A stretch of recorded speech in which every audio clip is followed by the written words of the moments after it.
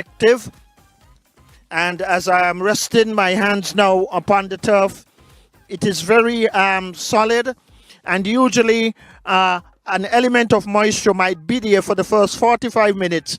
But in general, it looks to be a good cricketing pitch, and we are all anticipating a wonderful day's play here as the continuation of the 2025 Under 19 cricket tournament.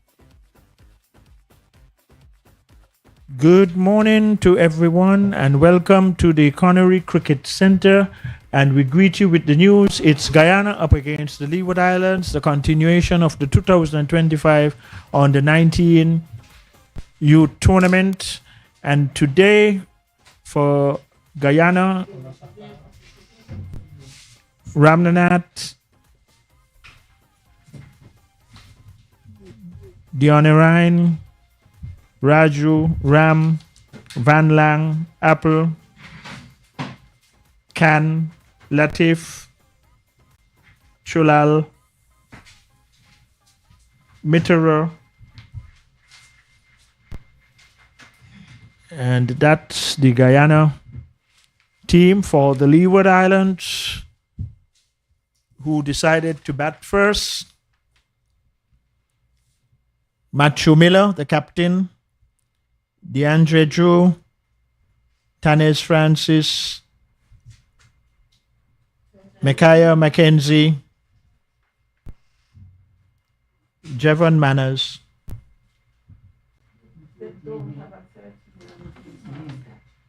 Jones, Pluck, Henry, Singh, Morton, Richards, Francis. So the Leeward Islands openers are out there, and with the two officiating umpires for today's encounter, which is Dave Thompson and Robert Foster, the Leeward Islands won the toss and they have decided to bat right here against Guyana. Lovely day for cricket weather-wise so far. And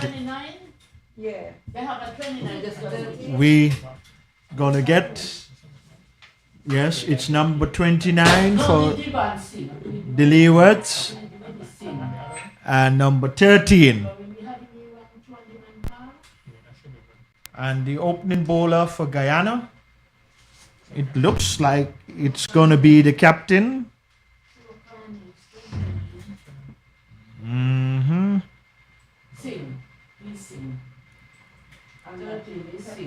Okay, so the captain, Van Lang, is going to open the attack from the National Heroes End Park here at this Connery Cricket Center, as there is the wicketkeeper standing back.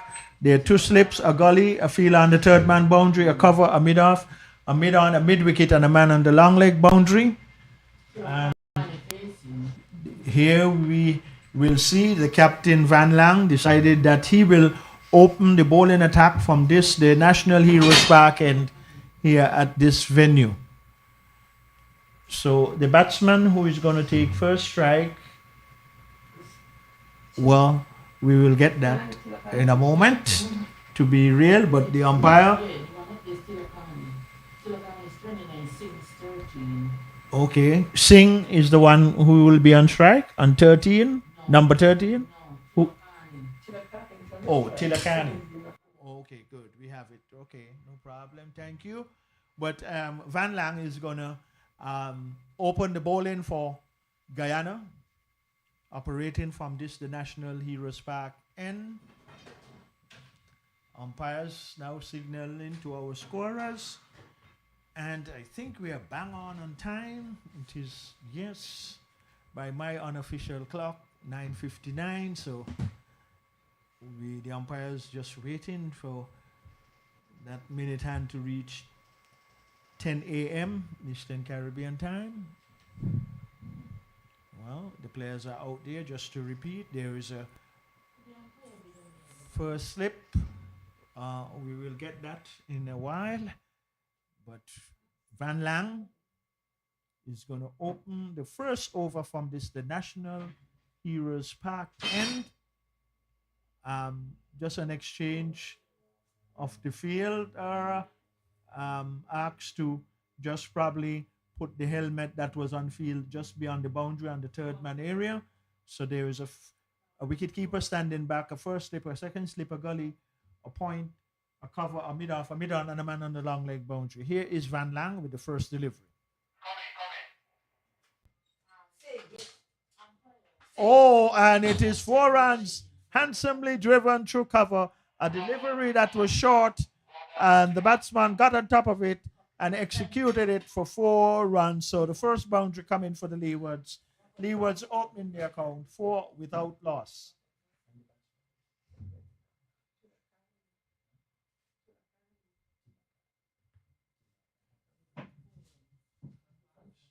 So Timakani is off the mark, 4 runs. Second delivery by Van Lang, but finding the fielder at point, and there is no runs. So we welcome all listeners as you join us now here at the Connery Cricket Center, but we greet you with the news that the Leeward Islands won the toss. They're up against Guyana, and they have decided to bat. And Van Lang, the captain for Guyana, he's operating from the National Heroes Park end, sporting the number 36 on the back of his jersey. Balls and another run being played just to the right of the square leg umpire.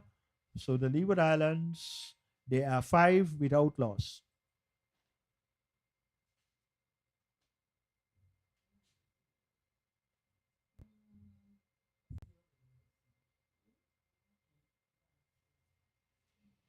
Well, the Leeward Islands, from a Leeward Islands point of view, many would be hoping that they can bat through these 50 overs. They have not done so consistently in this tournament so far.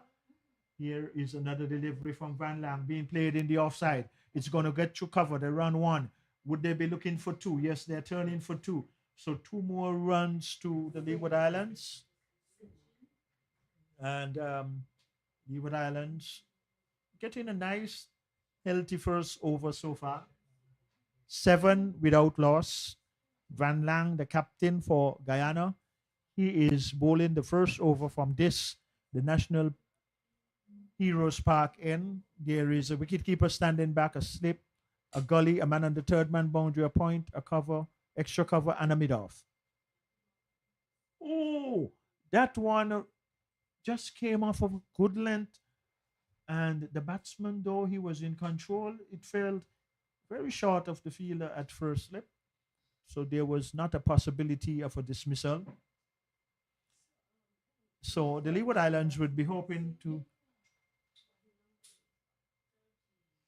Yes. Number 13, he's on strike, yes. And here is number 36, Van Lang, the captain for Guyana. Balls and being swung. But there is a fielder down on the long leg boundary. He gets 2 bounces before it arrived to him. But in the meantime, a good first over for the Leeward Islands. And after over number 1, the Leeward Islands, they are 8 without loss.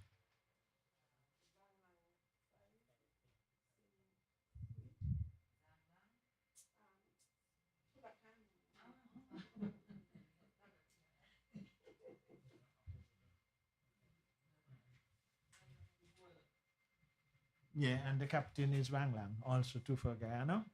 Anyway, he completed the first over from this National Heroes Park end. We will get for a while when the bowler turns his back and we pick up his number. Okay. Yes. And yes, he will be coming from the community center end. Van Lang just getting the fielders in the various positions. So far, though, we can see the wicketkeeper standing back. And there is a gully, a point, a cover, a mid-off. Sorry, an extra cover, a mid-off, a mid-on. And Van Lang, the captain himself, is going to come at first slip. So, second over, just about to commence from the community center end. outside the off stump. The batsman doesn't have to play. The wicketkeeper not gathering well. We're going to wait for the signal from the umpire. Now it comes. So the first extra coming by a bye, and that advances the total now onto 9 without loss, the Leeward Islands, after winning the toss. So I think this is going to be the first delivery number 29 going to receive, who is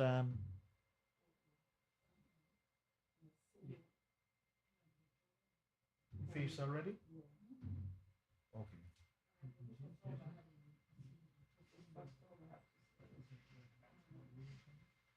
Outside the off stump and shoot to the keeper.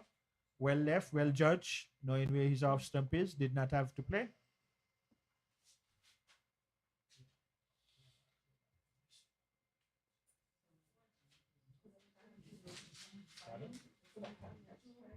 No, we are number 20.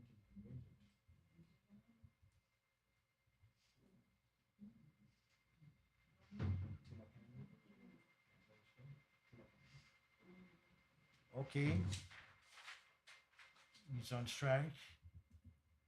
This is his second delivery. Is over playing that one, or he just gave the impression that he might have just left it outside the off stump. But in any event, no harm done. Keeper standing back, a solitary slip. There is a man at gully. There's a man at short point. A cover, extra cover. A fielder would be at mid-off, but he's just having a few words with the bowler as he goes back to the community center end. There is a mid-on, and there is a fielder just beneath us down here on the long leg boundary. Not a delivery, and that was a good one. Pitching probably just on or about off stump, beating the batsman. Luckily for him, he did not get a touch. The wicketkeeper gathered cleanly, and the Leeward Islands, they won the toss there and decided that they're gonna bat first, which they are doing. And we are into over number 2, and it is 9 without loss to Leeward Islands. And here is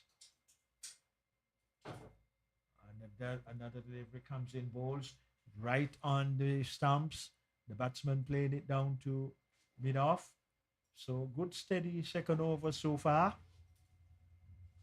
And the Leeward Islands would be looking to establish a good opening start by these two batsmen, because confidently after winning the toss decided that they're going to bat first. And it will be good if the Leeward Islands can really bat out these 50 overs. They have not been doing it so far regularly in this tournament, but this is a good stroke. It's going to go into the mid-wicket boundary for 4. It crosses the line now. So 4 more runs, and that was the final delivery of that over.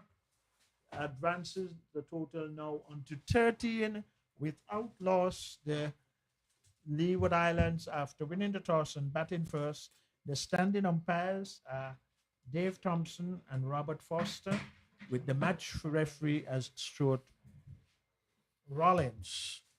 Well, I say a pleasant good morning to you, Novel Mockall. The Leeward Islands won the toss and decided that they are batting, and we would need a little.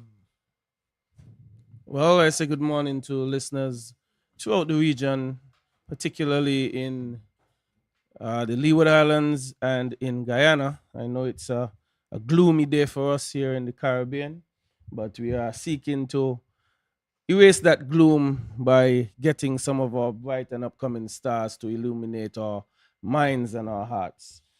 Well, the weather here is not gloomy at all. It is ideal conditions for cricket, but Novel will clarify the gloominess that is existing. Well, the gloom has to do. I'm not seeing any gloomy atmosphere here. It's a nice day for cricket, Well, but Victor, Novel, you know, perhaps. we usually, you know, have good fun and enjoy what we do, right? So, Well, there are some clouds about, but the Okay. gloom I am referring to is our performance yesterday. Still troubling, but these are the young men who will be tasked with the responsibility in a few years to improve our fortunes. and what I admire about Novel, he knows me so well that he knows that I'm just trying to be diplomatic, but really, it was really an atrocious performance. And Lord, let us we will talk about it occasionally, but We not will. too often. Not too often, not a lot to shout about. But from a Leeward Islands standpoint, Yeah. they have been struggling as well in this tournament, and very good short ball, not able to get his hands through it. Almost appeared, Vic, that he was following it somewhat. Should have just dropped his hands and allowed it to go, but no damage done. Yeah, and really, from the pitch report which I did this morning, Novel, again, it is very solid. And as we know, usually from all pitches, there will just be that element of moisture that will be there probably for the first half an hour. But this pitch here at the Canary Cricket Center has proven that teams batting first have gotten good scores. Well, they haven't lost a game. The team's batting first thus far, and that's going to be at least one. About Victor, the conversation continues as it relates to the Leeward Islands. There have been some maneuvering of the order, and I'm not sure why. Tolokani would not have been first choice opener. He didn't make the team as an opening batter, but he was used up there. And then you've had wicket keepers bowling, all sorts of very interesting things, short ball into the pitch, and that's going to be called a wide. And so we've had some strange movements from the batting order. For instance, Israel Morton, he's a leg spinner. He batted at number 3 in the game in Nevis. So players are not getting an opportunity. A player like Deontay Du, a middle order player, he's batted at 4, he's batted at 7, he's batted at 5. So what is his position? Can you settle down and bat? And I'm just surprised at the constant maneuvering of the order and the players. You have a situation where Eret Richards, the first choice wicket keeper, didn't keep in the first game. Might have kept a few overs in the second game, bowled in the third game, and likewise Tanes. So Tanes Francis, and I just think from a Leeward Islands standpoint, am I looking at a situation where the coach has so much power and it's been damaging because we have only won one game. So clearly that is not working. That's chopped past point and it's going to be 4 runs. So Tolokani continues to do well. He's had a 30 plus and a 40 plus in previous encounters. So he has really, in some senses, Victor cemented his position as the opening batsman with Singh. Yeah, and the thing is that you have alluded to there, Novel. Those movements from the coaches, it is so strange, and in my view, so irrelevant, because what has it brought about in terms of any form of success? But here is an opportunity for both of these two batsmen now to realize that, which I believe more coming into the amount of matches that they're playing now, and especially this one, they should really be aiming Novel, because they have not gone to 50 overs in most of their matches, if any at all. Well, they did in the last one, but They in a did. losing encounter, they got to 232. They were chasing 242. So they did bat the 50, but unable to chase the total down. But these two at the crease, Devanad Singh and Kunal Tolokani, both got starts. Tolokani got to 45 from 73, and Singh got to 25 from 41. So both players got starts in the previous encounter. And since they have played a couple of games in the opening position, they probably would feel a little more secured in their spot and can keep their heads and bat properly. Well, we would hope so, and more so, more runs now coming, being played in the vacant mid-wicket area. Fielder have to come paces to his right, but could not prevent the batsman from getting 2 more runs. And it is usually, generally, such a nice thing when batsmen can get a start, but how can they carry on? And they should be able to carry on, but we will have to wait and see if this will be an opportunity for either of these two. But in terms of getting to 232 in that encounter where they lost but went to the 50 overs, if now winning the toss here against Guyana at this Canary Cricket Center, as one is being defensively played out to cover. If they can, an oval bat out the 50 overs, whatsoever total they may end up with, most likely will be a challenge in total, but they will have to first bat out those overs. It's so important. Well, yes, and Victor, you rightfully said the last game was the only game they batted 50 and they got to 232. Yeah. So if they were to keep their heads here and really use the 50 overs wisely, they can get a total of somewhere past 250, but they must use some application. That and in the game against they played against, was it Barbados? Yes, they only batted 34.5 overs all out. Again, Tolokani, he got to 37 in that encounter. Singh got to 12. So they just need to hang around. They have gotten a quiet start, 22 from 3.54 overs. I think it's good going thus far, and they need not take any undue risk at this stage. Driven up into the air and almost giving it away. That one just dropped in front of mid-off, Victor. And I just spoke about undue risk. And perhaps I need to just speak normal. Don't get too analytical here. Well, you're speaking normal, and it's clear English, and I think everyone listening to your pronunciation would be very pleased. And you did not mention anything incorrect. Well, fortune favor the braves, we say. So, and you're right, Novel, that and a wide signal, and here's that scenario again. We have seen at least the matches right here at this Connery Cricket Center. High percentage of wides by teams. This is a general concern for the coaches to work along with their bowlers, because those bonuses, ever so often, is the incentive where teams, sometimes when it comes down to a win, that might constitute why the team won. Well, this Leeward Island team paid heavily for that in their first encounter against the Windwards, where they had some 21 wides and they lost by 5 runs. So if you are talking about how it can determine or impact a game, this team, Leeward, would not need a second reminder that they need to apply some discipline to their bowling when they do take the field. But Guyana, on the other hand, they need to get to pricing a wicket out. Their discipline hasn't been, I wouldn't say it's been horrible, but a couple of wides thus far. Well, these two now to also have a very good opportunity for the Leeward Islands and for themselves personally to dig in and feel heavily set offside field. So it's obvious the captain, Van Lang, is going to concentrate just on about off stump or just outside his off stump. But this one pitch on a fairly good length, a batsman to the measure of it, getting on the back foot, playing it quietly back down to Van Lang to field to his own bowling. So it is obvious with the keeper standing back, a first slip, a gully, a man on the third man boundary, a point, a cover, extra cover, a mid-off, a mid-on, and acres of land between the short mid-on and just a feeler on the long leg boundary. So quite interesting, but it's obvious that it's going to be an off-stump line. Well, it has to be. That's probably going to be a couple of buys. Kept low, didn't bounce much, so the keeper was unable to stop it. But Victor Van Lang, he had 2 wickets in his last encounter, 2 for 47, and this was a match against Windward.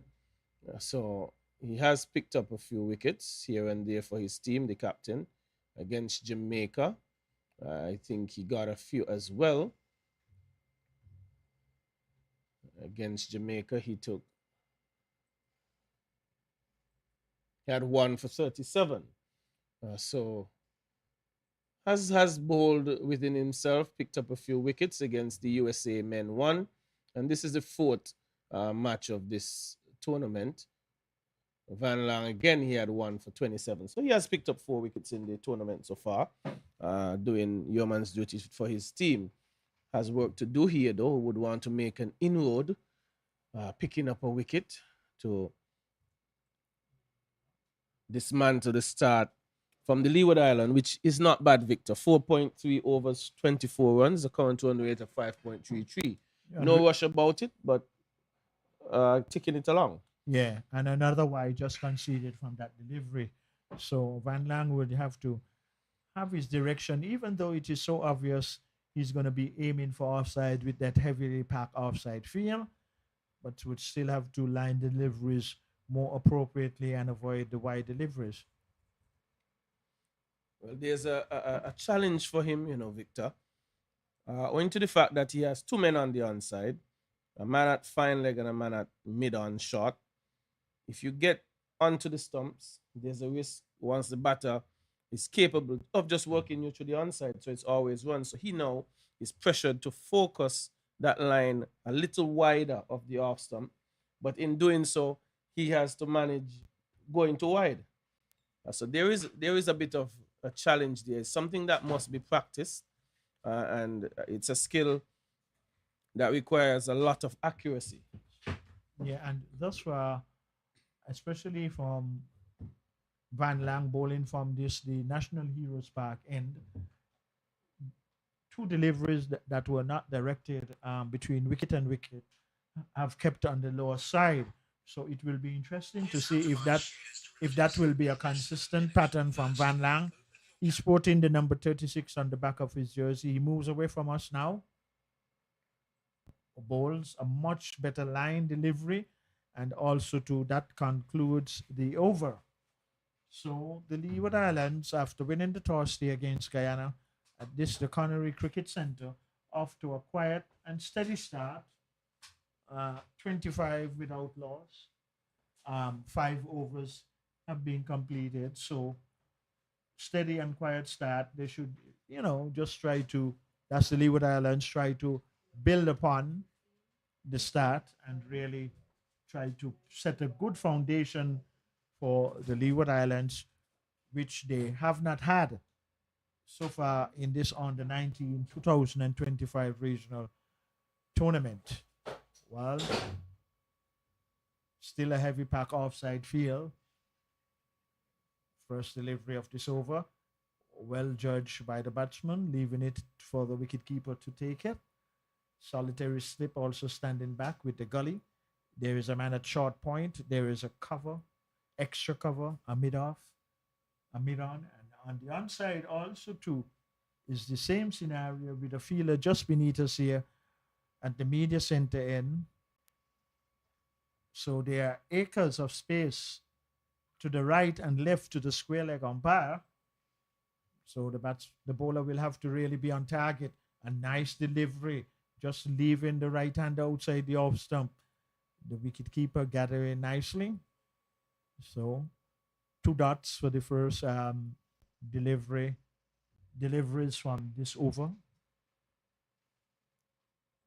Good day for cricket so far, and we would all hope that it continues like this. Brilliant sunshine from the community center and nice cool breeze coming across the ground as the various flags on the poles, the national flags of St. Christopher and Nevis. Here is one going further outside, another wide being conceded. Now comes the signal from the umpire. So one more run in addition to the total. And the Leeward Islands would take them in any form or fashion.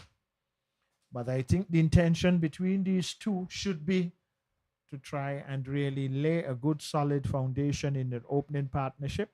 But on the other hand, Guyana would be looking for their first wicket. Oh my, this is a good over so far. Here was a batsman coming on the front foot, driving, beaten outside the off stump. Luckily for him, did not get any connection true to the wicket keeper. 26 without loss. The Leeward Islands, after winning the toss here at the Connery Cricket Centre, and decided that they're going to bat first against Guyana. Let us see what would happen for this delivery now. Outside the off stump, another wide. And wides are making a good contribution to the Leeward Islands tournament so far. Sorry, to the Leeward Islands innings so far in this tournament. And all the batsmen just have to be patient and really Have that patience. Stay out there. 50 legal deliveries is a lot of deliveries to be bowled. And once Wides is going to concede, the bowler have to re-bowl an extra delivery outside the off stump. On this occasion, though, the umpire is only signaling to the square leg umpire, asking him for confirmation how many more legal deliveries are allowed in this over. So, no, well, these two, and it should be in their ambition now, knowing the scores that they have had in the tournament, that just playing, not really to say play negative, but wait for the you lose deliveries, try and exchange the ones and twos, and really think about batting a personal innings too. Oh my, this is a good combat delivery. Just honor about the off stump, moving across the right hander. And he was playing and not rejoined the bat on that occasion. So the bowler is really getting some movements out there. Well, he has bowled a very good over so far, save for the two wides. Uh, Not really giving the batter anything to work with. Not nothing loose, nothing full or short. So he has really bowled some good areas. He just needs to finish strong, bowling again speaking too quickly, and that one is going to be held into the forward of square boundary for four. Again, I was suggesting just not give anything away, but there was the one that's well, Victor, and that's the real challenge with the field that's set. There is very little margin for error.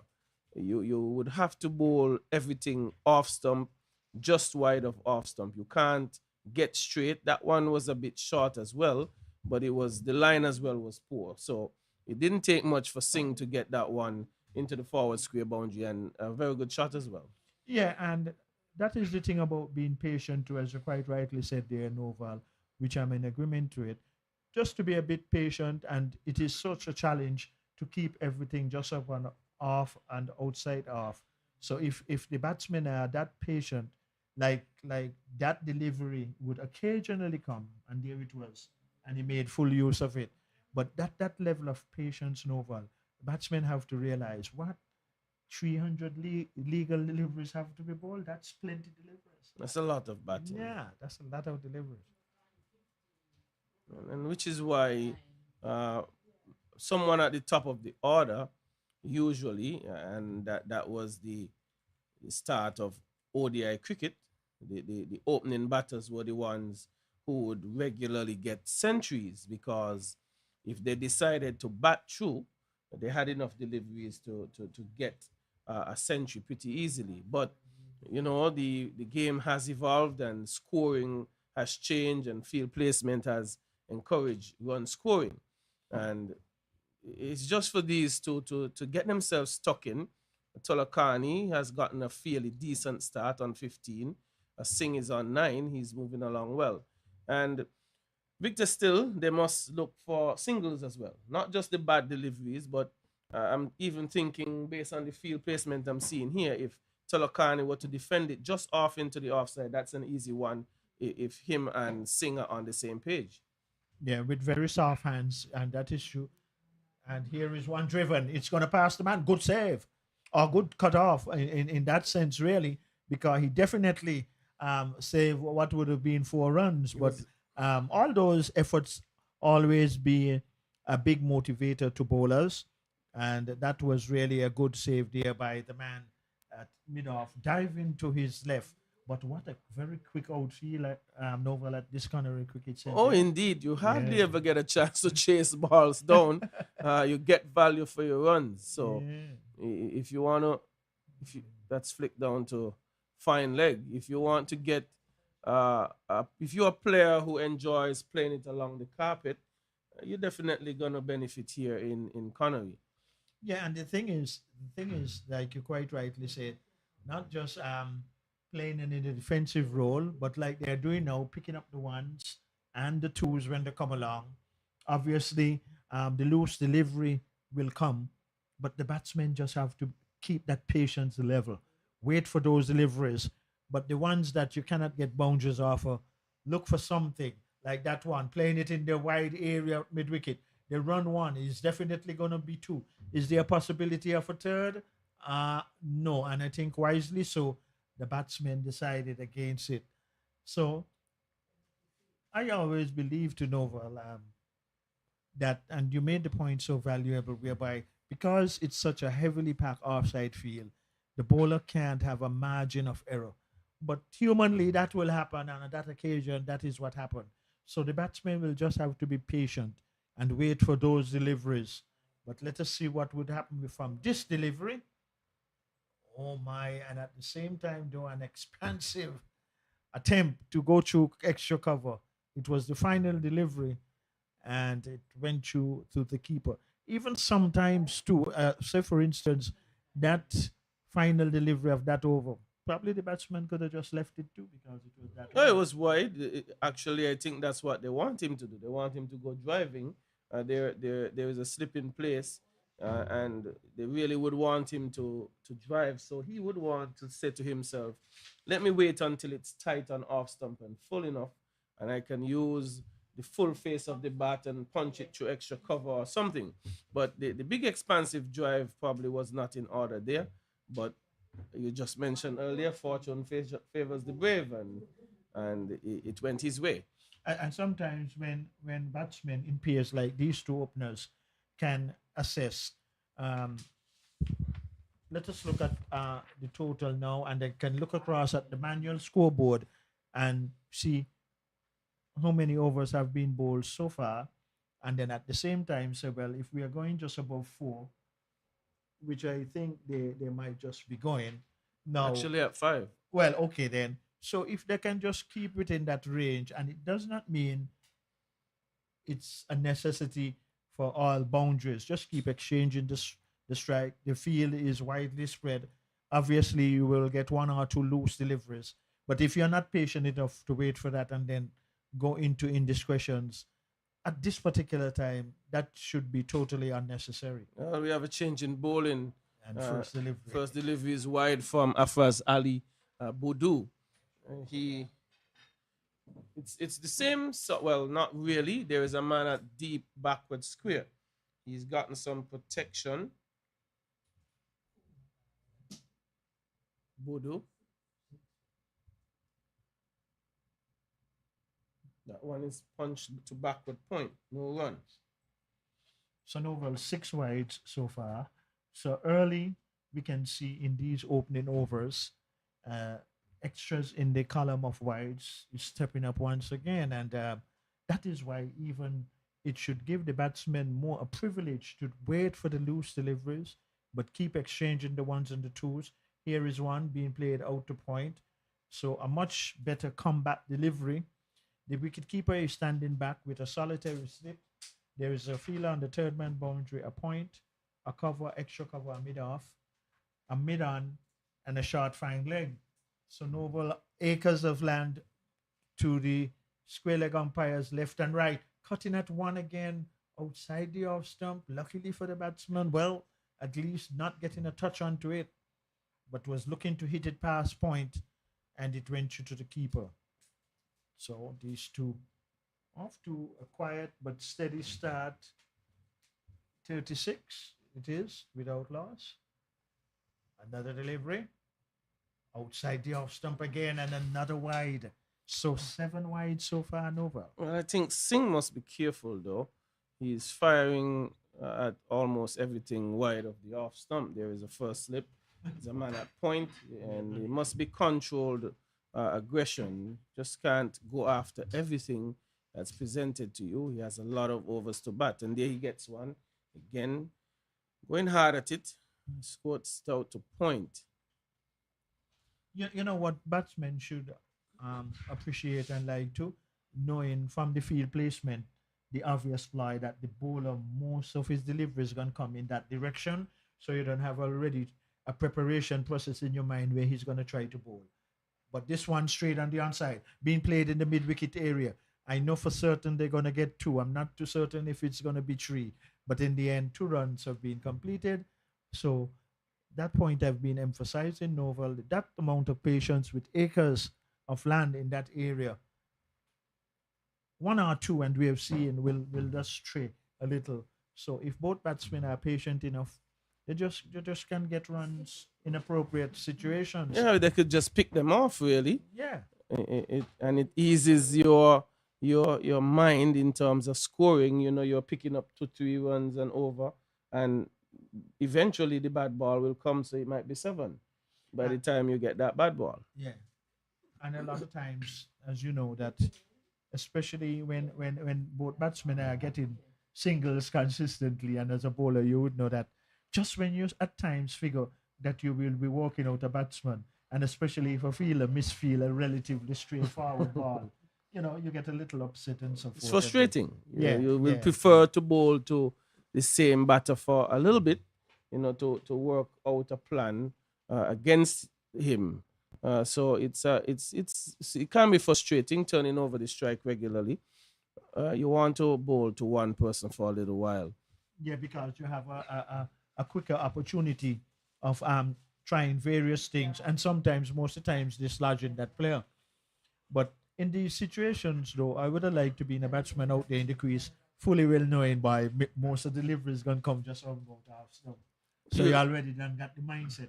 Well, and that too is one way to think, Victor. But there are those bowlers who are skillful enough to, in essence, give it to you just outside the off stump, and then have that one hitting off stump, jagging back. So if there is that ability in the bowler, you still have to be very watchful and very careful. Especially bowlers who have prepared well in terms knowing what their field set gonna be.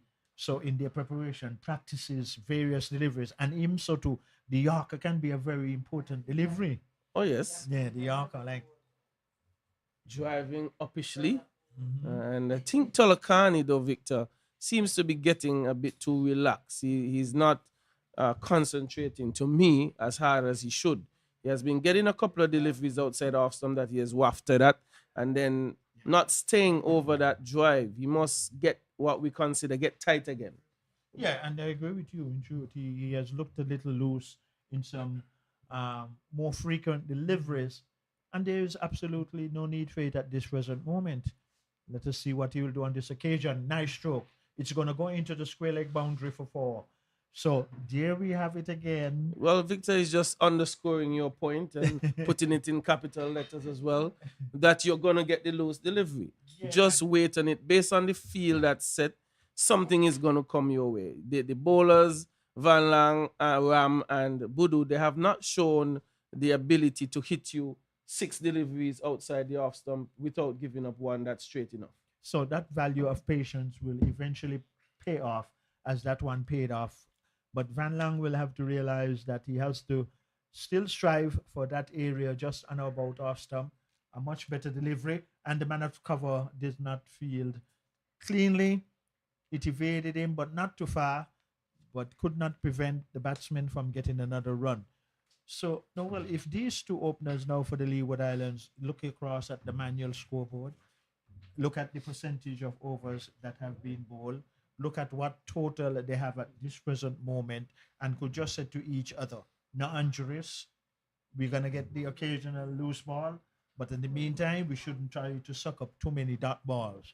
Right, and they haven't done anything expansive, and that is going to go over the backward point cover fielder. Will he pull it in? Well, we know that most players would struggle to run it down here, and Singh profiting from a short one. He didn't really latch onto it, Victor. There was seemingly a little chance for cover to get his hand to it, but it was just high enough. And in that situation, Victor, I would advise Singh to go hard at it. Yeah, and he should. That should have been the intention. But luckily for him, it was airborne, and the fielder cover not a tall figure, and it cleared him. But he'll have to be careful, because if you're going out there, and it will be more well advised to really go hard. So any opportunity of a chance, the fielder will have to pull off a brilliant catch. Here is the captain for Guyana outside the off stump. Will find the fielder at extra cover, who fielded well for that final delivery. So as I said, if both batsmen now can look across to the manual scoreboard and realize now 45 on the board, and how many overs? 48. 48 or 49? From 9. From 48 from 9. 48 from 9. So then good job so far, good run rate. They're having a mid-pitch conversation now. What do you think that conversation could have been just now? Well, I don't know what it could have been. Speculation. What it should be is to keep batting, be patient. Let's pick up the ones and twos and the boundary when it presents itself. They have gotten Victor to 44 unscathed, 48 unscathed, and they just need to continue batting. But Guyana, on the other hand, they must be looking to prize a wicket out. And I think a little bit in the change of the field placing could help that. Again, just outside the off stump, not a bad delivery. Just give the bowlers a little more protection. Don't give away boundary balls to any one of these two. And that might help by putting a man, well, there is a forward of square for Bodu. But don't give the Leeward Island batters boundaries at this time and build a little pressure. And you might bring about some indiscretion. Well left by Tolokani. Well, and thus far, these two openers for the Leeward Islands, they have looked good thus far, and I think they have been, apart from one or two indiscretions at going at wide deliveries, and fortunately not touching them. But we will wait and see now what will happen. Driven out to short extra cover, one bounce to that fielder, no run. But in looking at the batsman though, I find that when he's even going for those drives outside the off stump, his right leg as the right hander is too much being stationary. Let us look and see. Okay, well, Victor, there I no was need I to was cla- hoping you didn't get into that. The stationary nature of the right leg has been a feature of our test players today, and I say it all the time when the opportunity presents itself. If you look at the five top batters around the world, they all possess a right foot trigger movement across. Joe Root, very obvious. That's short and into the pitch. Might be called a wildie, yes it is. You look at Stephen Smith, it's even more pronounced from him. You look at Virat Kohli, another one who has a clear back foot movement. And if you want to go to Baba Azam, another one who moves his foot, and Kane Williamson, they do have that back foot movement, but we have taken that out of our game, strangely enough. So, that's going to go to slip for four. One edge that has been produced, Victor, didn't go to hand. The keeper did not move. I think that would have been his catch. The slip had to go to his left, and the keeper was unmoved. And I don't think it would have carried to first slip. Yeah, and looking at the height, you're right. But one of the things sometimes we see at a first slip, not because we are not directly behind the wicket keeper, sometimes that little space between the wicket keeper and first slip. I know usually when you played and you were feeling, That's but for- here is runs. It's gonna cross the third man boundary. I think there's No. a fielder down on the land of the on the third man boundary. Pardon me. And in the meantime, though, they were able to get two more runs. The 50 is up as well, Victor. The 50 is up. Yes, it is. Okay, so good start. Well, usually for what used to be done, at least when I played, if I'm gonna feel at first slip, the wicket keeper usually used to stretch out both hands, and they say by the fingertip of the wicket keeper's glove is where you place yourself at first slip. That's the area he could cover. Yeah. So sometimes we find a first slip is in between a second slip and a first slip. I do not know if that was the situation because Perhaps we pushing are him in a touch side- wider. Yeah, we are in a And side-on position. and that might be the case to Victor because he's the bowler is asked to bowl a little wider of the off stump. But that in that instance would have been a much straighter delivery that took the edge. So it's gonna be Chulai coming into the bowling attack. His left arm leg spin orthodox, and he has picked up.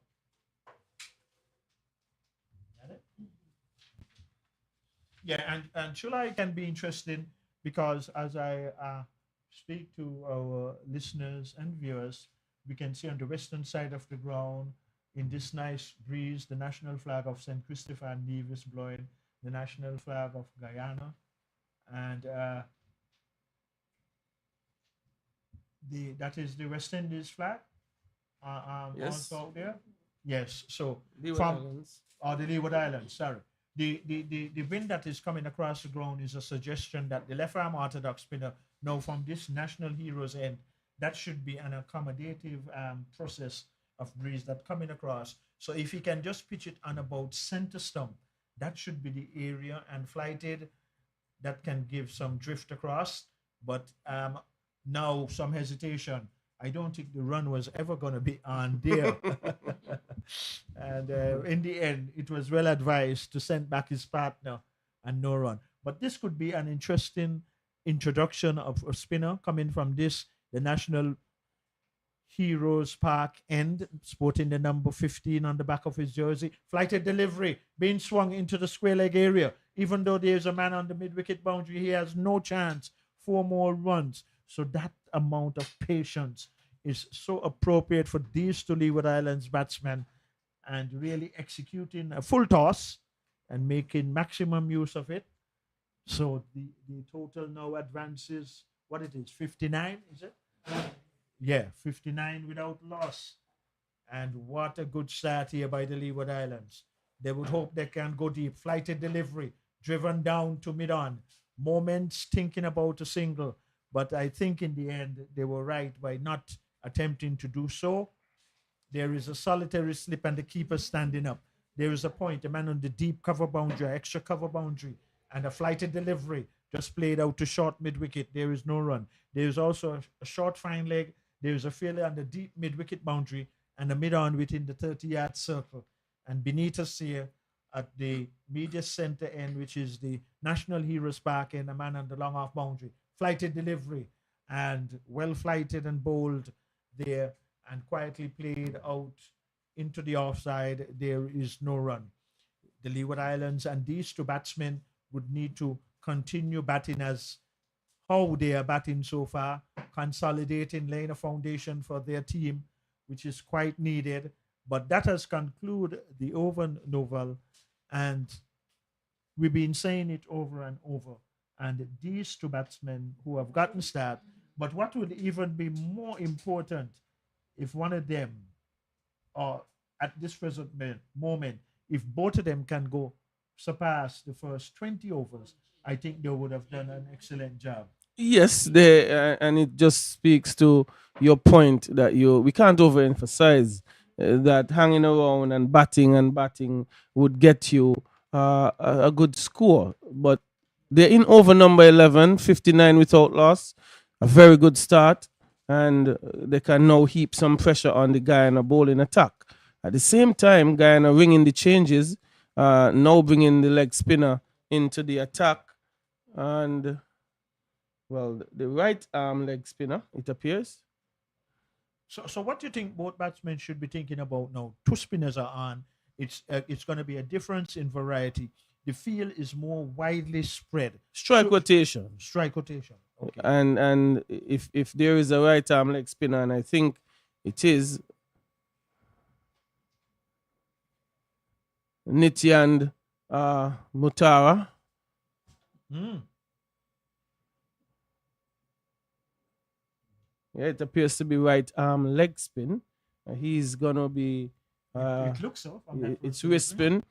So and hence the reason I said strike rotation, because no matter how good the leg spinner is, at least 2 runs can be on here. They decided against it. Good work by Van Lang chasing down that one, but I think the running was a bit slow. And that is the next segment of play we've been discussing. Running the first one quickly, and the captain, he made a good sprint at it and restricted the batsman to one though. But both batsmen should be looking to run the first one more quicker than they did. But in any event, they add one more to the total. Let us see what the right arm wrist spinner would produce. A delivery played to the right of first slip the captain. So the fielder from short point had to move about some 5 or 6 paces to his left. Could not prevent the batsman from getting another run. So in this present situation, I think both batsmen should be very pleased and saying, well, I've gotten an opportunity of a start. How can I build upon it? Well, the way that they can build upon it is really keep, as Novel quite rightly said, which I agree, keep exchanging that strike, and when the loose deliveries come, if they present themselves, make use of it. And in this situation, I even see where batting now, especially at this present moment, looks very easy. Well, I was about to make the point, Victor, that no, there isn't a bowler that has troubled either one of the two. So they, in their mind, should be saying, well, we've gotten past the start, the new ball. We're out of that. One is on 30, one is on 21.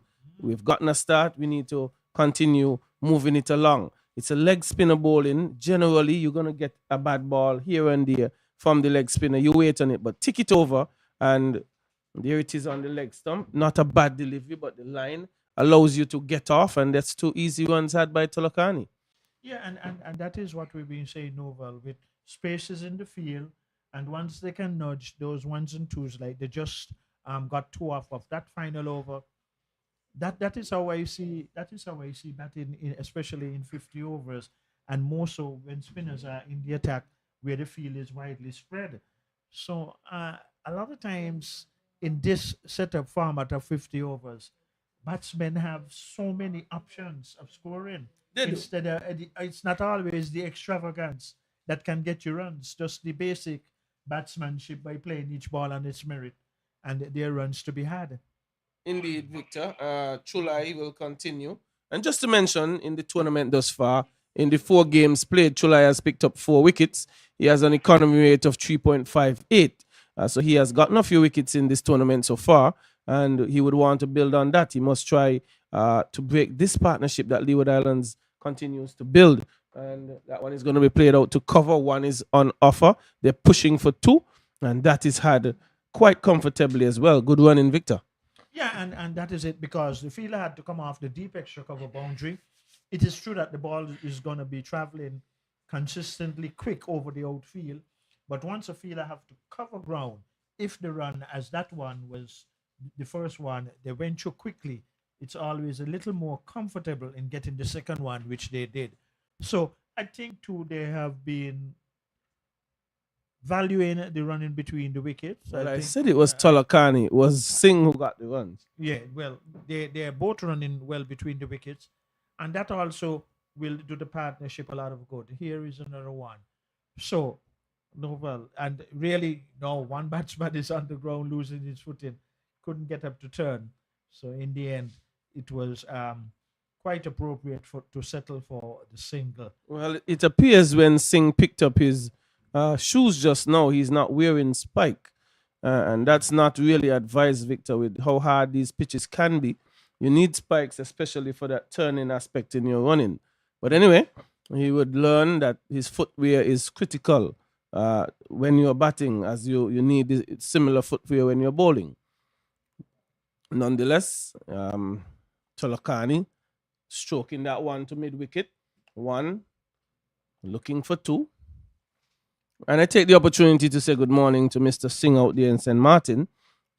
Would be probably locked and tuned in, listening and watching his son, Devanard Singh, go about his business here, building a good inning, and would want to try and get a big score. He hasn't had one in this tournament. Yeah, and that is true. I mean, his father will always want the best for him, and if he produces the best, he may just get a valuable prize from his dad.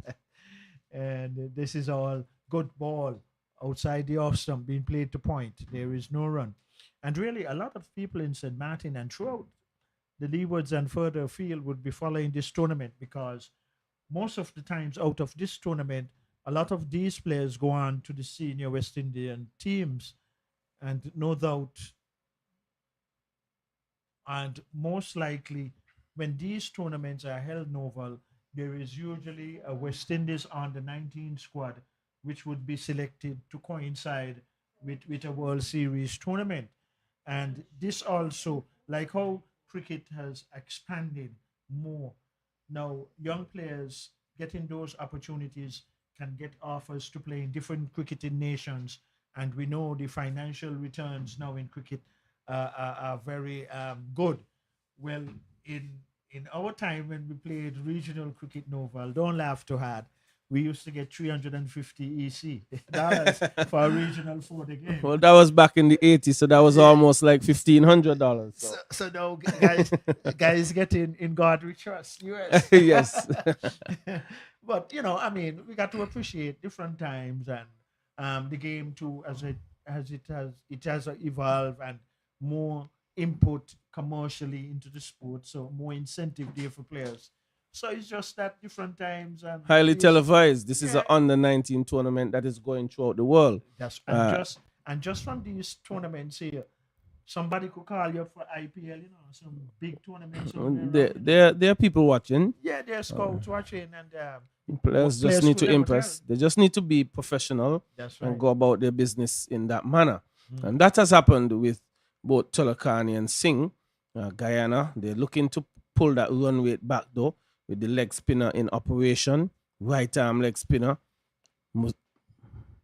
Mathura, he's bowled a 1.3 overs for 4 runs. Victor, he's bowling more of a back of a length sort of area. He hasn't gone full, not flighting much, pulling that one down. Unable to get hold of it though was Tulakani, but he gets one. Well, the thing is, and you mentioned it about the wrist spinners, and we know that if you are that patient, occasionally they will give you 1 or 2 loose deliveries, and if they are not presenting that, you have to still look for your ones and the twos, but it will eventually come.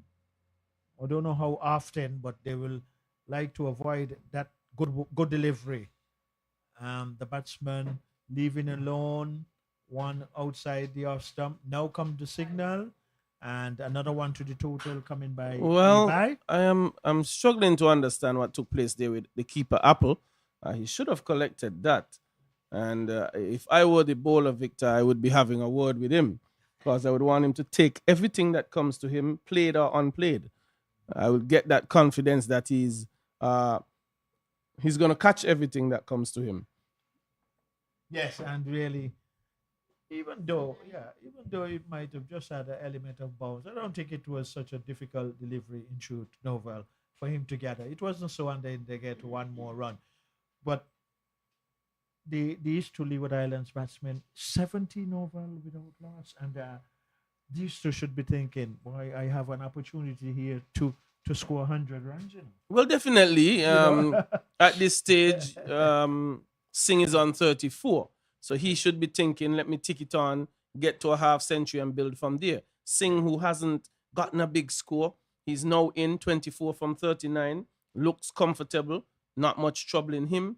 He must want to kick on from here to get at least a half century. But the longer they bat, the more pressure goes to Guyana, and they will become more comfortable. But Guyana must find a way to break this partnership, Victor. Well, here is the bowler going to try now. Outside the off stump. A little on the low side, that delivery kept.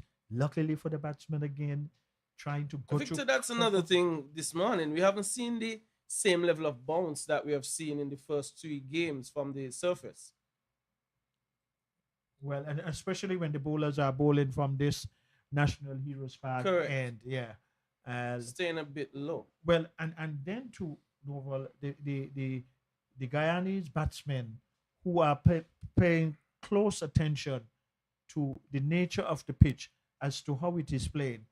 This should be one of the aspects coming into their observation that they will have to be mindful of when they're facing deliveries with bowlers bowling from this end. So all those learning processes are also relevant when you're in the field to see how the nature of the pitch, what it is providing. Yes, indeed. But we just saw a little bit of a mix-up between Telokani and Singh, almost producing a situation of a run-out. Stop and start, a sort of situation.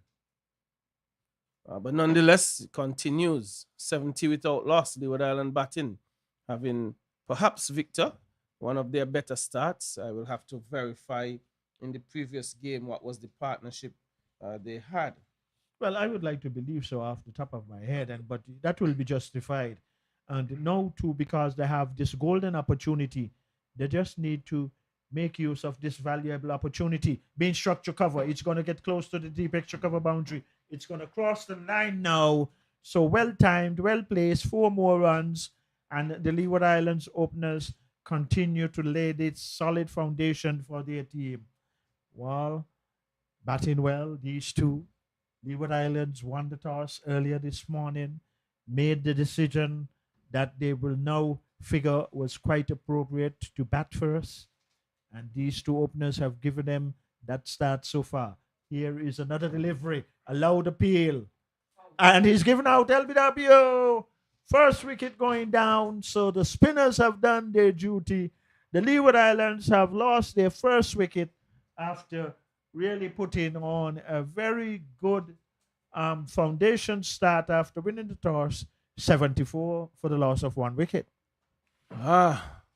Just as I was looking to confirm the partnership, whether or not this was the biggest partnership that they have had in the tournament so far. Down goes the first wicket, and Cholai picking up his 6th wicket of the tournament. And that looks pretty adjacent, Victor. I don't think there were too many questions there. He missed it.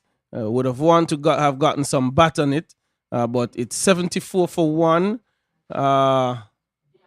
Tulakane, he goes for 38, I think it was. Did he out for 38? Was this? Okay. So, really,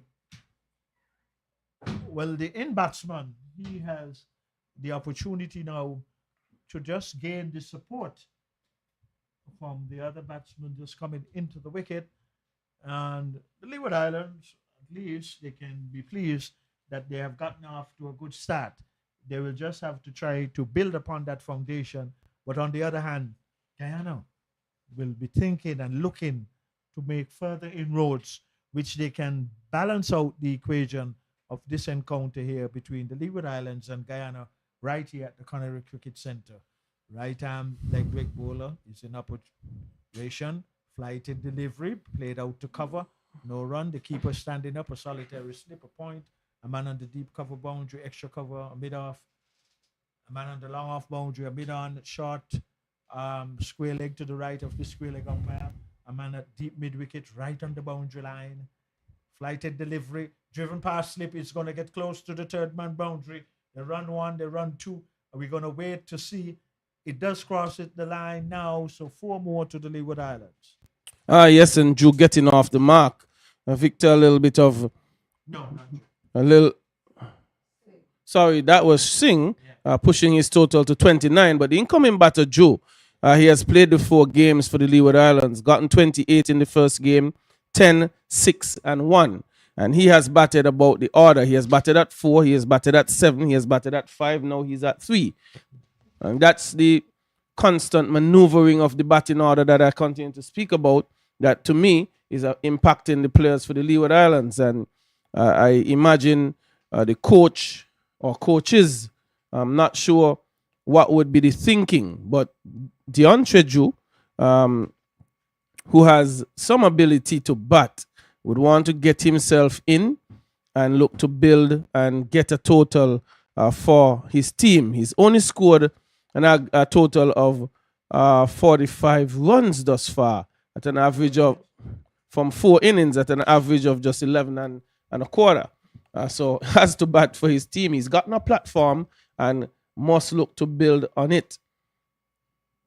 Steering that one out to backward point, and Victor, he's getting on the back foot, and I think at this stage it's not so advised, because this particular bowler, Mathura, he's not flighting as much, and he's putting a bit of pace on his deliveries. So the appropriate motion will be to get forward, which he did on that occasion. 79 for 1 from 16.5 Leeward Islands. Would be happy with the start. Now it will mean, how can they build from the start they have gotten, Victor? Cutting that one, getting it past point, and he has gotten off the mark now, Deontay Drew, as the total goes to 80, and bringing about the end of over number 16. Well, Joe comes in at a time too when the opening batsmen have given a good start, so he has a platform to build upon, and it is appropriate that he can do so by just waiting for the loose deliveries. But on the other hand, uh, just keep exchanging the strike, and Joe will be on strike, so he has a good opportunity of settling in, coming to the crease where there is no pressure because the two openers did give the team for the Leeward Islands a good opening encounter. Yes, a good start. Chulai, the man who picked up the first wicket, want to continue to make further inroads. It's wide of the off stump. Drew uninterested, just allowing it to go through. And so far, with both spinners in operations, they have not taken up a lot of time in a lot of field adjustments. So that's a good sign so far. Well, we are into our 16th over, and we have already played a little over an hour. Victor, you know, in our last match we did here, after an hour, we were just crawling past 10 overs, and it caused us to go very late.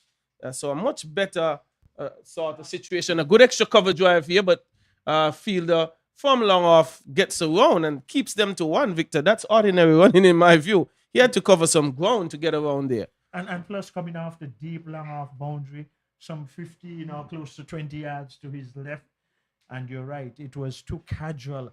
And that is one of the things we say need to be very consistent, looking for the first one quickly, putting pressure even on the field and the deep. And as you know, Novel, sometimes too, fielders would just sometimes momentarily take their eyes off the ball when you're showing that urgency in running the first one quick. But they will have to pick up on those general aspects in their out cricket, the Leewards. Good delivery, right on target. Well, Victor, I want to weigh in on that because for some time I have been lamenting in cricket conversations about a culture that has crept into West Indies cricket in the last 10, 15 years where we are so intent on big hitting and boundary hitting that we have sort of gone away from the basics of the game. One such is running between the wickets, running first one hard, turning, looking for two. And it's a culture to me that has crept in the more we have played the T20 versions of the game. Now, this is age group cricket. This is under 19 cricket. And if there's anything that should be the most obvious is that these guys are well drilled and well coached with the basics of the cricket game. And running between the wickets is one that I want to see improve, and the coaches need to pay very close attention to this. Yes, you're right, Novel. And it's obviously a full toss. And the batsman missing out there because if he did time that one between cover and extra cover, even though there's a man on the deep cover boundary, and with this quick outfield here at the Connery Cricket Centre, that might just be an opportunity missed out. Victor, I think he did because he lifted his head much too early. Yeah. And here is he playing quietly, though.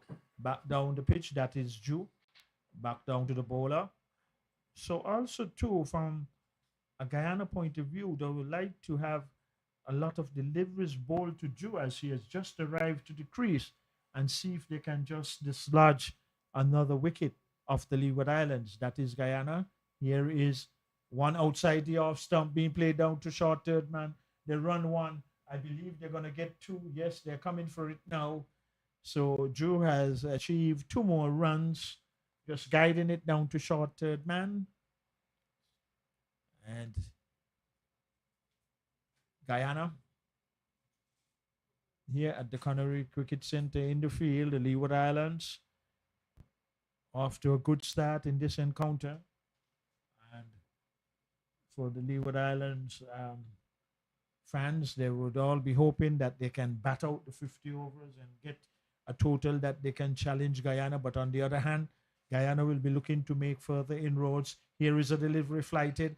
The batsman Joe was moving out of his crease, but finally they decided not to attempt a single because with that start that the Leeward Islands have gotten, they can ill afford a run out at this particular moment. Well, Joe is on strike. Settles, he's right-handed. A delivery short, he's cutting, but cutting out to cover.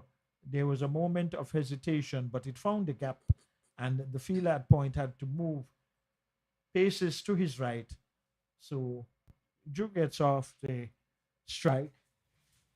It is now, what, 84 for the loss of 1 wicket. Leeward's batting first after winning the toss. Going along nicely. Outside the off stump, a wide. 1 more to the total. And wides advances now onto 9 in the extras column. 85 it is. The Leeward Islands, after winning the toss, they lost 1 wicket. And here they trying to build a second wicket partnership. Coming forward, playing it out to short. Extra cover. There is no run. And we're going to have the first refreshment break here at the Canary Cricket Center. And we also, too, will take a refreshment break also.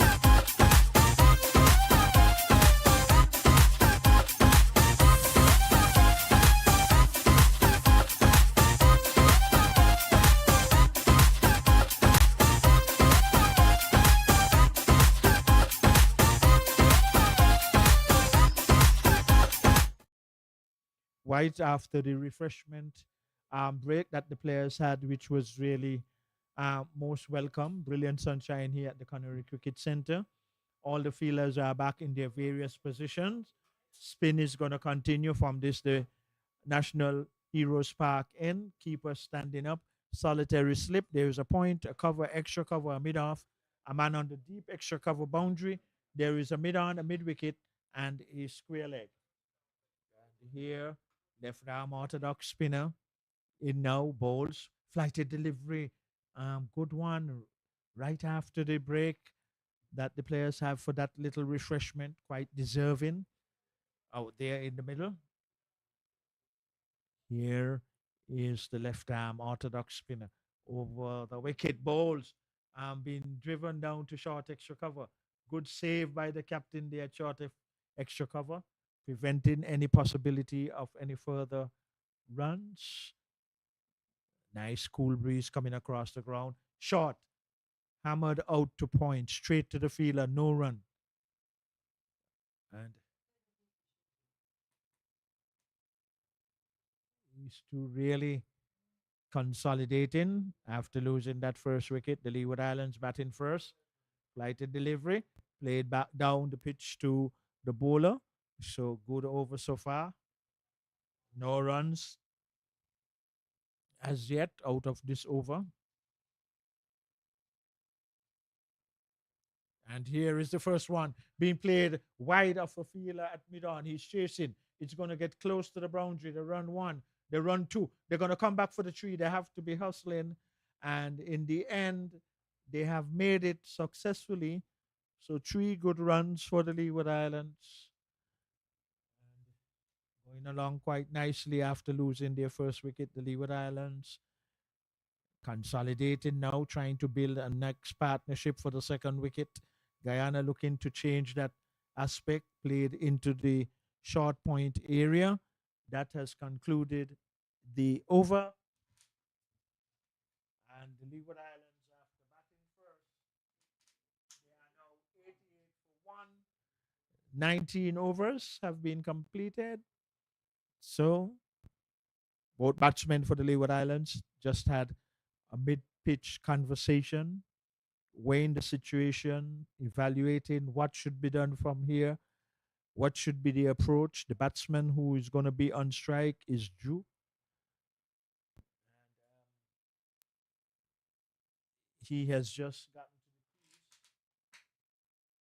What Joe has 8, is it? Okay, thank you. Joe is on 8. He's on strike. Keeper standing up, solitary slip, deep cover on the boundary, short third man a point, extra cover, a man on the long off boundary. That is the offside field. Here is a delivery flighted, being driven out to the fielder who is coming off the deep cover boundary, not right on the boundary, but in any event, the batsmen, they were able to get one more run to the total. So these two for the Leeward Islands, they're going along their task quite thoughtfully. And here is another delivery, full toss, being driven, but finding the fielder at extra cover. And I think if the batsman was probably just moving out of his crease, he was stretching, but he timed it well, but not good enough to pass the fielder at extra cover. So there was no run. Here is another delivery, flighted, being driven down to short third man. They run 1. I think 2 is the most that they will get out of that, and not 3 on this occasion. And they do get 2 more runs.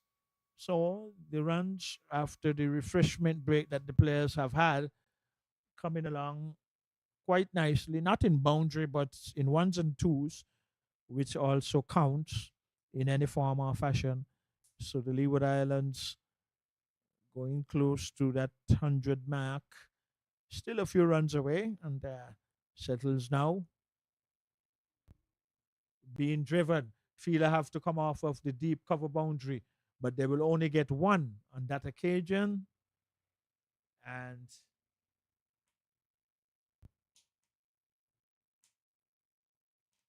.92. I hope I'm correct there, but it's just 92 for 1. So yes, we're working nicely together.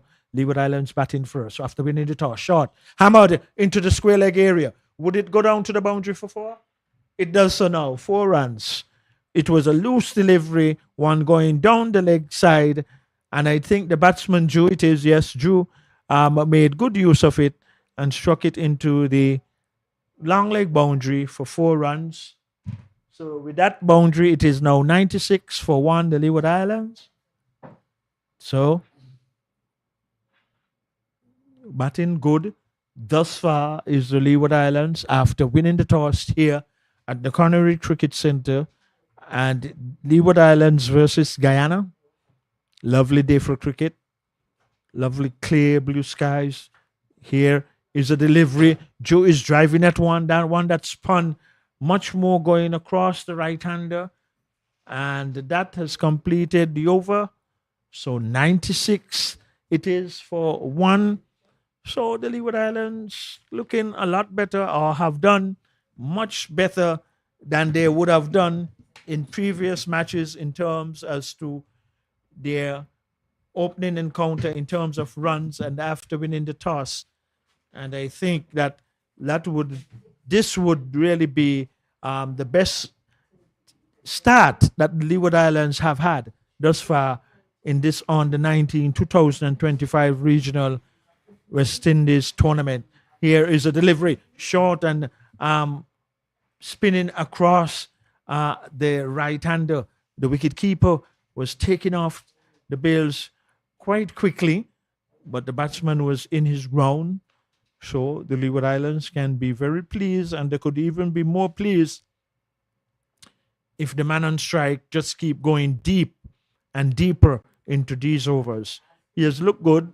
I don't think he has presented any opportunity of a chance thus far in his innings. He's on the back foot. He played it out to point. The fielder is fielding well. There is no run as the wicketkeeper is standing up. Solitary slip, short third man, a man on the deep cover boundary, a cover, short extra cover, a mid-off, a mid-on, a mid-wicket, and a man on the square leg boundary. Another delivery, flighted, being played out to cover. Moments thinking about the possibility of a run.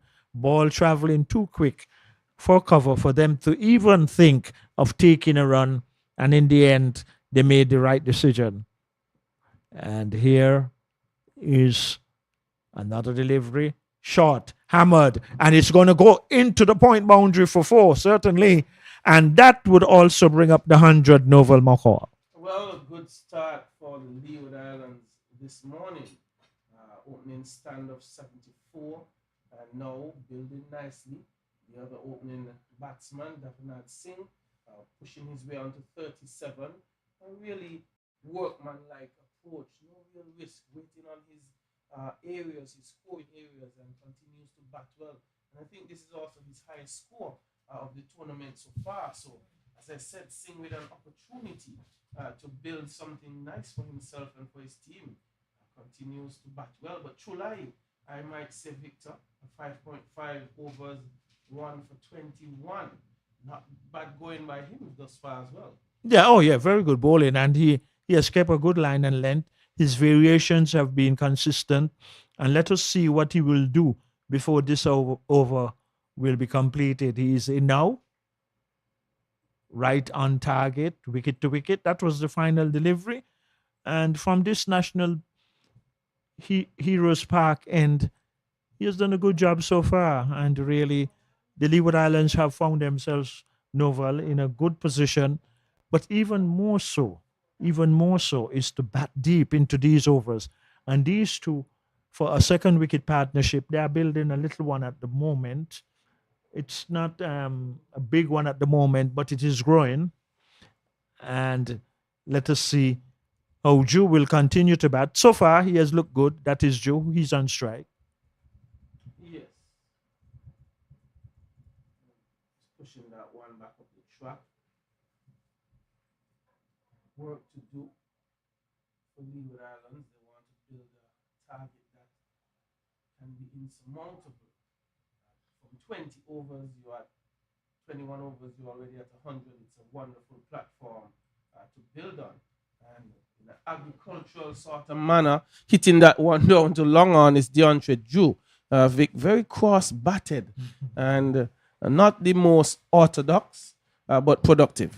Yes, very effective in the sense, really.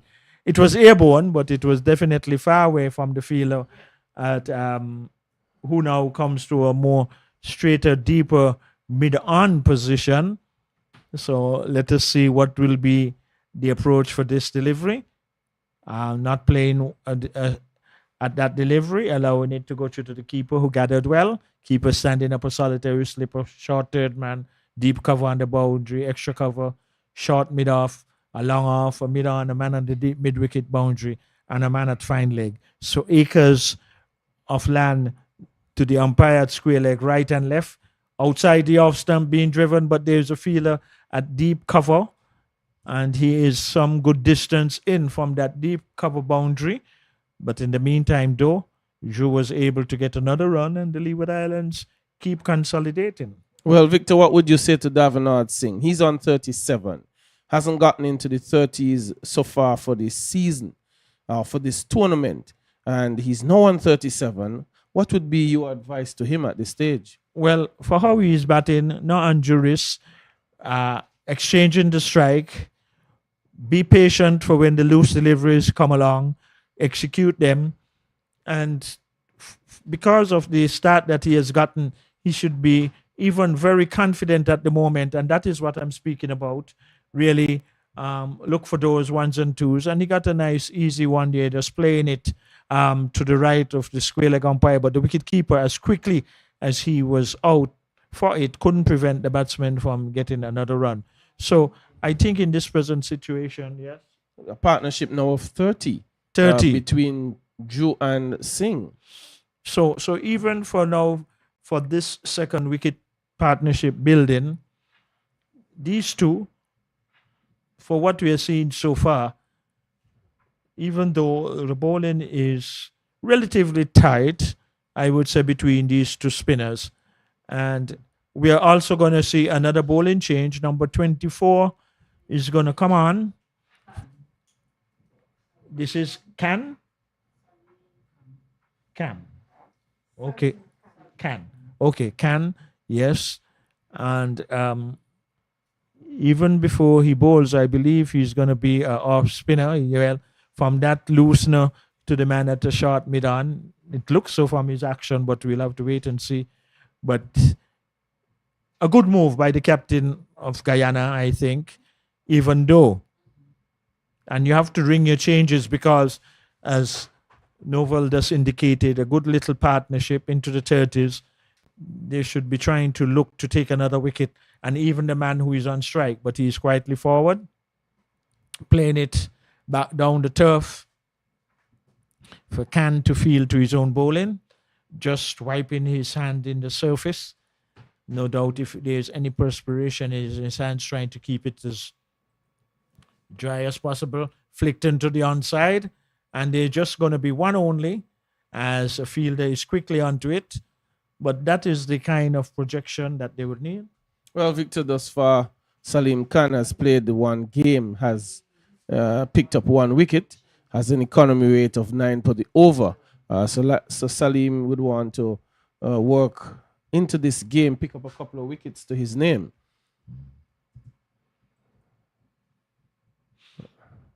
Deontay Drew just back, Victor, not very tight. But as I was saying, Davenard Singh is on 39 now. He's had 24, 12, 17, and 21. Gotten starts in each game. So this being his highest total, again, a very cross-batted sort of shot down to the onside for one by Deontay Drew. Yeah, and that is very risky, hitting across the line. But so far, he has mastered it. He has timed it well. But he will be more advised to play it with a straight bat. But he has been effective, so it's earning him runs. And here is a delivery, well flighted. A batsman coming well forward. He is in now. He would have seen what the nature of the pitch is providing, especially the deliveries coming in from bowlers from this end. Nice use of the feet. Swing around and appealing, but the batsman was evidently out of his crease. And that has completed a relatively good over, first over by Can. But the Leeward Islands they are building a good partnership here, and the total is now what 106 for one Novel, and between Drew and his partner, if they can just go deep, even to pass the first 25 overs. Not saying that they should give away the wicket, or even if Guyana would have taken a wicket after that, they too would have put on a good second wicket partnership. But at the same time, though, if they can even go beyond, even much more better from a Leeward Islands point of view.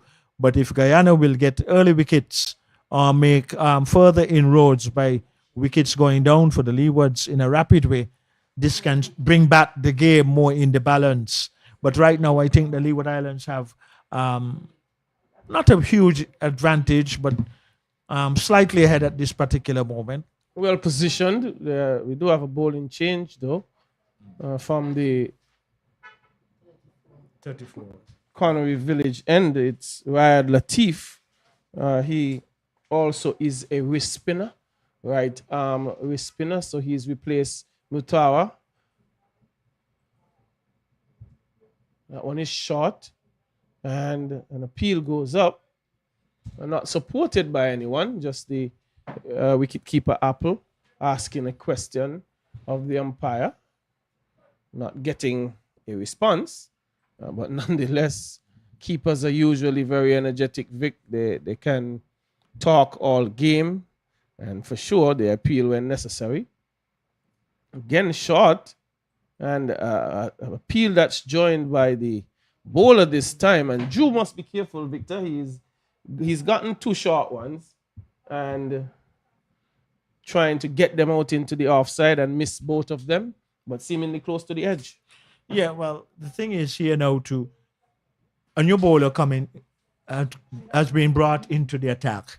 Why not have a closer look for the first few deliveries before deciding what shot selection should be on? Just have a little more closer look. You are ahead at the moment, the Leeward Islands. Good run rate in terms of overs being bowled. And even so, that is a little more appropriate. And this is the thing that Novel and myself been talking about.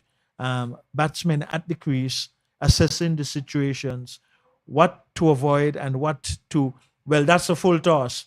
And the fielder at point, not fielding as he would have liked to, but in the end, the batsmen, they were able to get another run.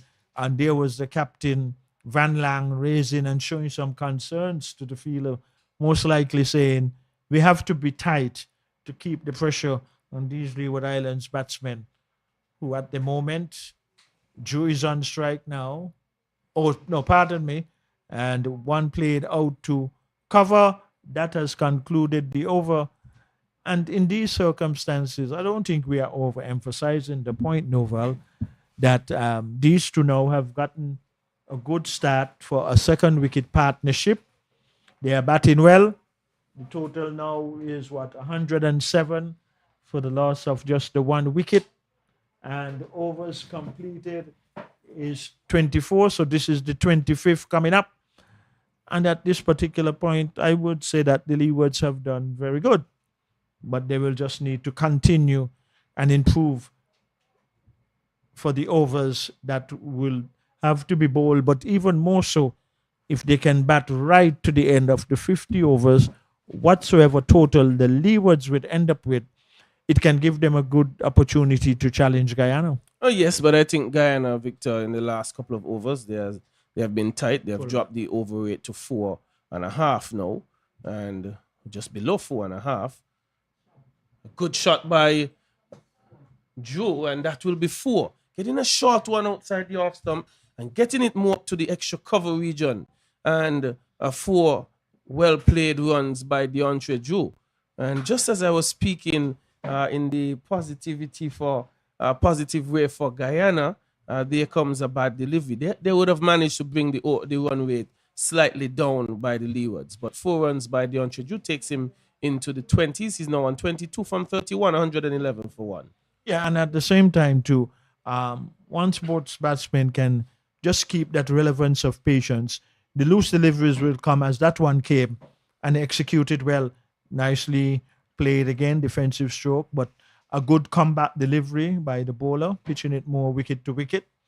Cannot afford to give Drew reasons to extend his arms to execute either mid wicket or offside. Down the leg side, a wide is going to be signaled.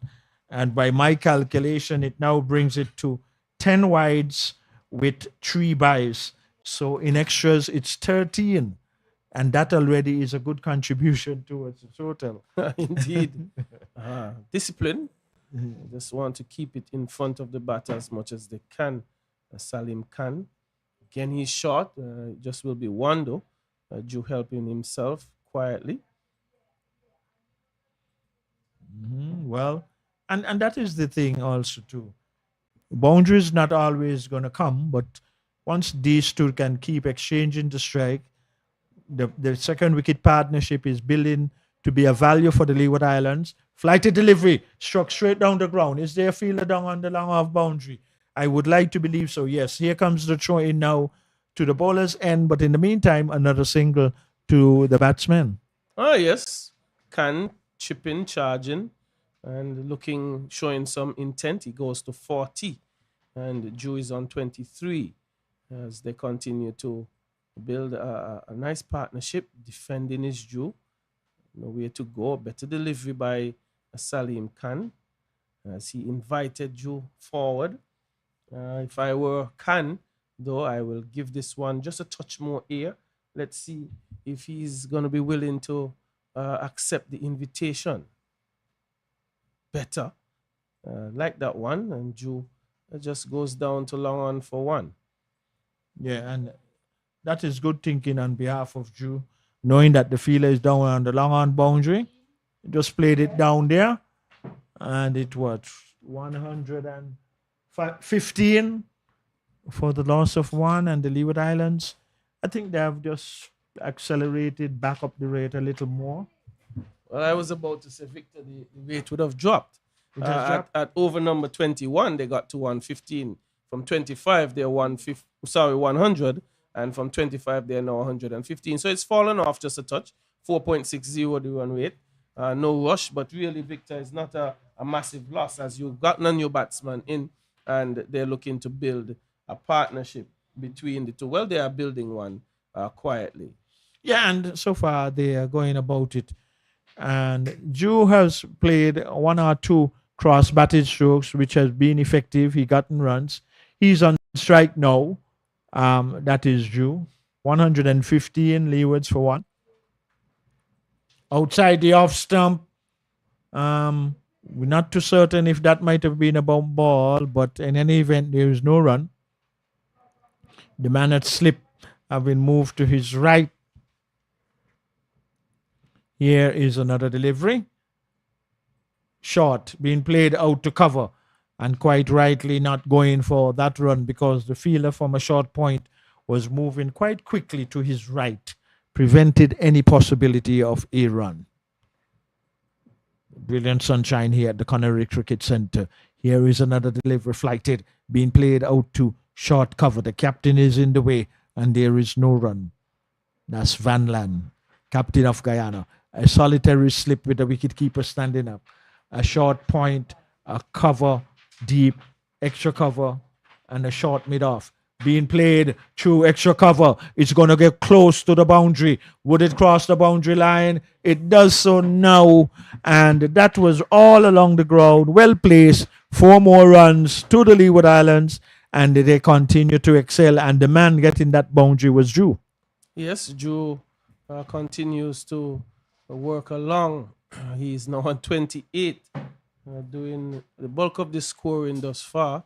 28 from 39 in this partnership with Davenard Singh.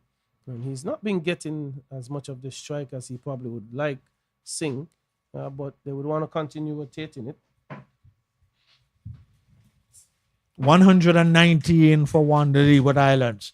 A delivery played out to short point. There is a fielder moving around. The batsman running the first one quickly and in the end getting in. 120 it is now for the loss of 1 wicket.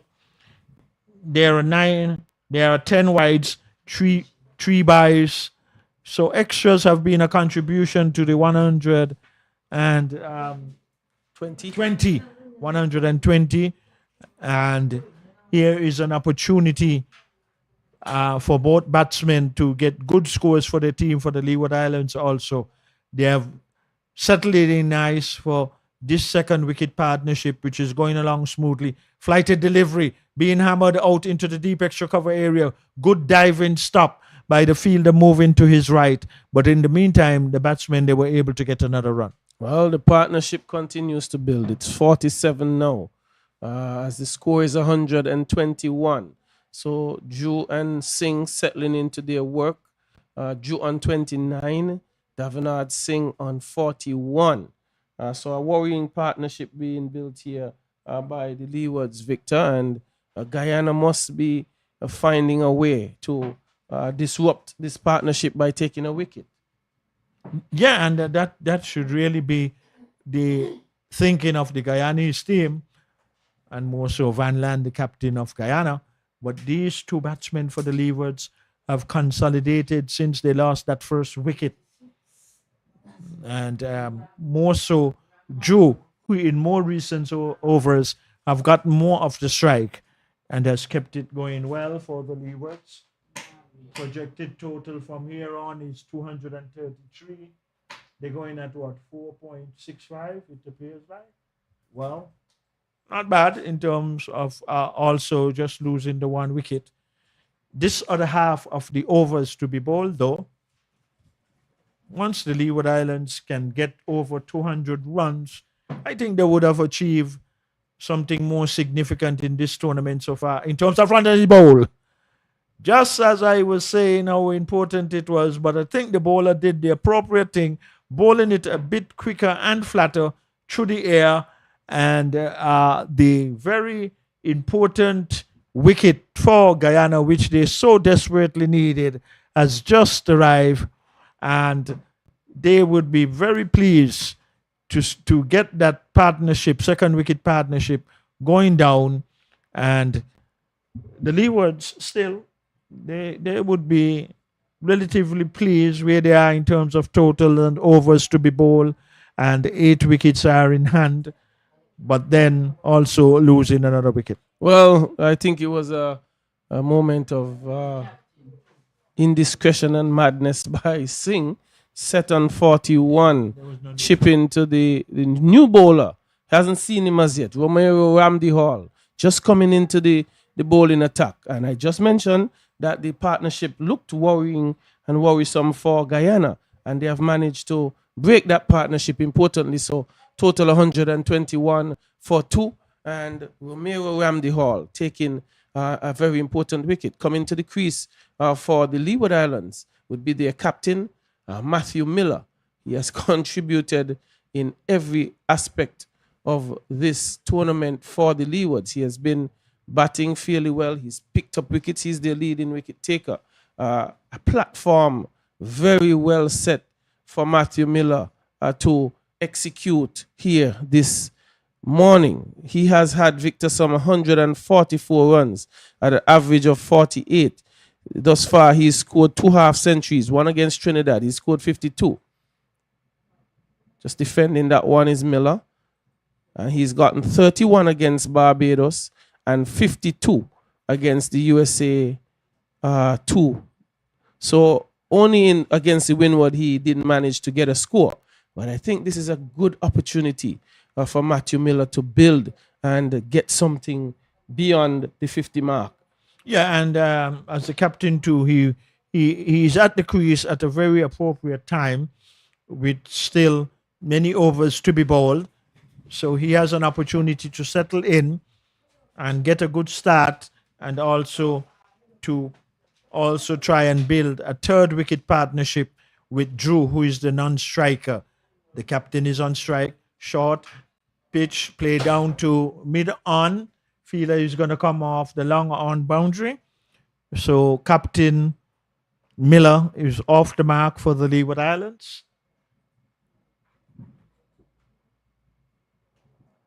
Total advances for the Leewards 122 for the loss of 2 wickets. Another run for the Leeward Islands being played in the mid-wicket by Drew, and quite rightly deciding not to attempt a second run. So off that final delivery of that over, the Leeward Islands advances to 123 for 2. 27 overs have been bowled. So the Leeward Islands find themselves in a consolidating position. They've batted 27 overs so far, which is in terms of the occupation of the crease and what they have scored. That's the Leeward Islands. They have done good so far. Drew will be on strike, and the bowler would be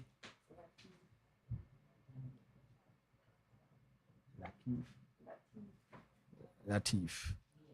Okay, Rian is coming in. Yeah, he's coming in from the community center and bowls to Drew. Drew is hitting it down to wide long off, and I think they were casually going for that one, but in the end, they eventually get a run.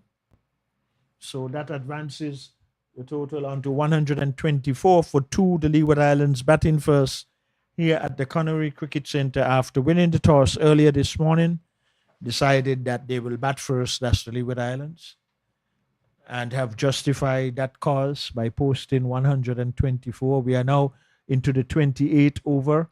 One played into the ground, back to the bowler. There is no run.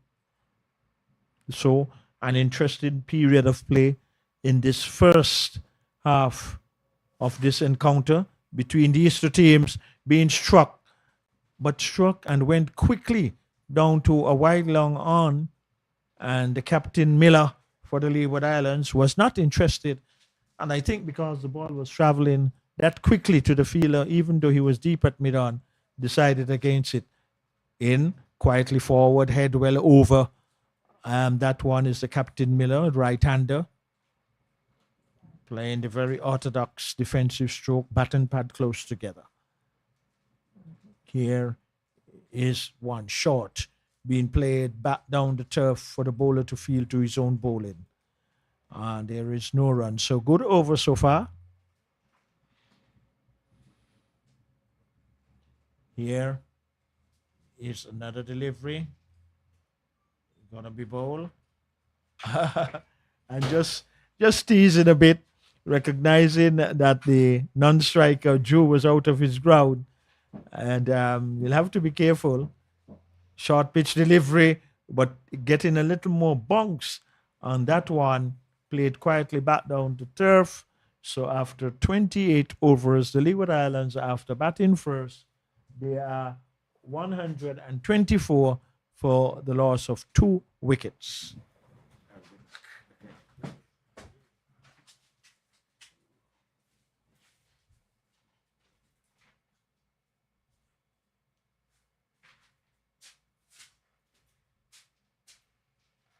Well, it's 124 for 2. Leeward Islands off to a good start. Romeo Ramsey Hall in his first over, picking up the set batter in Singh for 41. Deontay Drew, he's on 31 from 42.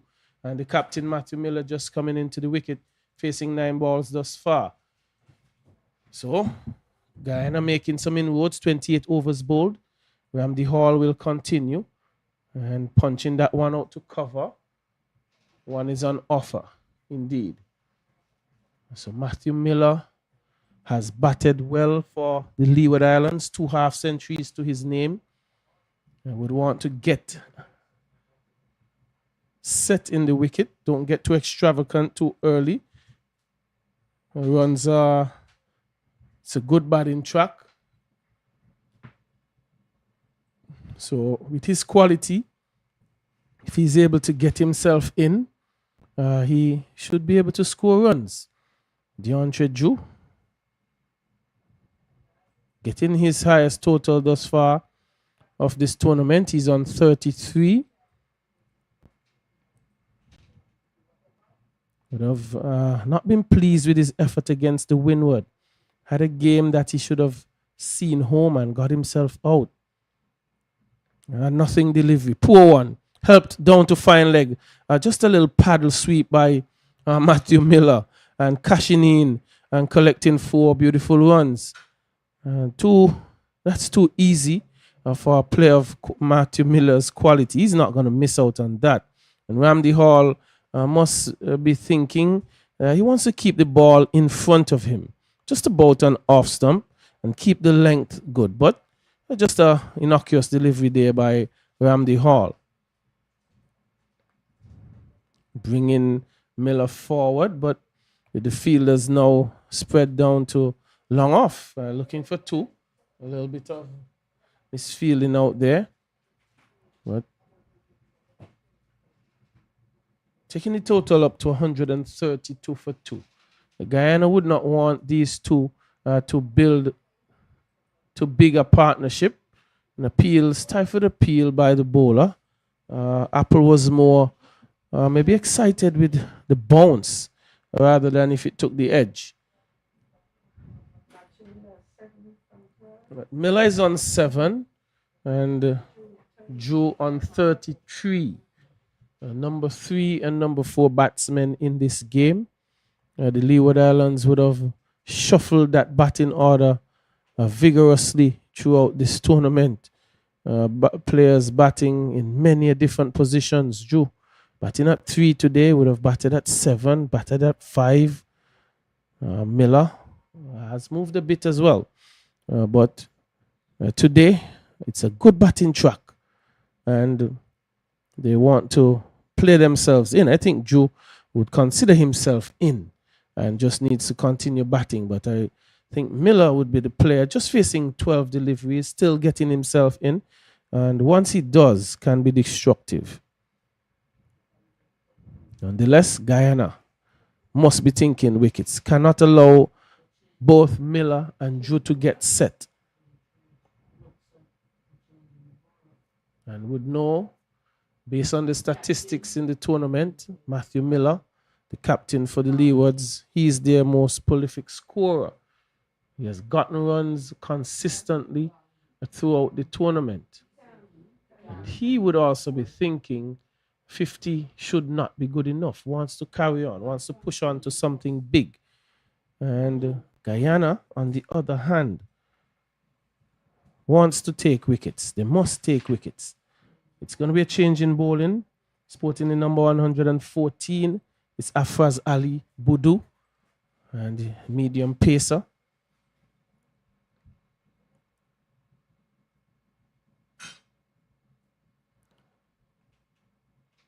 Bowled 2 overs for 11 runs in his first spell. The Leeward Islands going at a run rate of 4.55. 132 from 29. Just 2 wickets down. A good platform to get a big total. Short outside the off stump. Chopping it to point. There is no run on offer.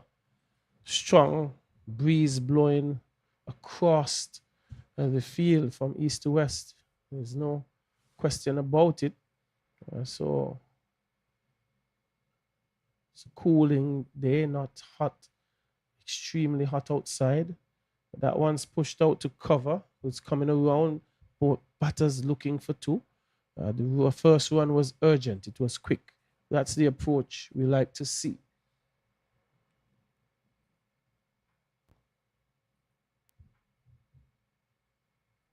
Afraz Ali Budu for short again. It goes down to third man. Hustling is due. And misfield there. And 2 runs ahead. Not good work down on the third man boundary. Surrendering an extra run.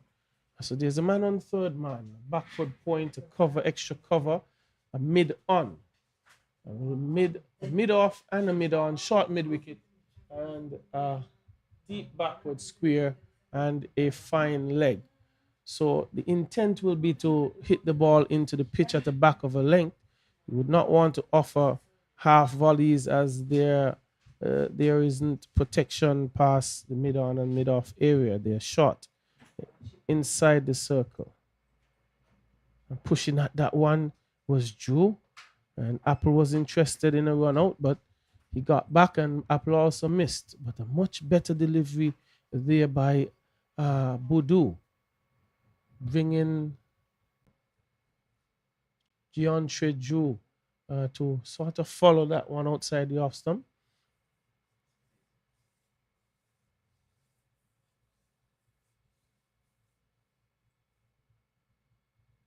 Flicking that one down to forward of square for 4. Very good shot. Just one bounce into the boundary. So DeAndre Drew, very well set now, and that will be easy pickings for him.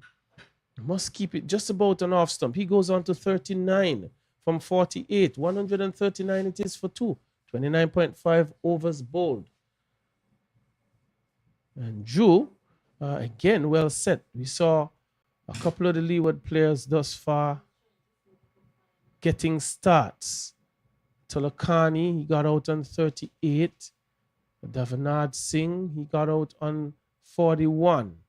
DeAndre Drew, he's now on 39. And he would want to try and get to a half century at least. Looking good. 30 overs bowled. Just some 20 overs in this inning. A platform that is well set for the Leeward Islands to launch from. 139 for 2. Guyana would want to start applying some pressure, picking up wickets somewhere, somehow. You saw Ramdi Hall coming into the attack, proved to be a good bowling change.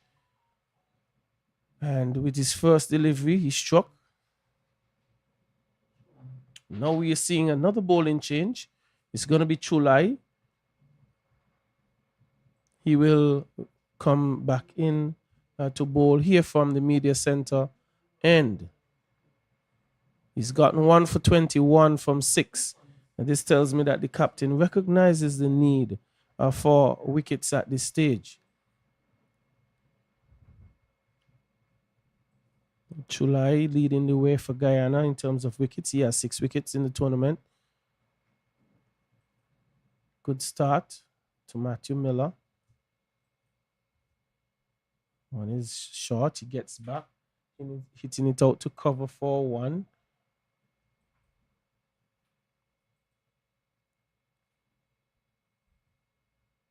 Takes Miller.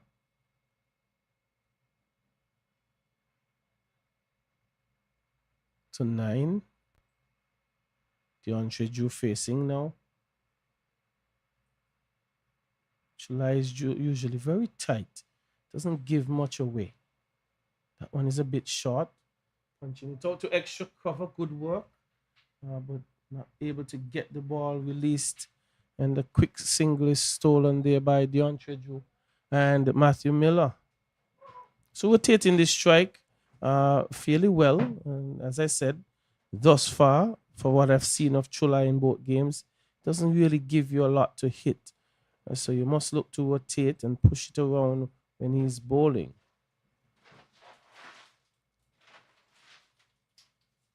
Very accurate. He's gonna force you to play through the offside where he has protection.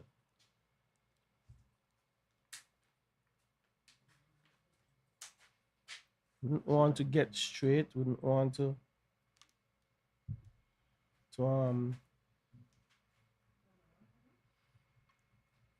allow shots to the onside. There is protection there.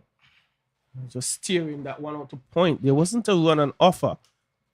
Matthew Miller looked like he was very interested. That would have been a suicidal run taken. But nonetheless, the over comes to an end. Chulai bowling 7 overs, 23 runs, 1 wicket. The Leeward Islands are well placed. 31 overs bowled. They are 141 for 2 with DeAndre Drew facing some 50 deliveries for his 40. And Matthew Miller, the captain, he's on 9 from 19. And he has been the most consistent player for the Leewards with both bat and ball. He's had 2 half centuries the 30 as well. And a good batting pitch to get himself in. Driving at that one is DeAndre Drew, hustling for the first one. Fielder coming to his right. 2 runs with a powerful return. And the backing up at mid-wicket was important in that instance. But very good running between DeAndre Drew and Miller. They sat off really quickly. And it was always destined to be 2 runs because the fielder in the deep would have had to have done really good work to beat both of them. Budu is full outside of the off stump, and that one going straight to extra cover. DeAndre Drew thinking that it would have dropped in front of the extra cover fielder, but he goes for 42. And another Leeward player getting a start and unable to continue on to a half century or further. It's 143 for 3. Afraz Ali Budu doing the trick, and it was not the best of deliveries, but it produced a wicket, and that is what is important. Yeah, and it was a very good catch too, because it was low down. It was just about ankle height to the fielder. Joe stood momentarily there at the crease thinking that it might have just struck the ground, but the umpire was in the affirmative that it went clean into his hands. So as Novel quite rightly said, another Leeward Island batsman getting a start. That was Joe on that occasion, outing into the 40s. And that has been a pattern, not just for the Leeward Islands batsmen, for some of the batsmen in this tournament. And obviously, that will be a close attention by the coach and the players themselves who have gotten starts like that, like of Drew, and going back into the pavilion. So we would have relatively 2 new batsmen at the crease. And these 2, but the captain is there for the Leeward Islands in Miller. They will have to now try to build a 4th wicket partnership.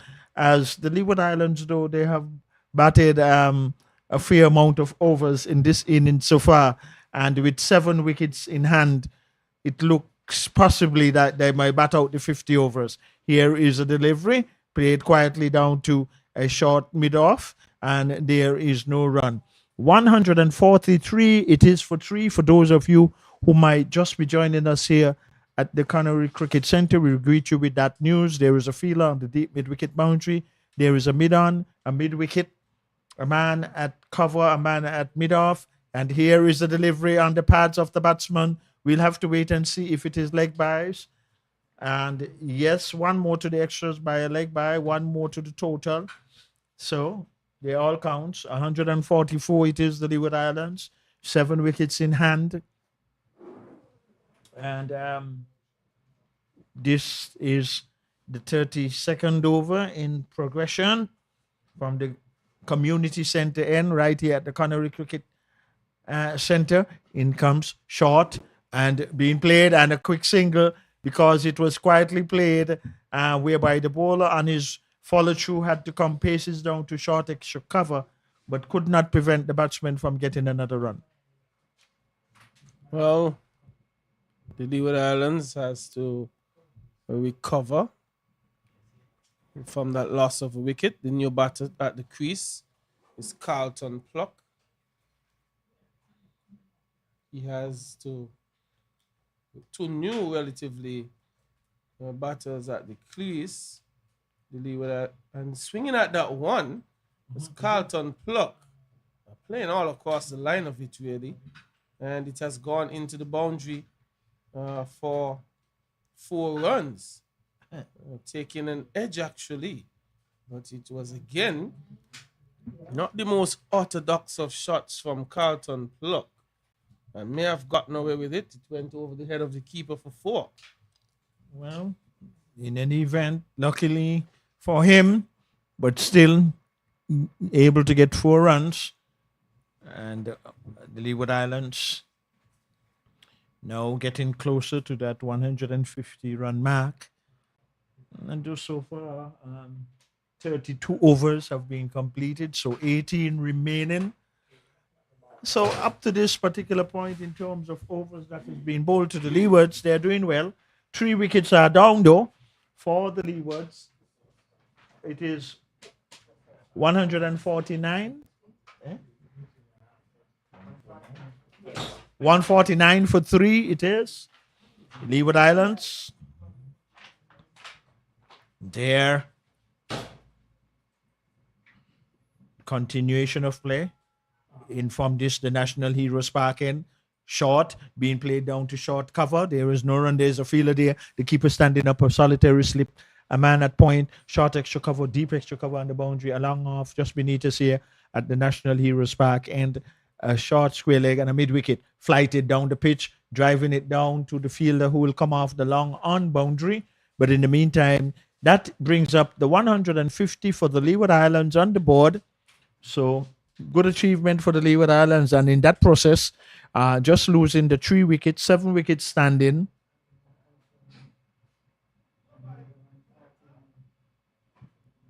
$17 overs to be completed after this one, and it is in progress from this the National Heroes Park end. Short cut.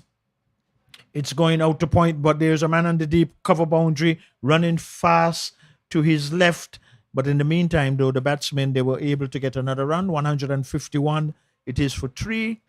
So turning over the strike, good is the Leeward Islands after winning the toss here at the Connery Cricket Centre. They're up against Guyana. And here, left-arm orthodox spinner over the wicket. In now, bowls. Batsman is down, driving. Is there a fielder down there? He takes the catch. Yes. So the 4th wicket going down. And Can taking the catch, running nicely to his left off the long on boundary, and another wicket going down for the Leeward Islands, actually the 4th one. So a good running catch, and it looks like Can is heading for going off of the field. We are not too certain what the reason might be, but the good reason was that he took the catch, and the Leeward Islands have lost their 4th wicket with the total now on 151 for 4. The players are refreshing themselves, and we will also have a little refreshment break here also too in the commentary position.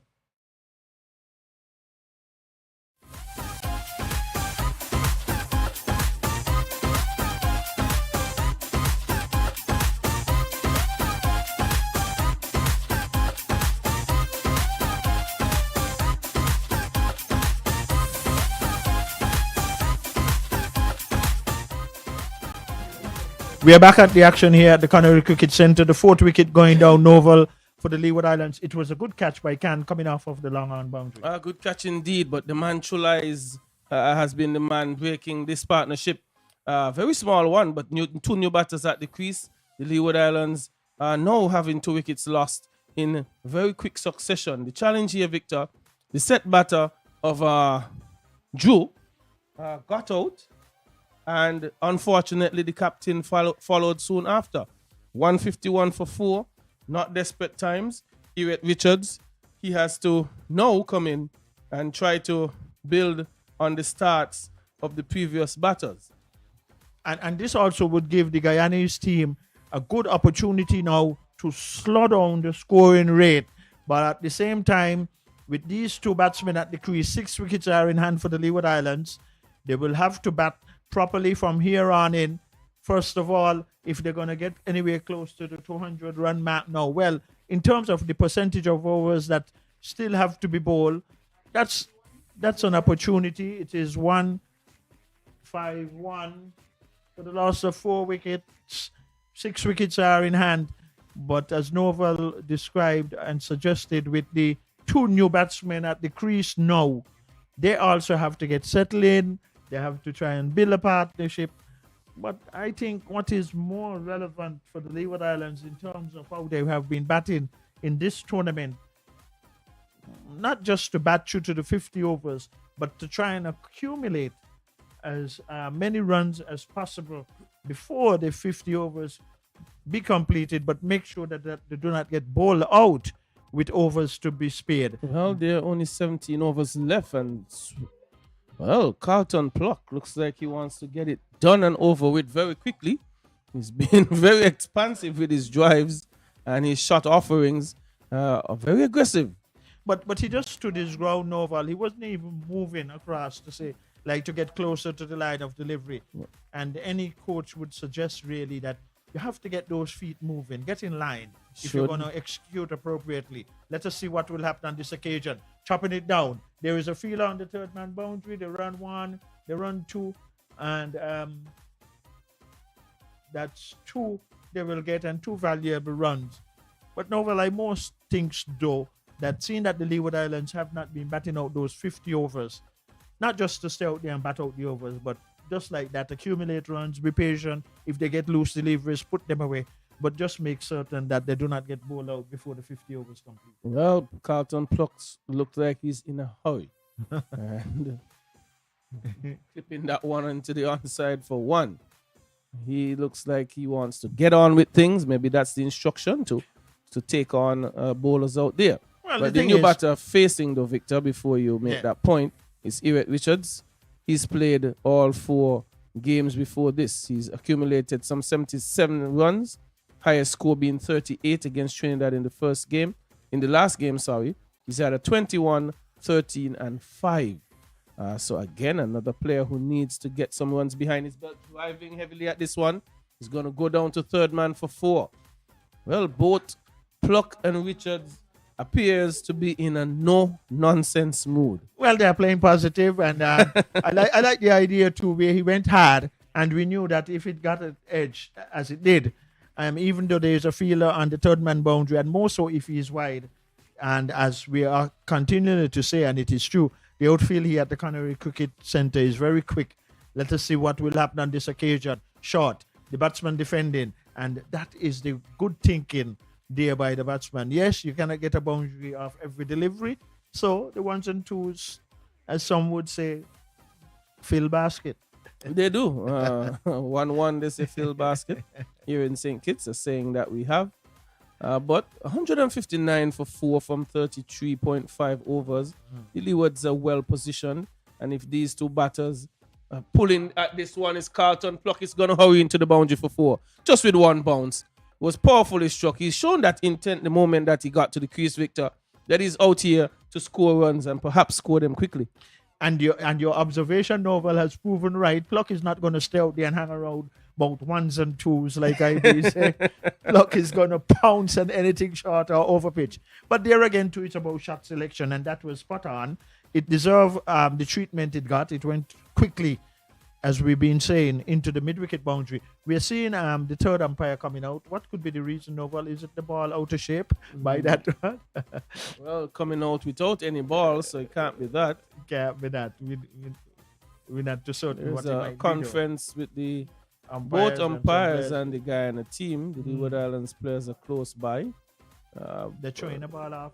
The one ball is going off. You know, there's a ball used. I think they're using a ball at each end. But anyway, it's the end of over number 34. 163 for 4. Carlton Pluck striking well over 100 at this time. He's 12 from 8 deliveries. Eric Richards, he's 5 from 4. So 16 overs to go. What a total that Leeward Islands can feel that they can challenge Guyana. We'll have to wait and see. We will just have to wait and see. But so far, I think they are in a good position. And if they can get over 200, as they will say, boy, runs on the board is runs on the board. Indeed. In the game we had here on Saturday, it was driving. Again is Richards. Both him and Pluck both are in an aggressive mood. But I wonder for a moment, Novel, that ball carried to the right and low to the fielder at slip. So it meant that there was a lot of spin on that delivery. Well, he perhaps may have taken Played his it into the boot ground. or the bottom of the bat. One of the two. Yeah. But Chulai has been accurate. He's bowled 8 overs. This is his 9th. He's going to be done just now. If Eric Richards and Pluck are thinking, he's picked up 2 wickets. You don't want to rush to get after him, Victor. But He's been tight. Because his So see him direction. off, His and let's see direction. who's there to come. And that is where it's all right. That is where the thinking comes into it, in truth. That if a bowler like he is now, as he's being tight, you can't take too much undue risk. But this is not undue risk. It's going to get close to the deep point boundary. A fielder is after it. They run one. Did he pull it back? We'll have to wait and see. But it was a valiant effort But no, the signal comes from the umpire. The try was good, the effort was good, but it's 4 more runs valuable for the Leewards. Well, Victor, you know how difficult it is to run down ball on this outfield. Very quick. It's very quick, and Richards went hard at it. And he now moves to 8, and thick outside edge on that occasion. And they would both want to try and build a partnership. They should be thinking that. No? It appears whatever partnership they're gonna get, it's gonna happen quick. They're gonna go after it. Single taken by Richards. But having said that, the Novel, their shot selection has been good there. For the most part, For the we've most part, seen yeah. some expansive drives that they have missed out on. We are enjoying it. that they probably would not offer, but nonetheless, getting along the business. 12 and 10, Pluck facing on 12, and that one made a little height on him and able to keep it down. Pluck hasn't had too many runs in this tournament either, Victor, so he needs to use this opportunity to score some. Defensively forward and bringing about the end of over number 35 and the 9th over for Chulai. It's 9 for 30. He's picked up 2. Doing well. Batters of contribution: Trey, DeAndre Drew 42, Davenard Singh 41, and Tolokani 38. So the Leeward Island coaching staff must be saying to these players, someone needs to carry on. We are on the back end of the overs, 15 overs remaining, and there are 2 batters, 10 Richards, 12 Pluck. There are enough overs for someone to get a half century if they apply themselves. On the other hand, Victor, I'm certain the captain who is coming into the attack, Van Lang, he's thinking, I can pick wickets up now, get these 2 players out before they get set. We can probably reduce the Leewards to just a little over 200. Well, and Van Lang would recognize that the aggressive nature of both who are at the crease right now, he would be thinking, what are the more appropriate deliveries to bowl to them? And here was a good start, one that defeated the batsman by beating him outside the off stump. The wicketkeeper taking it on the low side, no run. Heavily packed offside field, though. A man on the third man boundary. There's a point, a deep cover on the boundary, extra cover, a mid off, a mid on a mid wicket. A man on the deep mid wicket boundary and the mid wicket also inside the 30-yard circle. So quite an interesting field placement. Let us see what his options are. That's Van Lang, the captain. Bowls now. A delivery on a good area. I think that is the area that Van Lang, the captain, would be searching for in this over. Just not up into the drive like half volley length, but just a little back of the length and the right area. How consistent he can be done if he could almost get it back there. Good delivery again. Yes, but we'll have to wait and see. It comes down to his level of consistency. And what he must recognize, even at that length, Harry Richards is still trying to get the ball off him. He's still trying to score. He's still forcing it, Victor. Not allowing it to just go through. He feels, there are some players, Vic, they always want to feel the ball on the bat. They don't like to leave too many deliveries. And Richard seems to be one of them. Yeah, and once you're feeling it on the bat too, it creates a level of confidence in terms of the batsman. At this particular moment, though, I must consider like the approach of these 2 batsmen. They're looking to score runs. This is what the game is about. You can't just be staying out there and just blocking. Looking to hammer that one, but not probably in the appropriate manner. By should have been looking to hit it past cover. Yeah, and really, he still have to keep his cool. And Van Lang, it's true. In this game, you really have to keep your composure. You got to know what to go after and, just try to play it on its merit. Captain Van Lang will have other ideas, though. Oh, my, again. Wide again. I keep in the tabulation of the wides. And I would have 11 wides. I'm subjected to correction. Okay, it's confirmed. So, there again. The delivery have to be rebowled, but 1 more goes to the total, which advances the Leewards now on 269. Good going. We're going good. Nice weather for cricket. Here at the Connery Cricket Center. Nice delivery. struck on the pad, probably just going down the leg side. And sometimes you could tell from the wicket keeper's movement, because the wicket keeper was slightly moving down to the leg, so that will give us an indication. Why would you slightly be moving to the leg if the ball is not going in that direction? Well, and sometimes when they stay stationary in oval, that's the keeper. You could more likely to believe, if as we are at a side down position, that would have been close. Here is now what is close outside the off stop and almost a wide. But that has complete the captain's over, and now we're seeing the ground staff are coming out, and it is a well-deserving water break for Novel, McCall, and myself. So we will have also a refreshment break here in the commentary position, and our scorers will also appreciate it too.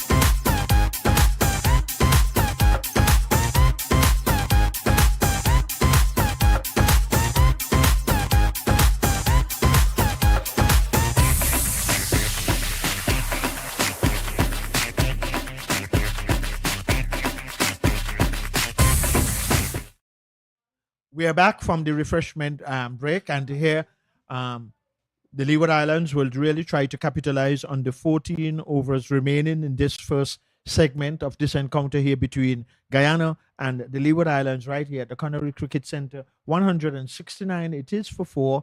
And here is the first delivery. After that break, being struck out to a point area, the fielder has to move spaces to his right. 170, the Leewards for 4 now. So batting well, and after winning the toss. So this has been a better presentation by the Leewards. Pardon me.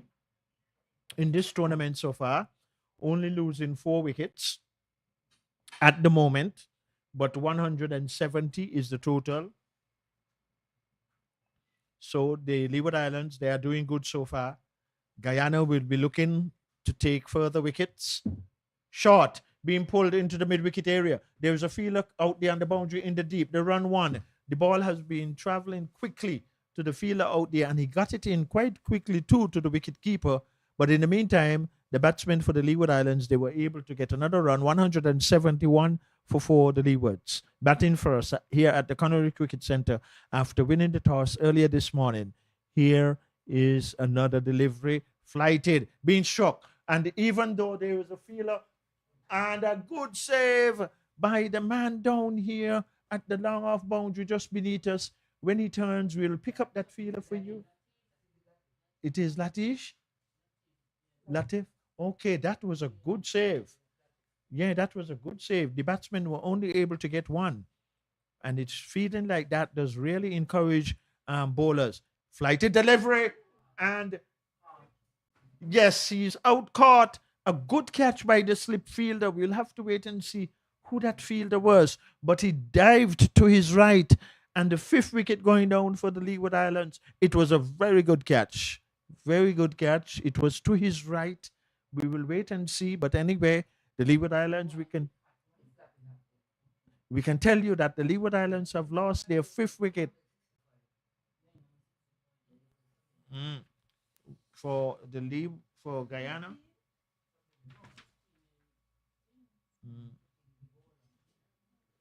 We will get it. We will get it. We will get it.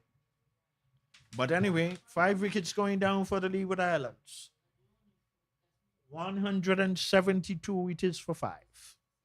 Leeward Islands batting first here at the Connery Cricket Centre. And for those of you who might just be joining us now, you are viewing and listening to Regional West Indies on the 19 tournament being played, matches being played in St. Kitts at St. Mary's Park in Keon, that's in St. Kitts, at St. Paul's Recreation Ground, that's also in St. Kitts, and at the El Comido Willard Park in Nevis. That has been in honor of the man who was the first player from the Leeward Islands to represent the West Indies in international cricket, El Comido Tonito Willard. And they are playing quite deservingly at that venue there in Nevis. And we hope that one day it would be fully developed.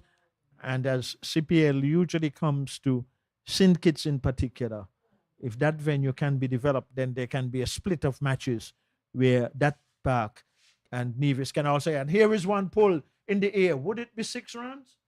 It has cleared the boundary.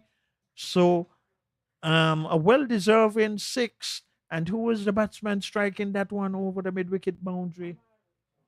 Amari?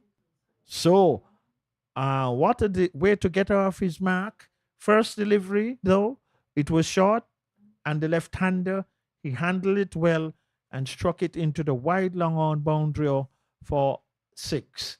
Another short delivery, but on this occasion was just playing it quietly to a short mid-on. That has completed the over. It was also an over where the bowler took a wicket to, and the 5th one going down for the Leeward Islands. And now, yes, you got it now? Right. So 178. Is that the correct total? 178? Anyway, 5 wickets going down for the Leeward Islands. 37 overs have been completed.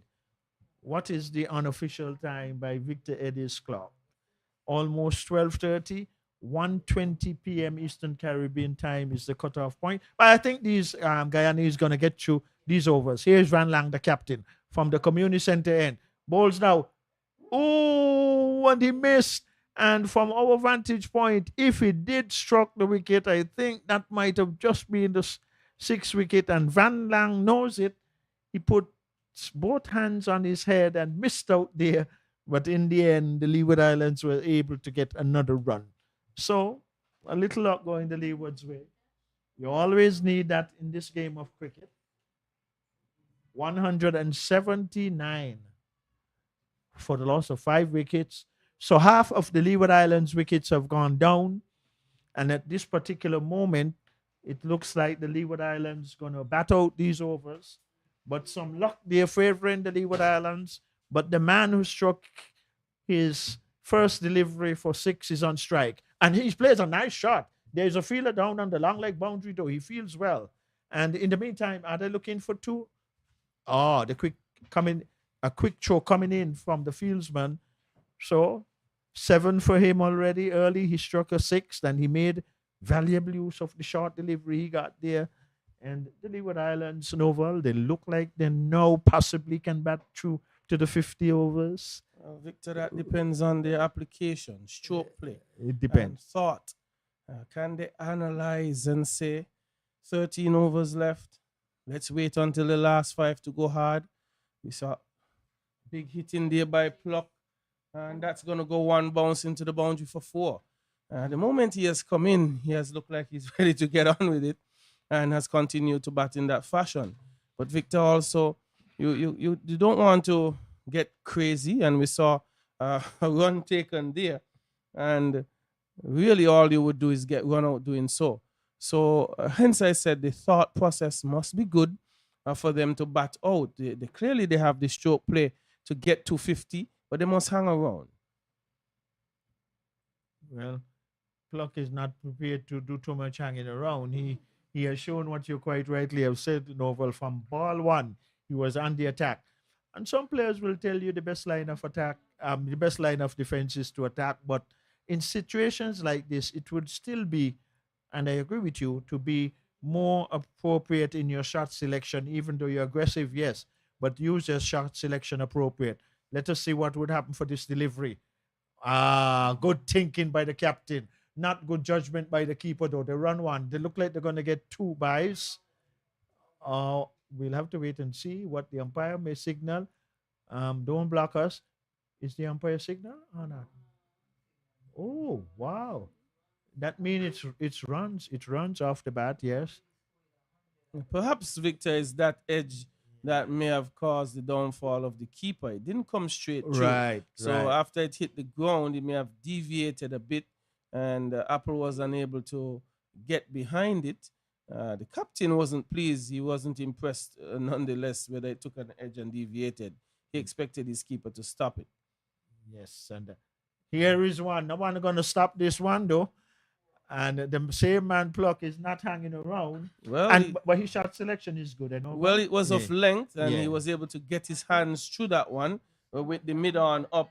Just get it over the top, and it's 4 runs. So, yes, he's aggressive, but once he's going to choose his deliveries wisely, that will be fine. He's hurried on to 25 from 17. He's playing a bit of a blinder here. It's 190 for 5 from 38. Guyana would want to get rid of Pluck soonest, because if he continues in this fashion, he could do a lot of damage. Yeah, and especially if he can get close or even bat out the 50 overs. For the way he's going and so on, then Novel, the Leeward Islands have a good platform to really build upon, establish, and then go out and defend. But we're still somewhat 12 overs away. And from the unofficial timepiece of our watches or clocks or phones, it is 12:34 p.m.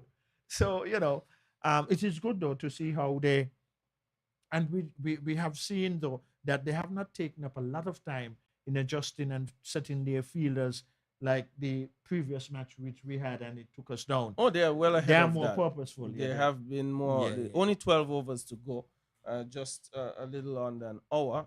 Yeah. And I imagine a couple of spinners might come into play. So they are well on target for the 120 cutoff time. And even if they were to leak a little 10 minutes over, it wouldn't be the same thing as 45 minutes over that we went the other day. And we'll surely I would hope. But it's all a part of the learning curve Yeah. for these youngsters. They need to be able to get in the overs. That one was a bit wide of the off stump. And Victor changing bowling. It's Mathua. He's bowled 6 for 27. He has not picked up a wicket. He's now into his 7th over. Right arm leg spin. Nitayand Mathua short outside the off stump. Omari Jones. Victor, another player who looks intent on scoring. The Leeward Islands middle to lower order batters are not into compiling. They're into smashing it to all parts of the ground. But once they select their shots well, they should be fine, as we said before. Cutting at that one just over point. It's going to run down the hill. And I do not think it's going to be pulled back at all. That will be 4 runs. When he hits, it stays hits Omari Jones. That's 4 runs. Well, the good thing is that they have capitalized on the loose deliveries, and Pluck is having a mid-pitch exchange of words with his partner, and it was a good boundary. And the Leeward Islands are doing very good up to this point. Victor, I will say this. If Omari Jones and Carlton Pluck bat for the next 5 overs, we will be very close to 250.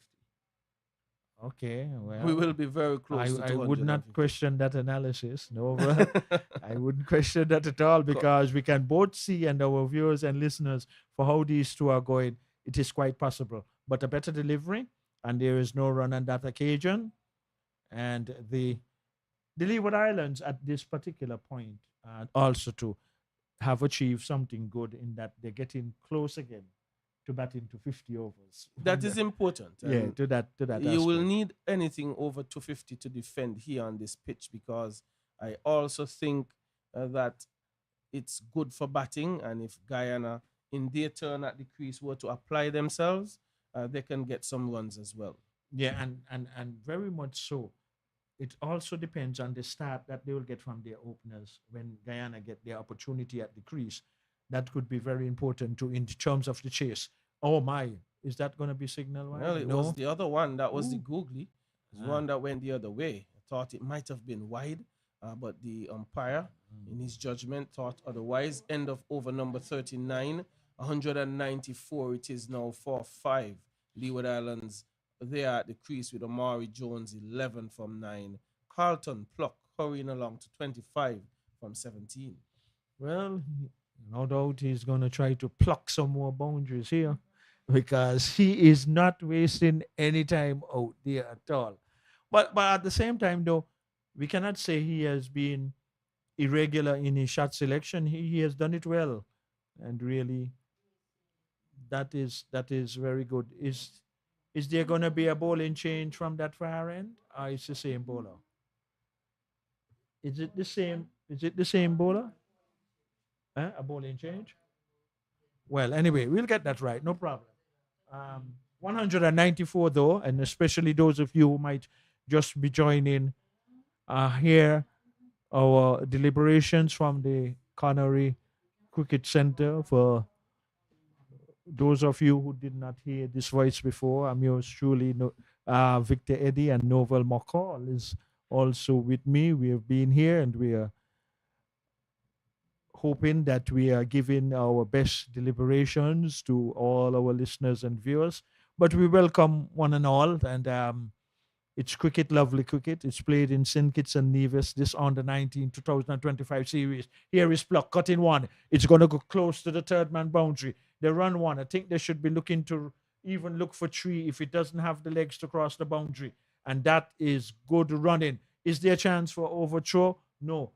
One shot signal by the umpire. So someone, let us see who might have run that one shot, because it's the presiding umpire's end. So anyway. Wouldn't be sure. Both of them would have gone there at some point. Yeah. I'm not sure which one was shot. Yeah, but Ramdi Hall has rejoined the bowling attack. Leeward Islands picking up 2 runs. It's 196. They're approaching 200 at this time. And Carlton Pluck on 27. Omari Jones facing. Sweeping at this one, a loud appeal goes up. He's looking for the LBW decision. Has not gotten it. Is Ramdi Hall. Yeah, and the wicket keeper was moving slightly down the leg side. I usually look for those movements of the keeper, and he was slightly moving down Novel. But anyway, good call by the umpire. Pluck is on strike. What would he do now? He does not have to do anything because it's wide. It's too wide. Ramdi Hall and off spinner Irving with his line very wide of the off stump. Swinging at that one to mid wicket will pick at least one run up. The aggression continues by this man Pluck. He is not really prepared to hang around. He know that, well, 5 wickets are standing for the Leeward Islands. But as Novel quite rightly said, if he, Pluck, especially stays out for the remaining overs, they can definitely get close to 151 being swept. I believe it have the legs this occasion to get over the boundary line. We'll have to wait and see. No, it doesn't. Oh my. They have another chance to get 3 runs. Let us see if he is one shot again. Not this time. Not this time. It could not be. Okay. Are they close to the 200 now? It's 200. Okay, that's good. up. Good. It's 202 for 5. Well, we're going Getting 3 runs there, and this partnership, Victor, building quickly. They're already a partnership of 30. for how much delivery? Just 18 of them. Woo! So they are going along briskly. This is a good one. Wide again. Next one. I missed my calculation on the wides. Is it 13? 13 wide? Anyway. Too many wides have been bowled at this venue. And collectively throughout the tournament, the coaches have some work to do in those areas. It is very, very important. Here is Pluck. Bowl him! Hitting across the line and losing his stumps. Well, we can understand in the situation because from ball 1, Pluck was not prepared that he's going to hang around and just look for 1s and 2s. But in the end, I would say that he have done a good job. Well, Victor, it depends on how you look at it. I wanted to make the point earlier that he's on 28. There are 10 overs left. That's right. 60 deliveries. He could just basically inch his way to a half century. But he was intent on scoring quickly. And Victor, now the Leeward Islands, which you've been preaching from the start of the game, batting 50 overs, they're at risk of being bowled out before the 50 overs might be completed. 203 it is for 6. Yeah, and really, from a Leeward Islands point of view, they would hope that they can really not be bowled out under the 50 overs. But in this game of cricket, that is still a possibility. We would not rule it out. Well, at least I would not rule it out, and I know Novel has not ruled out that. But it is obvious now to the 2 batsmen that they should really, whatsoever they can get for the remaining overs, they should then figure whatsoever they would have gotten, they can go out there and challenge it, but make certain that they do not be bowled out and get the runs off of these remaining overs. But on the other hand, though, Guyana, they would feel more confident that they can also bowl them out before they can bat out the 50 overs, the Leeward Islands. Let us see now on the back foot. And luckily for the batsman, it wasn't pitched between wicket and wicket because it might have been severely close, whereby the batsman could have been in some difficulty on the back foot and that one keeping a little on the low side. When anyway, is it 203 for the last of 6? We are going. Still trying to figure out the batters. We'll get it well. I see number 28 and. It's Israel Morton. Well, the power play being indicated, and Victor, as I continue to mention, the moving around of the players here. Yeah, a lot of shifting, but anyway, number 80 from this, yeah. Would have batted at 3 in the last game. This one is up in the air. Would the catch be taken by the captain? Yes, it is. And Omari Jones, who has also been very aggressive. We've seen both batters who has come out, both Pluck and Jones, who were very aggressive, Victor. They have both perished in successive overs. The Leeward Islands now slumping to 203 for 7. Yes, and with just 3 wickets in hand, like you quite rightly said, Novel, true, that it is a high possibility that the Leewards can be bowled out before those 50 overs would be completed. Well, with just the 3 wickets standing, they would have to try and avoid that and try to see if they can play a little more responsible in these remaining overs. But on the same token, though, we could never tell anything over 200 runs might possibly, even though we can't see the future outcome, might just be enough runs to get to. But on the other hand, it might so easily be had to by Guyanese when they go to bat. Well, I think Leeward Islands have made a massive mistake here in their approach, Victor. There is no way that 2 set players, players who look good enough in Jones and Pluck, needed to be as aggressive as they were with the number of overs that remained. They continued to attack. I thought it was a bit rash in their approach. Both perished to cross-batted strokes, and now you're bringing the lower order into position. What's so interesting is, Victor, again, I will say it, I will not stop making the point. I think there is some issues in the Leeward Islands camp. Tanis Francis would have opened the batting in the first game. He's now coming to bat at number 9. What are you saying to the young man? What is the approach? What do you want him to do? What role do you want him to play? Where is his head going to be?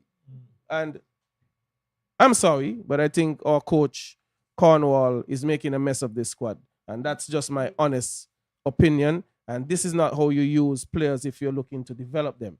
Tanis Francis, he has also opened the bowling. And he's a wicket keeper. Yeah, but I will leave that debate for my sports program tomorrow night, on Thursday night. But this, another edge taken here by the Leeward Islands. I think there's too much maneuvering of the players, and it will make players very uncertain of the role that they're playing.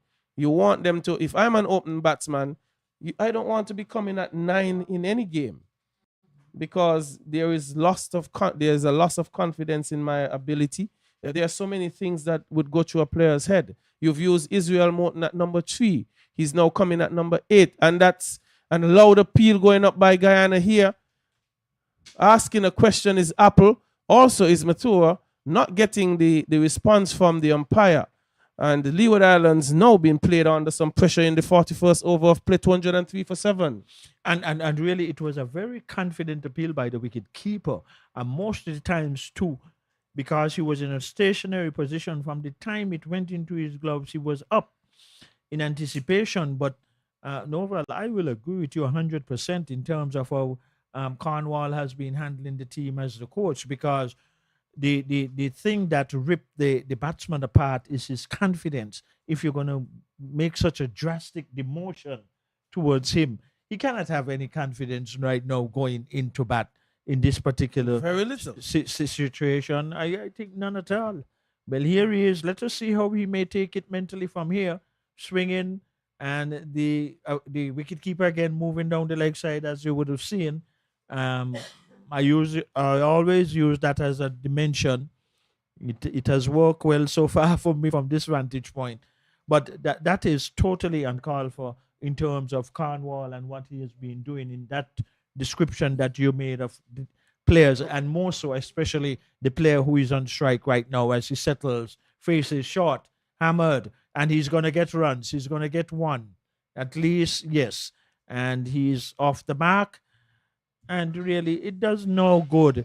And we have seen, not in that just sense, the Novel, we have seen that in numerous situations in the batting order. He coming in at 4, was batting at 6 the last time. You have to have specific plans, especially to top line batsmen, because here is an opening batsman coming in now at number 9. So, I mean, what is the value of him coming in at this particular moment? Some will say that you have a long batting order. You have a lot of batting. I've heard that used before. But Tanner's thus far in this tournament, Victor, he's only had a tabulation of 43 runs. He's had a top score of 16 against Trinidad last outing. He had 6, 13, and 8. So we'd want to get a better contribution in this game for the Leeward Islands. He has only 10 overs to bat. Well, and here is another run for the Leeward Islands, played and a fielder coming off the deep mid-wicket boundary. But on the next side of the demotion too, even though that was so drastic, that there again, if you're a batsman at the top of the order, those figures does not speak well after that amount of innings. Well, he probably batted at the top of the order one time. And Striking there that is one one. out to cover, it's not going to carry. And that was by Israel Morton. He's gotten off the mark. So the Leeward Islands must try and rebuild something here with quite a number of deliveries left. And Guyana would be thinking it's time to apply pressure. Well, they should be thinking in terms of knowing that they come down now, we're only 3 wickets in hand. Keep the pressure on. They would need to keep it on. Yeah. Not offer boundary deliveries. Make these two players fight for runs.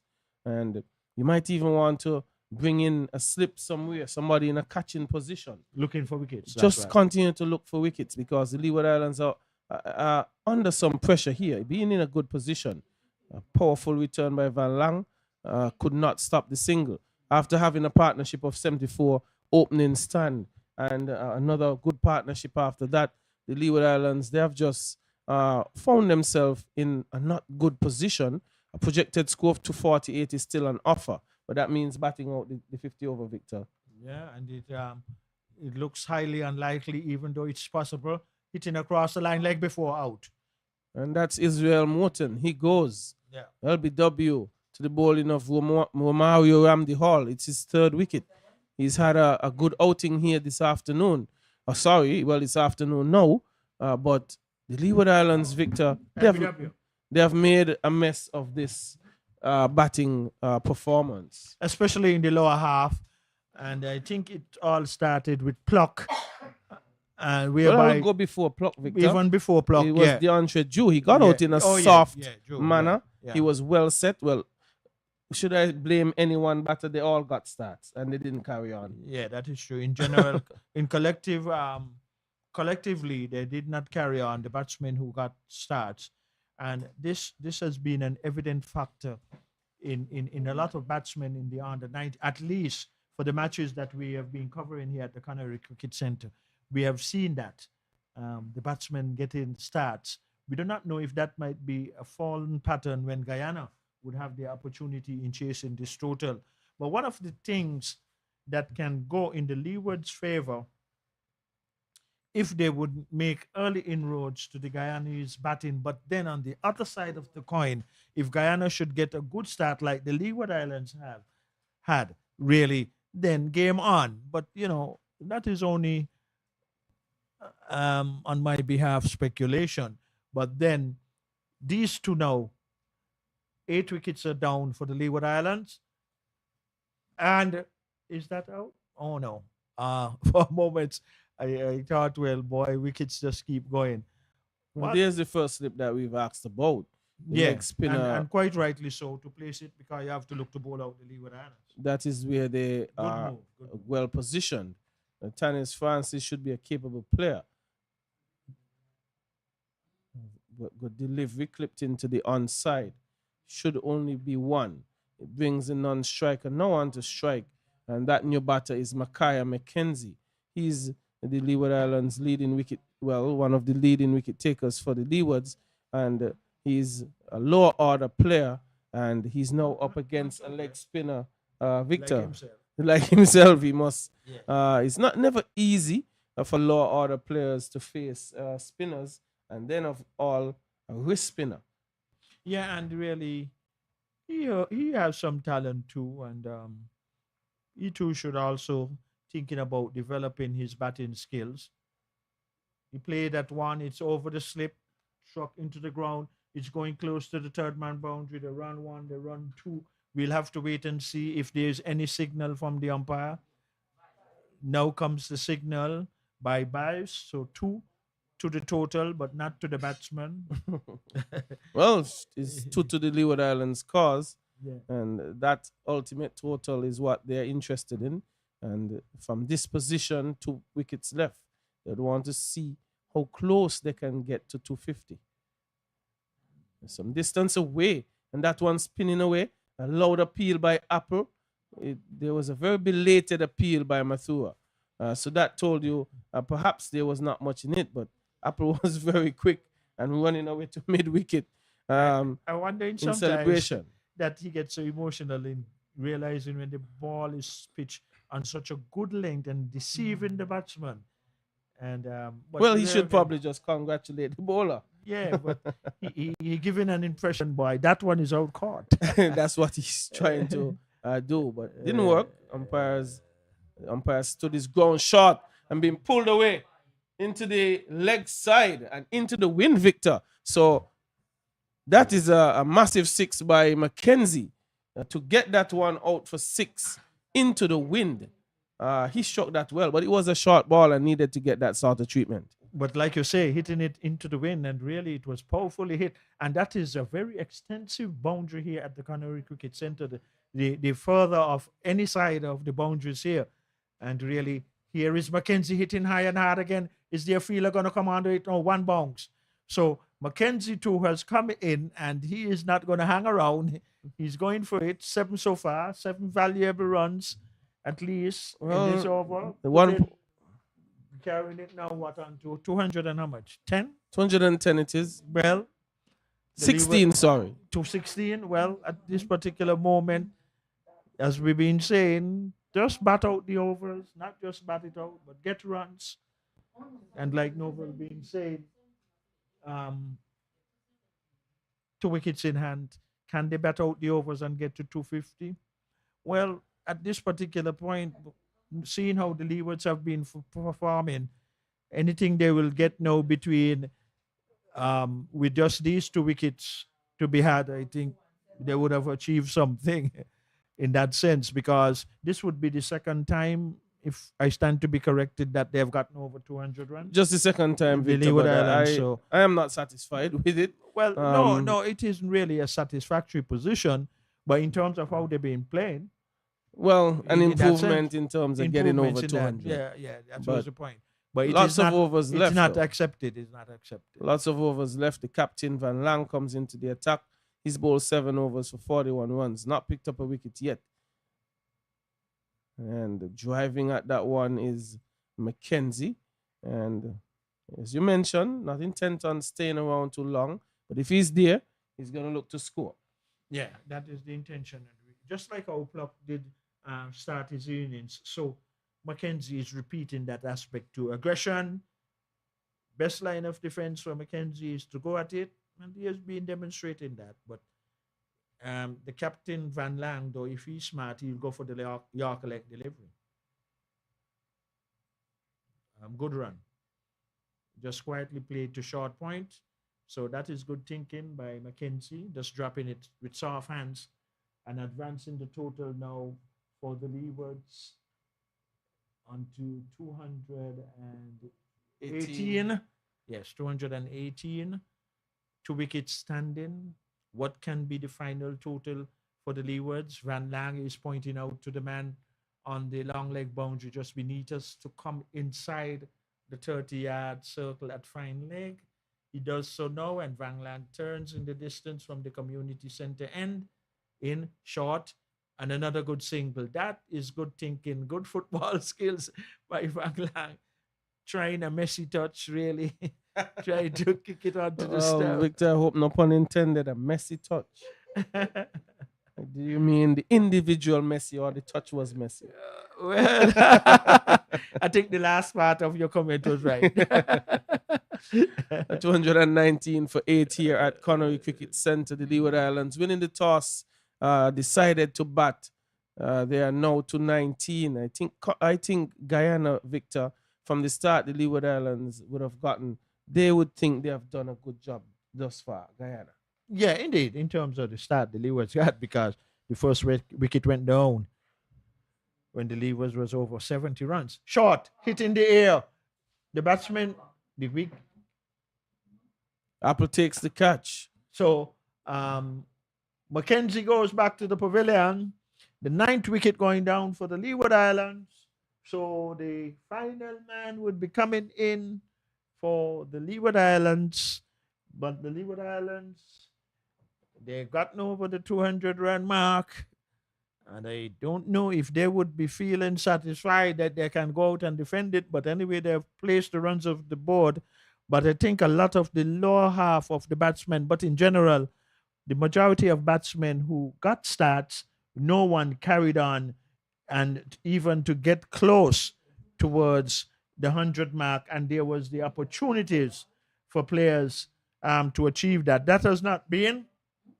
The final man is going out to the crease, Novel, and it would ask much of this final pair for the Leeward Islands to really bat through the 50 overs, which most likely, with the captain Van Lang having the ball in hand, I think that Guyana might just bowl out the Leeward Islands before the 50 overs concluded. It's Caden Francis, and he is a left-hander, the pace bowler.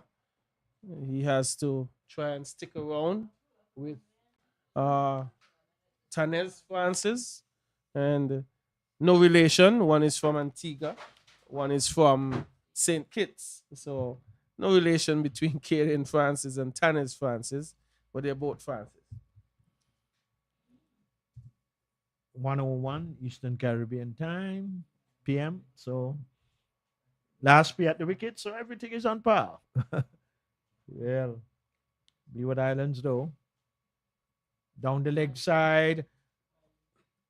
One more to the Leeward Islands. That will help and advance their cause. 220 now is the total. Last pair at the wicket.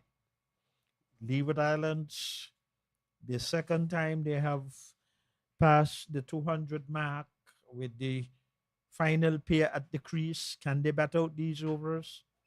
Short. The batsmen have no interest in attempting the stroke, allowing that one to go through to the keeper. So, brilliant sunshine here at the Connery Cricket Center, and we do hope that it will keep that way for the second segment of this encounter between Guyana and the Leeward Islands right here at the Connery Cricket Center. There are matches being played at St. Mary's Park in Keon, St. Paul's Recreation Ground, and in Nevis at the El Comido Willett Park.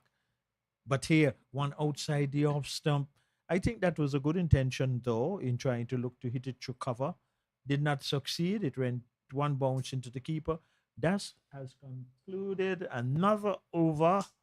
So these two still have an opportunity for the Leeward Islands to bat some 6 remaining overs. Can they do it? And if they do it, how many more runs can they get to? But we'll have to wait and see what would be the approach of the Leeward Islands.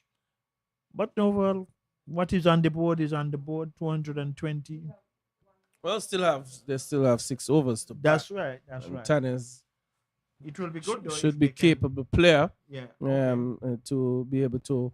He will have to manage the strike here. Would he look to take most of it, or would he allow some to Caden? And it's left to be seen. Matsua into his final over, defending that one down to the third man position. One is on offer, and a second is thought of, but the return would prevent any opportunity for the second. 221. Tanez now takes his account to 6. Caden, left-hander. He has not gotten off the mark just yet. He's going to be facing a right-arm leg spinner into his final over. Mathua has bowled 9.1 overs, 41 runs, 1 wicket. He's picked up, and he's going to be bowling into the left-hander who has the win with him. Would he seek to take on the mid-wicket or square leg boundary here? It's left to be seen. Can he be patient and just knock it around and get the strike back to Tanez Francis? Swinging at that one, and appeal goes up. Might have been missing leg stump. So not supported by the umpire. But just as I said, he might be intent on looking to take on the mid-wicket or square leg boundaries, and went into a slug sweep immediately. I believe he might have been better off if he was trying to undrive it past the captain in the short mid wicket area instead of trying to look to hit it to square leg. But anyway, he's still there. He survived. Luckily for him, it was going down the leg and nudges it around the corner. He's going to get that run and a very valuable run. And every run is going to be valuable for the Leeward Islands with this last pair at the crease. Yes, and I think that's what he should be doing. Get Tannes back on strike rather than look it to blast it Yeah. over square leg or mid wicket. Well, Matua flighting this one, and Tannes going down to long on for one. I think that delivery he bowled to Tannes is what he should be bowling to Caden, who is the number 11 batsman, and I'm certain that he wouldn't be able to hold himself back. Just give it a touch of air. Let's see if Caden will be invited to go big.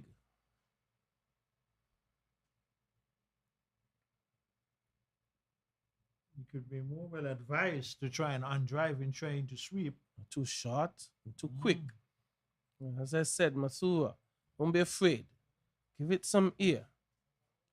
Yeah, extend that invitation. Allow him to look just a bit up above that helmet. It's coming around the wicket. We'll be looking to go into the batsman. No, that might help the batsman just a bit, but let's see. Going the other way, over extra cover. Should be able to pick up at least 2 runs here. So a good shot played by Caden Francis. Rather, Victor not looking to go across the line by any means. And he went against the spin, hitting it into the offside and picking up 2 runs. So 45 overs completed, 225. Yeah, and that was the appropriate shot selection, whereby it was a delivery pitch on the off stump, and he did the right thing, not to go across the line, but hit it over cover. And in that process, they collected 2 valuable runs.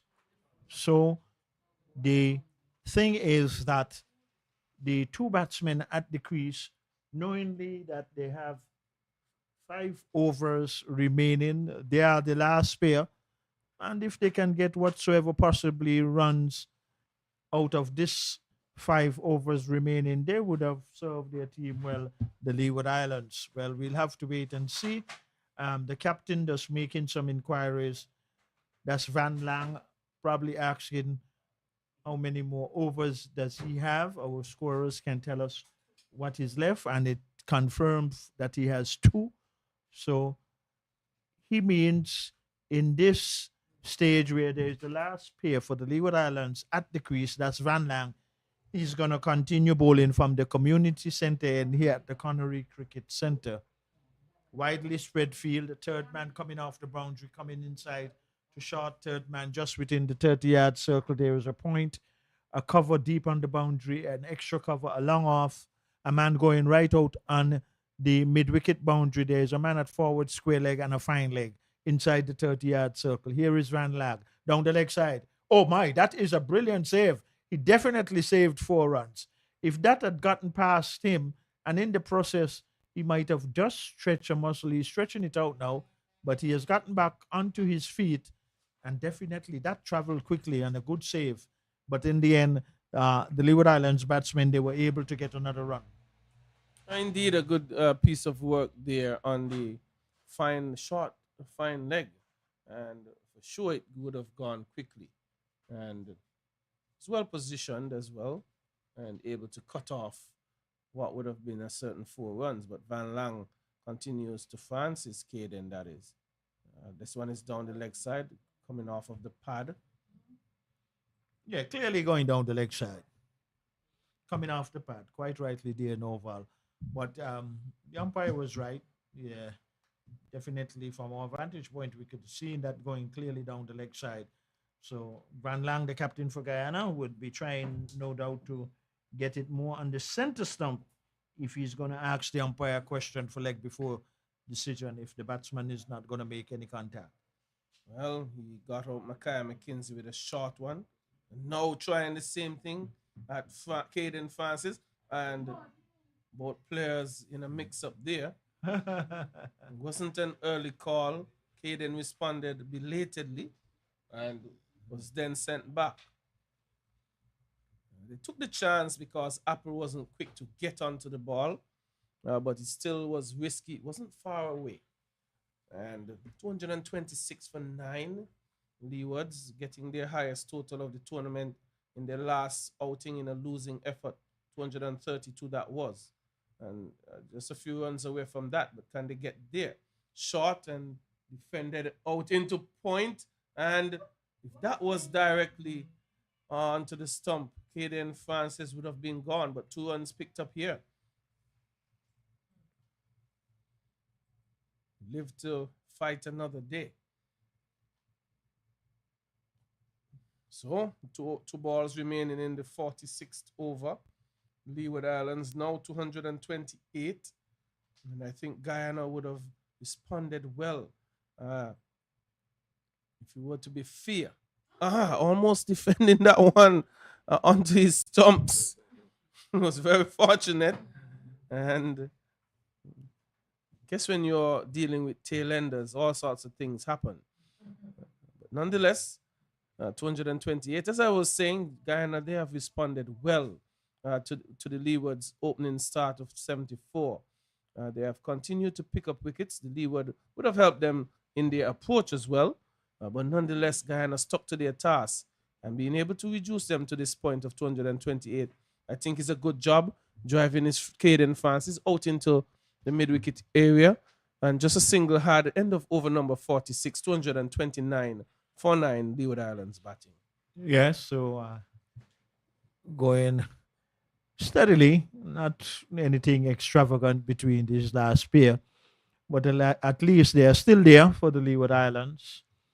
229 on the board, and Leeward Islands still would be a little disappointed that they, after the start that they have had of 74 before the first wicket went down, but still arriving at 229 with some overs still remaining. I guess they would be hoping that they can not just bat out the overs, but make certain they are not being bogged down, and to try to really get as many more runs as possible. But they look like it's going to be another bowling change from the media center end. Is it Can? Yes. So he is going to come on now to bowl for Guyana. And Salim Khan. yeah, and at the same time, though, this could be an interesting moment whereby it can be an opportunity, either the final wicket to go down or 4 or 6. We can never tell, but we'll wait and see. Captain brought him back from the National Heroes Park end, hitting across the line of the ball, and ever so often too. Sometimes we leg by. Sometimes we wonder. There are other options where you can get runs. It's not just trying to sweep it. You could also, that stroke too could be an on drive, which there is a fielder beneath us right here at the National Heroes Park and the media center end. Well, Victor, I think the challenge is that will be a lot easier for a top order player to execute than That is true. a number 11. So he's just trying to get runs the way he sees it. But a top order player would more opt for going straighter.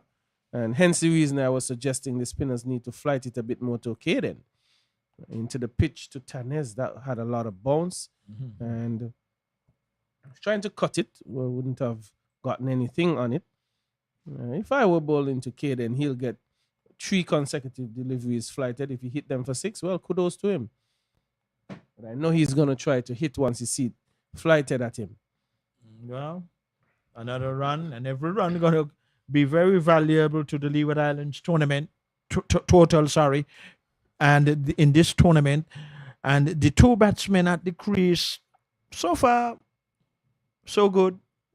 But can they really bat out the remaining legal deliveries? And then whatsoever is the final total is runs on the board. No, 231 it is. And then they will have to go out and defend it. But let us see. Down Down the leg side. No. It's going to be a leg by. Well, And what we are seeing to Novel, and I hope that the Guyanese batsmen there, they have been taking close observation of it. Bowlers bowling from the National Heroes Park, and we have seen occasionally balls keeping on the low side. Those are areas today where batsmen have to pay attention, and I hope that would have been an observation by the Guyanese batsmen. Going across that one is Tanez. Looking to sweep. It was outside the off stump. Yes, Victor, totally agree with you. There had been some variable bounce from this end, and it's something for batters to make note of. And also the Leeward Islands bowlers. That one just punched to extra cover. Not an opportunity for a run. And Tanez was looking to clearly get on strike, unable to do so. It's 232 for 9. Leeward Islands from 47 overs, equaling the highest total in the tournament, where they got that score against Trinidad in their last outing out at the El Camino Willet Park. So can get past 232 now. Well, and in that sense, they would have achieved something in that sense, from that sense, just getting their highest total. But the highest total before this one, it was also a losing total. But from a Leeward Islands point of view, they would hope that that would not be a repeat here today at the Canary Cricket Center up against Guyana. But I think Van Lang has really utilized and turned around his bowlers using both ends quite efficiently, and then he also got more success in the last 5 batsmen for the Leeward Islands, and that is an interesting factor. He comes around the wicket now, played on the onside. The batsman for moments was looking to see where the ball went, but it went in the vacant area just to the square leg umpire's right, and the fielder from mid-wicket had to move paces to his left, but he could not prevent the batsman from getting another run. So the Leeward Islands, I would like to believe that they would feel, and they should be thinking that way, that they will have to challenge Guyana when they get the opportunity to bat. Innings not over as yet. Nicely flicked. Oh, very good catch out there, Victor. Oh my gosh, it almost appeared that he misjudged it and was able to get back, jumping and taking it. And that brings about the end of the Leeward Islands inning in, I would say, fantastic form for Guyana. Well, and the Leeward Islands cannot be too displeased about that dismissal. It was nicely executed. It was making height to the fielder at the mid-wicket boundary. It is, but it went not to his right, nor to his left. It was head height. He went goalkeeper fashion in the air, came down with it with both hands. So the batsman being out caught should not be totally disappointed. It was a good shot, but a great catch in the end. And that would have been one of the better catches we have seen here at the Canary Cricket Center for this tournament. Excellent catch. And you see that replay. Wavell Allen. Victor, you say a good shot. I was told by a lawyer when I played in my day that if you're hitting the ball over somebody's head, it's not a good shot, because if you don't get the elevation and power, you'll be out caught. And that was a perfect example of it. And a lawyer we might know very well played some cricket. That's Chesley Hamilton. Yeah, and in that sense too, what was good about it, the fieldsman, he kept his eyes upon it, and in judging it when to go up in the air was also very even more. He kept his balance well, and that would go down as one of the better catches we have seen in this under-19 tournament, 2025, at least right here at the Canary Cricket Center. Yes, it was a good catch, and Leeward Islands are all out in some 47.2 overs. Victor had been constantly saying it will be important for the Leeward Islands to bat out the 50 overs. Again, they have not managed to do so, but getting their highest total, 233, one better than their last outing. And from that, they would have to find a way to defend this, but Guyana should be pleased with their effort, in my humble view, to listeners. But the Leeward Islands went about their business, had a good start of 74 between Tolokani and Singh. Tolokani was first to go on 38. Then Singh went for 41. DeAndre Drew, he got 42. Matthew Miller, the captain, he didn't get going, got only 11. But then there was a bit of aggression that started with Carlton Pluck and Ewart Richards. Pluck got 28, Richards got 11. The aggression continued with Omari Jones, he got 15 from 12. Israel Morton went for 1. Tanis Francis, Micaiah McKenzie, he went for 8.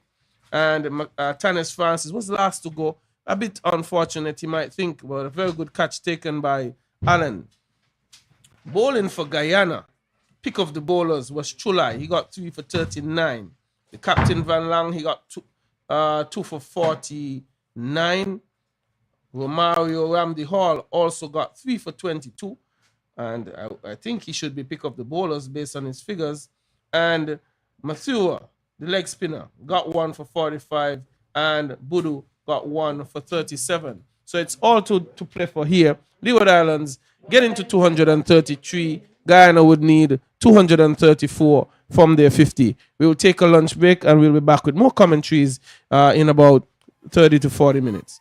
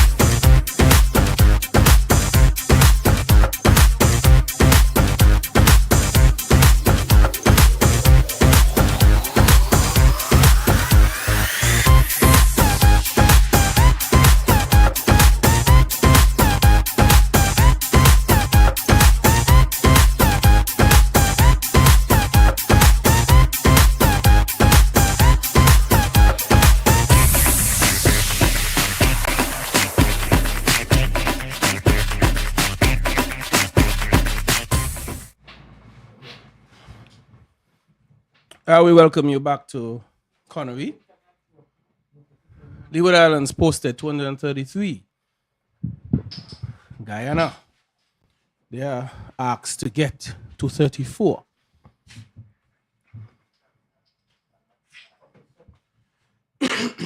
Sorry, Rampasad Ramnath will be facing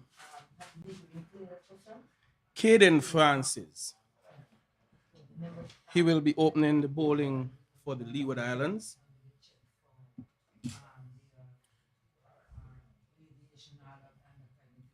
So, how will Guyana approach this in this tournament thus far? The team batting first. They have won all the games prior to this one. So is it a good idea for Leeward Islands to have batted first? We wait to see. Starting with a wide is Caden. So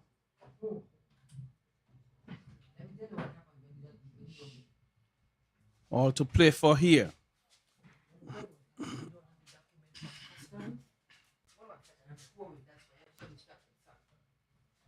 It's not a good start by Caden Francis. He would want to get the ball in better areas. The length was good, the line wasn't.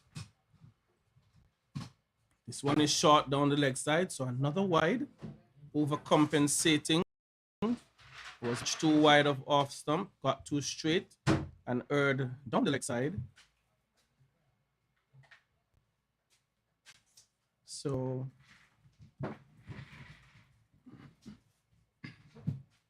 in the 3 matches played, Caden has just picked up 1 wicket. So would want to get more wickets here, but defending is Ramnath. Rampasad Ramnath. I think he kept wickets in one of the prior games as well. So Apple did it in this one. So his batting, Ramnath, I will get you that information very shortly. He's gotten some 75 runs in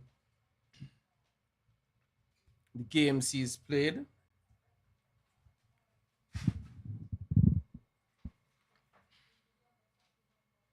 His top score being 39 against Jamaica. He's gotten 22 against the USA 1. He's gotten 12 against Windward, and in his last outing against Barbados, only getting to 2. So has an average of 18.75. Has an opportunity on a good batting track to get a few for himself and for his team. And now Caden, after his first 2 wides, gotten 2 3-dot deliveries, bringing Rampasad Ramnath forward. So the length is good. Must keep his line a lot more accurate though. So quiet start for Guyana, responding to 233. I think they came back well in this game, being able to put the Leeward Islands under pressure, their batting that is, and restricting them to 233. After a start of 74 for the first wicket, the Leeward Islands, I don't think, would have done themselves justice in their quest to build a total. But 233, not a bad total, but still I think is a gettable one if Guyana is to approach this one in a proper manner. I say good afternoon to Victor.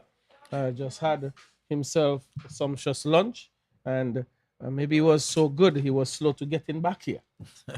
Well, I'm slow very now, and not just getting back here, but slow than before. But here is one struck into point. Good fielding. And this will also have to be an aspect for the Leeward Islands, especially within the 30-yard circle, just to keep that amount of pressure in the sense whereby do not give that easy singles within the 30-yard circle, which is very important in the first 10 overs. So that also lifts the spirit and give bowlers motivation when fielders backed up their they're feeling well, and also too, especially if a bowler loose delivery and then a fielder making good saves or good catch. And we will have to wait and see. This is just the first over. Short, being pulled into the mid wicket by area for 4. Lovely one. It was short. He kept it along the ground, even though there was a mid wicket and a mid on. He struck it between the mid wicket and the mid on, and it raced into the deep mid wicket boundary for 4. So the first boundary for Guyana, and that has been a nice little steady opening encounter for Guyana against the Leeward Islands right here at the Connery Cricket Centre. Well, good shot. He was short, and Ramnath was able to get on top of it and hit it through mid wicket. And it was a controlled shot. He got on top of it, was able to roll the wrist and hit the gap really well for 4. So 6 without loss. The first over, it produced 6 runs. And we're going to have the captain, Matthew Miller, opening the bowling from the media centre end. Yes, and Miller, the captain, he would know that how important it is for him to make early inroads into this Guyanese innings, and he's going to do so from the National Heroes Park and right here at the Connery Cricket Centre. The wicket-keeper is standing up. There's a solitary first slip. There is a second slip, a man on the third man boundary. There is a point, a cover, and a mid-off. A man on the square leg boundary, a mid-wicket, and a mid-on. Well, the man is asked to go further or more to his left on the third man boundary. So here comes Miller, the captain, moving away from us. Ball's now outside the off stump. So a good line for the first delivery coming from the Leeward Islands captain, operating from the National Heroes End Park, finding what I would consider the appropriate area, because having the wicketkeeper standing back, and quite rightly so, looking for early wickets, having 2 slips with a third man on the boundary, a point, a cover, a mid-off, a mid-on, a mid-wicket, and a man on the backward square leg boundary. Well driven, and it's past the fielder, and once it's past the fielder, it's going to go for 4. So it was a good effort, Miller. I would not blame the fielder too much. I think he made a valiant effort, but the timing was good, and that's the result that batsmen will get when they play it straight. Miller is not pleased with the fielder at mid-on, but in fairness to him, though, it was powerfully struck. It was wide. He made a valiant effort. He wasn't able to pull it in, and captain is getting very emotional here, Miller. He turns now. Oh my. And bowls a delivery wide outside the off stump. I think the little emotions has gotten the captain in terms that he was displeased in the effort that the fielder at mid-off made Noval. But in fairness to the fielder, it was firmly driven and it was straight, but it was a valiant effort. And sometimes, you have to be a little more cautious with your players, really. You want them to make the best efforts. But he did try, did not succeed. So just try again, captain, and put that behind you, Sometimes it's good if we could put ourselves sometimes in other person's position.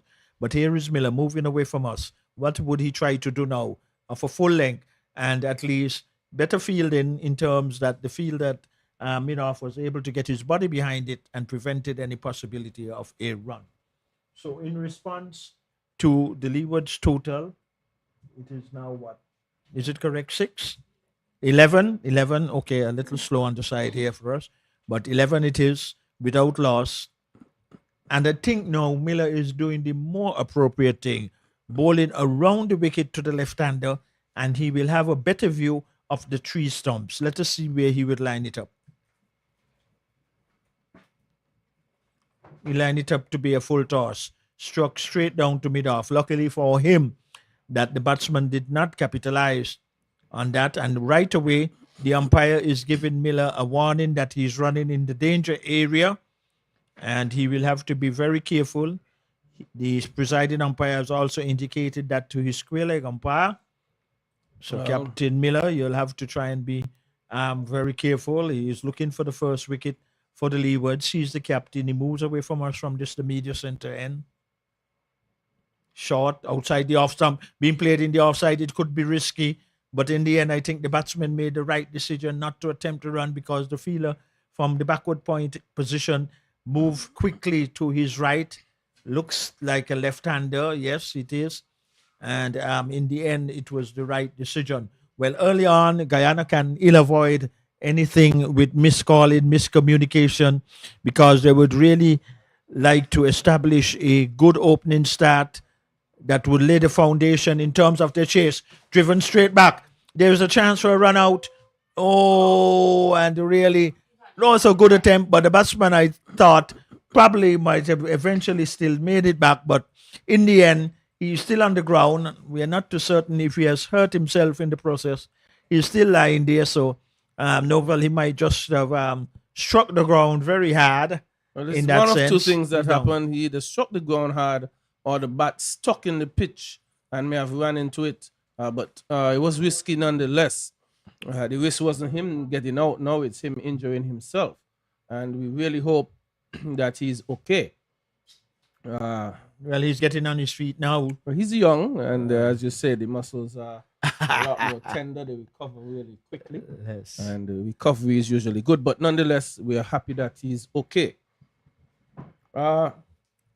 Matthew Miller, Victor, leading the wickets charge for the Leeward Islands. He's in his 4 matches, he's got 9 wickets, and he's second throughout the tournament.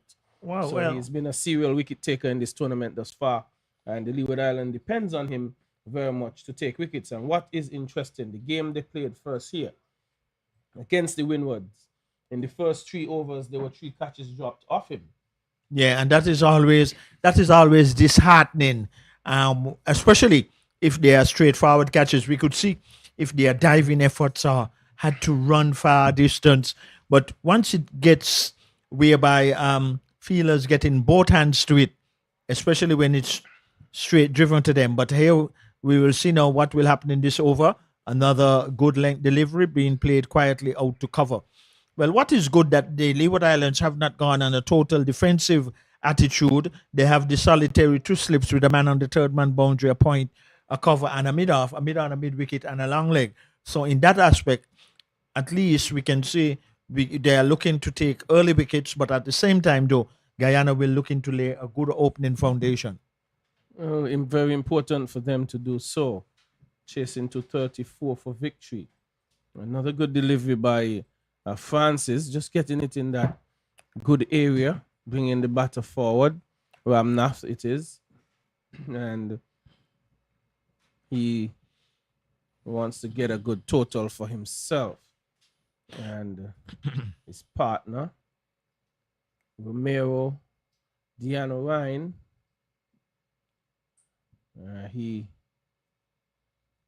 I'll get his information for you. Thus far in the tournament,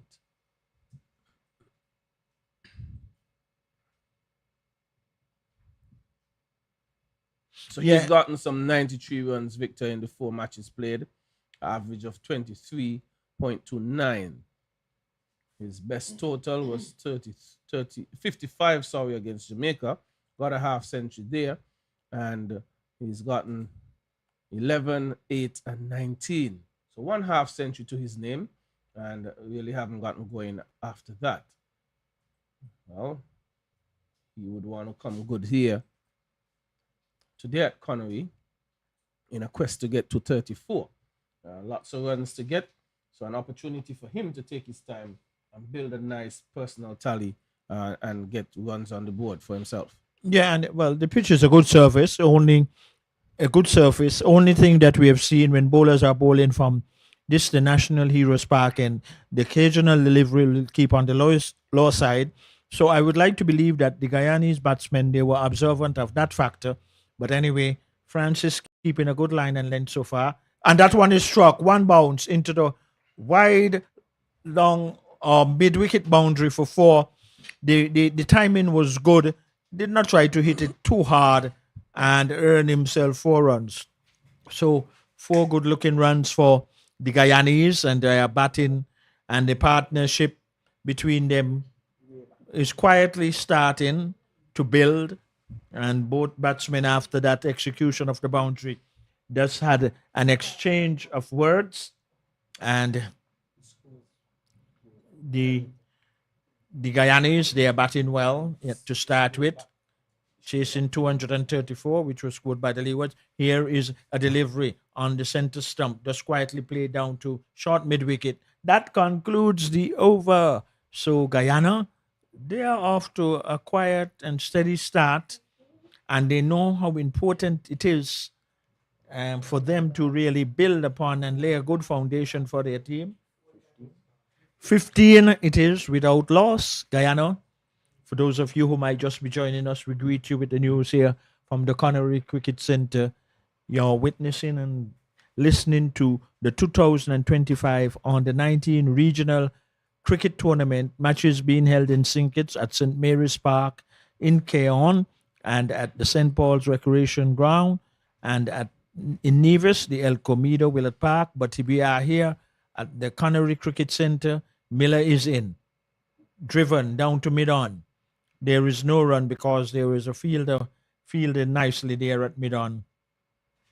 So there is no run. A little later on, we will also give our listeners an update as the matches that are taking place at Keon, St. Paul's and Nevis, what the positions are. But as the game go along in this second segment between these two teams here at the Connery Cricket Center, alongside me is Novel to my left. And here comes Miller looking for the break to the captain, being driven to cover. That's a nice back foot cover drive. It's going to get close to the boundary. I believe a fielder going to pull it back in, but good running. And that is good because it is the more extensive side on the eastern side of this venue here. That boundary is more deeper, but immediately both batsmen, they ran the first one quickly, so they were able to get 3 runs, 3 good-looking runs. Good start so far, steady and slow Novel, but they're looking good. Oh. Well, Miller is the fast bowler for the Leeward Islands, and he's operating from the National Heroes Park end for the right-hander, still posting the 2 slips with the wicket-keeper standing back. A man on the wide third-man boundary, a point, a cover, and a mid-off. Here is Miller, and driven out to the fielder at point on the 30-yard circle, and there is no run. There is also a mid-on, a mid-wicket, and a fielder on the long-leg boundary. It's all happening here at the Connery Cricket Center. Lovely sunshine for cricket. Continuation of the 2025 Regional West Indies Under-19 Tournament. Matches being held in Mary's Park, Keon. That's in St. Kitts. St. Paul's Recreation Ground. And El Comido Willard Park in Nevis, a bouncer. We're going to see if there's any signal, only indicating that's the first one for height over the batsman's shoulder, not being considered as a wide. So Miller generating some pace, bending his back to an extension. And really, the Leeward Islands up against Guyana. Guyana, they are looking to establish a solid opening start. Let us see if what Miller will do on this occasion. Bowls and field well to his own bowling as the batsman played it quietly back down the track, and there is no run. Regional cricket on the 19, and the 2 teams here at the Connery Cricket Center is Guyana and the Leeward Islands. Earlier this morning, the Leeward Islands won the toss, batted first, and they got over 200 runs. They got 233. But here is Miller, the captain, medium fast, flicked, and it looked like this one is going to cross the boundary at square leg, or a fielder coming around, and a good valiant attempt. We're not too certain. But the player then falling back. Did they get 3 or 2? They got 3 runs, and a player is on the ground over there in the deep. He's getting back on his feet. He's getting some assistance from one of his teammates. Let us hope that it is not a serious injury. The physio is leaving from the western side of the ground, going to the far eastern end of the ground.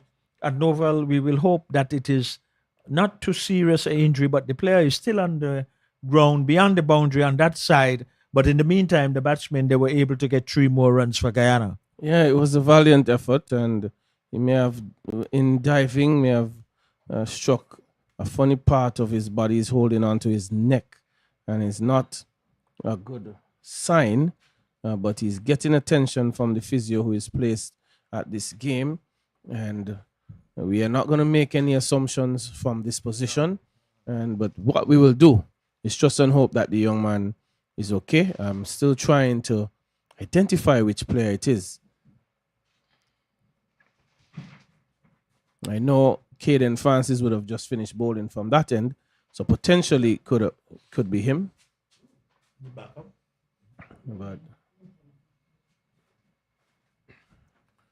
But you're missing no action.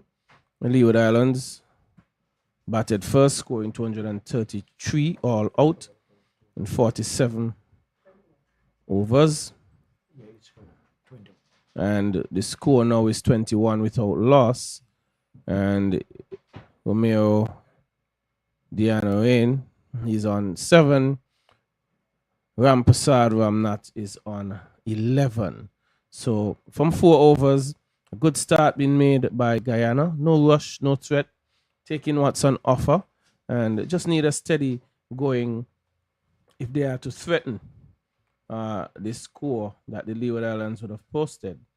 A couple of games happening around in St. Mary's Keon, USA won. They got to 305 for 8 against Barbados, who has boasted a formidable bowling attack. Barbados just getting started, 6 without loss. Trinidad and Tobago down in St. Paul's, 188 for 9 against the Windwards from their 50. Windwards yet to bat. Have not seen any information on that. But the USA men 2 against Jamaica, that game showing 138 for 9. USA men 2 batting first. And that game is played at the El Comedo Willett Park in Nevis. So, not sure. It's showing only 40 overs concluded. And 42 now. It's 143. It is for 9. So, those are the scores for you. And it appears all is well here in Connery. The young man is back to his feet, Victor. Yes, he's back on, and that's good because it's always such an unfortunate situation when players get injured in whatsoever fashion. But as we speak now, there's going to be a bowling change from the community center end. Is it who? Amari Jones. Okay. So he will be coming from the community center end, Amari Jones, with the wicketkeeper standing back, a solitary slip, a third man, a point, a cover, extra cover, a mid off, a mid on, a mid wicket, and a man beneath us here at long leg. And here is Jones coming in from that community center end short, being played out to a fielder at cover. There is no run. So Leeward Islands looking for their first wicket. Guyana looking to establish a good foundation by these 2 openers. And then that can actually give some foresight as to how competitive this encounter can be between these 2 teams. Well, Jones is moving in. Ball shot and hammered, and quite rightly so. Well, Jones, if you have a heavy pack offside field, you cannot afford to be bowling that short. But that was good execution into the square leg boundary for 4. So Guyana setting the platform. Shot selection has been spot on. Another boundary. And it is now 25 without loss. Well, Omari Jones played just 1 game thus far. Picked up 1 wicket. And he would not want that to be the length he's looking for. He went 7 overs against Trinidad and Tobago. No maidens, 42 runs. He picked up 1 wicket. And again, lined just about leg stump. Worked into the onside. No run. So Victor, he seems not to have gotten his both his line and length in order just yet. As you said, a heavily packed offside field.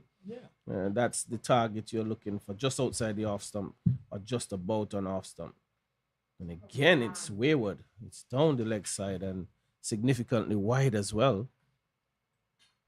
So Jones not controlling it. Hasn't gotten into his work. And a lot of times, too, I would like to believe that it is good, whatever type of bowler you are, and Jones medium fast should be looking for not to generate in too much speed, but looking for that appropriate line and length outside the off stump, but not a wide signal. So sometimes captains have to be so proactive. Now, because Jones is not getting his accuracy in the appropriate areas, it might be just a good idea to pull him out and bring in one of the spinners from that community center. And a lot of times, not because usually the fast bowlers have to get the new ball. Sometimes in this power play, the first 10 overs, that is, you can have a different option. And here is another flick. And it is expensive Jones coming from that community center end. One bounce into the mid-wicket area again. And Novel strain just on the leg side. And the point cannot be overemphasized with the heavy pack offside field just doing the opposite. So if the captain Miller is thinking on his feet quickly, he should be thinking of bringing another bowler from that end because Jones is not getting it right. He has bowled a few wides. He have bowled some deliveries that the batsmen were able to execute. First, a short pitch delivery, then a full pitch delivery on the leg stump. But good execution by the batsman. He settles. He's looking good. Good start for Guyana. Well, you talk about Captain Matthew thinking on his feet. He tried to. Miller brought the boundary rider who was at backward square. He brought him in front of square. And then Jones produced a very short delivery. And Ramnath has jumped onto it and pulled it to backward square for 4. He has hurried on to 23 from 21. And the only thinking that Miller would be thinking, Victor, is for this over to be over. And because has already produced some 14 runs off it. And the extras for Leeward's already becoming significant. Again, another wide. And we're just going to verify with the scorers how many wides have been conceded. Yeah, and that is another aspect again. Not in the over in general. Yeah, and we have already had 6 wides, Victor, in just under 5 overs. Yeah, and that is a major contribution in terms of what the Guyanese have to chase down. And a lot of times, even early on, like I said, captains have to be proactive like Miller and bring in a spinner from that end because you must place confidence in all your bowlers because Jones is not getting it as he would like. Nicely stroked, but straight to cover on that occasion. So final delivery was a comeback, but that has been a very valuable over for the Guyanese. Oh, yes, it has produced 14 runs off it. And 15 runs. And very expensive, but very good for the cause of Guyana. Ramnath Rampasad is on 23 and looking good.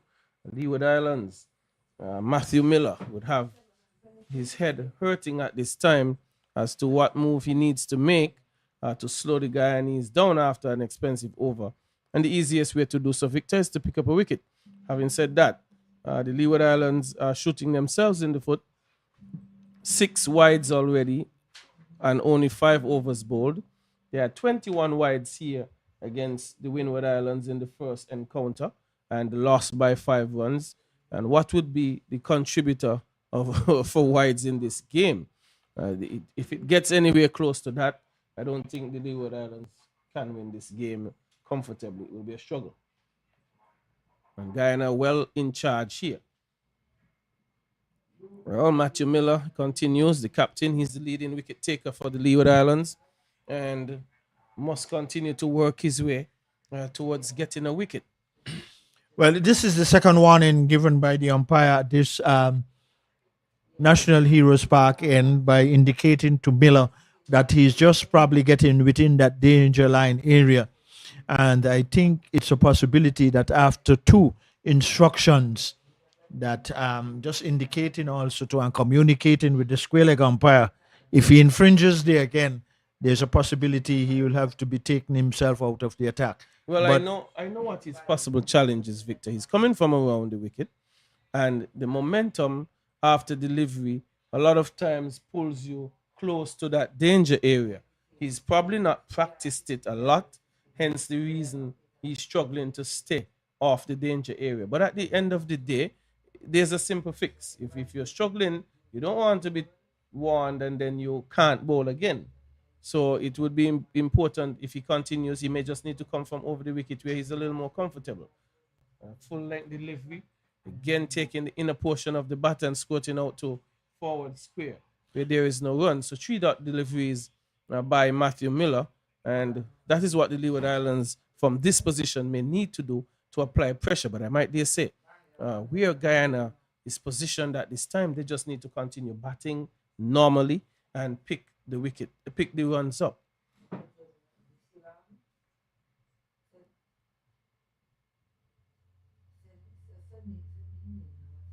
Again, that is worked off into that short forward of square mid-wicket area. No runs. yeah, the earlier comment you made about running on the wicket, it could be well advised, and Miller should know that too. That if he is intruded in the danger area, just go over the wicket, and that will be a minimal avoidance of running in the danger area. But he's still continuing around the wicket, and if you're not practicing it, you're going to find yourself running down the right side. And well, the umpire did not signal a wide, so it's either it might have touched some part of the batsman, or if not, the batsman might have gotten a nick onto it. But from your vision there, Novel, did you thought there might have been an impact there, or Well, something, Victor, I can't say whether it was pad or bat. come on, Eagle Eyes? Well, if the eyes wouldn't pick it up from here. But I think Miller must be careful of getting too straight. And it looks like he's looking to attack the stumps clearly, but he cannot get too straight to pick up a wide. But that brings about the end of the over, and it's a maiden over, and the first maiden over of the inning, and a good over by Matthew Miller. Well, let us see what would be the alternative here by Miller. Are we going to see movement that there might be a bowling change? It doesn't. I wonder. He will be a very bold captain to bring back Omari Jones again. We'll have to wait and see. And this will just tell what he's who is going to continue from. We'll have to wait What and see. forced the change, Victor, was that the player who went off was Caden Francis. He was the injured man, so I guess he was forced to make that bowling change by bringing in Omari Jones, and it was an expensive change for the Leeward Islands. I think though, because of that expensive over in 14, I might have just preferred to go for a spinner at that end in my option, from my way of thinking. I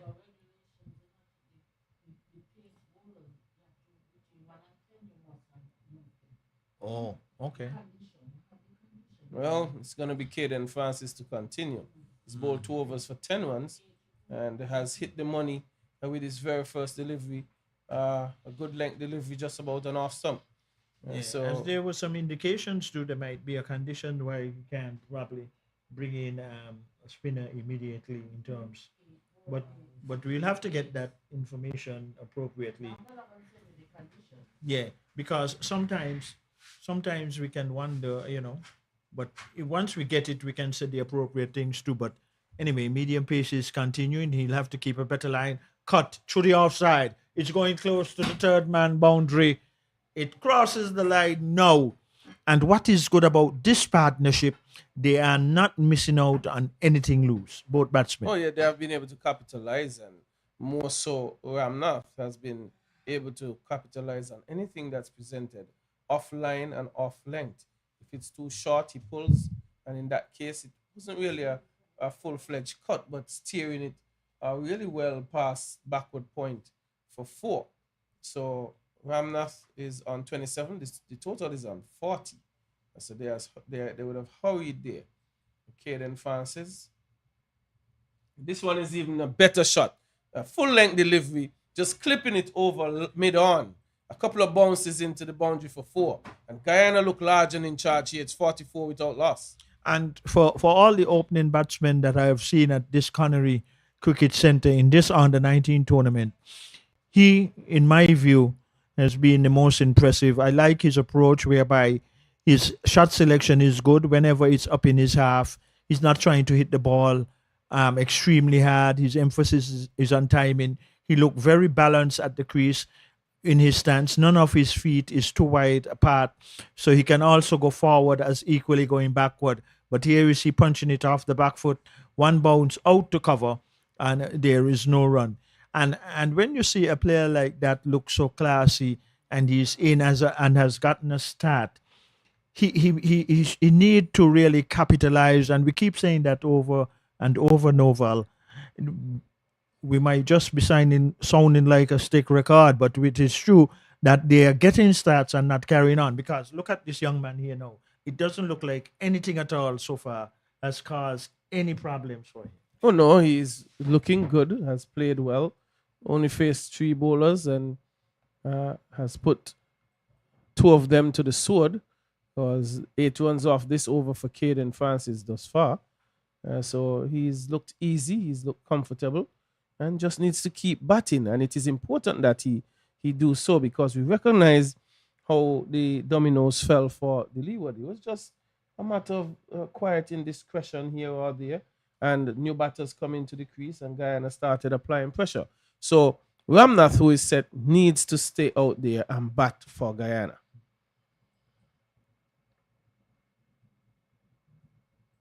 Just easily up on his toes and pushing that one back down the track, and where there is no run. And that's the end of over number 7. And I will greet you with the news if you're just joining us. Guyana asked to get 234 for victory.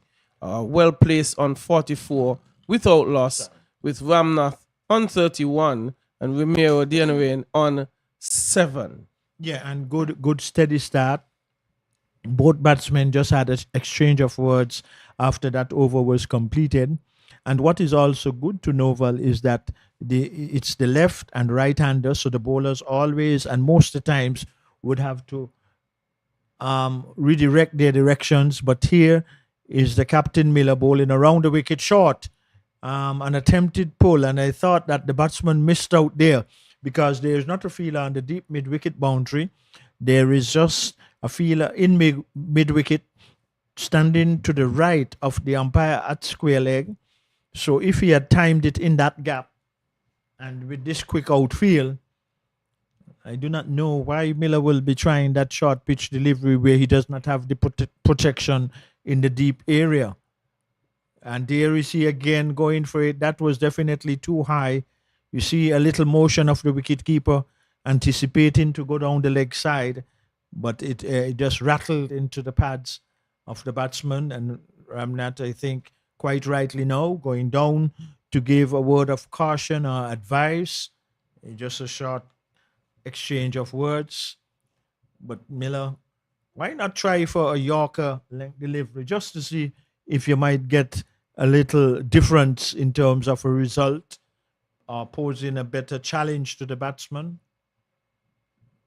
Short again, and luckily for him, the ball went directly to the fielder at a short mid-wicket, just to the right of the square leg umpire, and there is no run.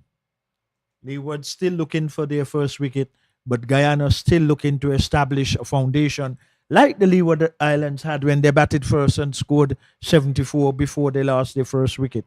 So these two are looking good for Guyana. Game on here at the Connery Cricket Centre. But a delivery, and just probably the batsman getting a touch onto that. That would have been an interesting call. And there was Miller going for the more fuller length of delivery, but the batsman might have just gotten a little inside edge into the pads. He did. And Miller has been keeping it full this over. He's homing in on the stumps, really, looking to perhaps get the batsman Dienerain bowled or LBW. And fortunately for him, Miller, he's been able to keep off the danger area. again going full. A bit too full this time. It's a full toss. Down to deep backward square, and there will be 1 and not an opportunity for a second. Guyana moving on to 45 from 7.5 overs.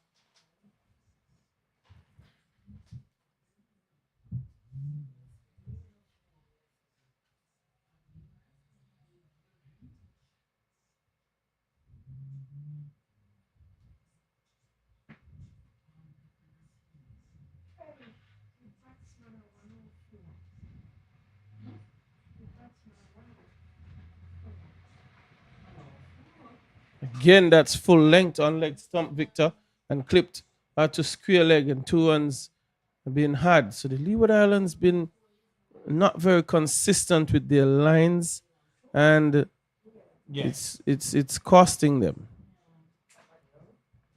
No, 2 runs.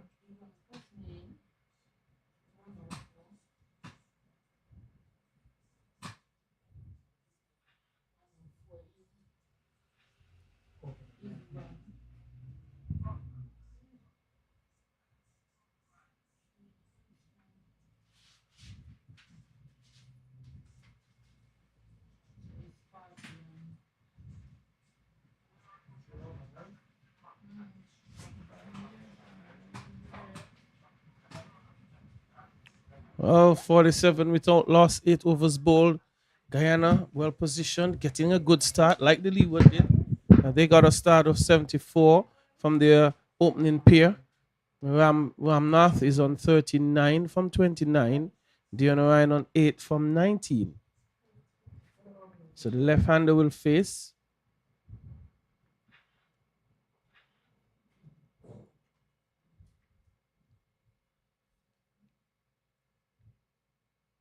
So it will be Francis to continue. Had an expensive third over.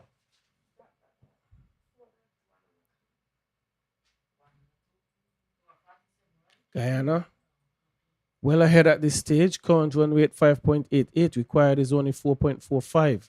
So it just needs a good approach. Leeward Islands would have to take the initiative to pick up wickets. They are the team defending the 234.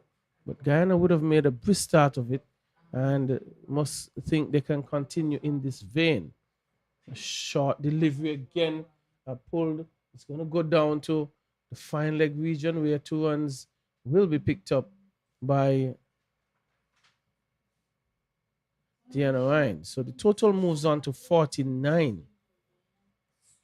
So a concerning partnership at this moment.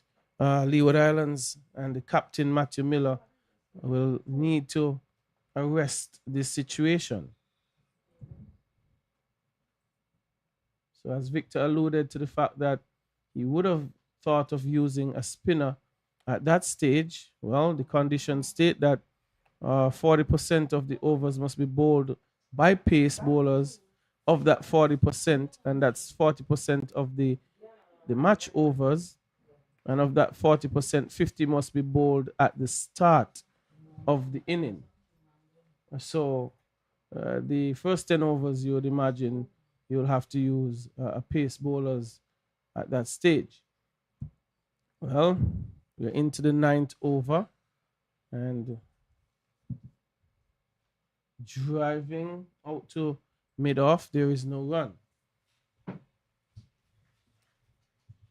So Well, yeah. it just needs for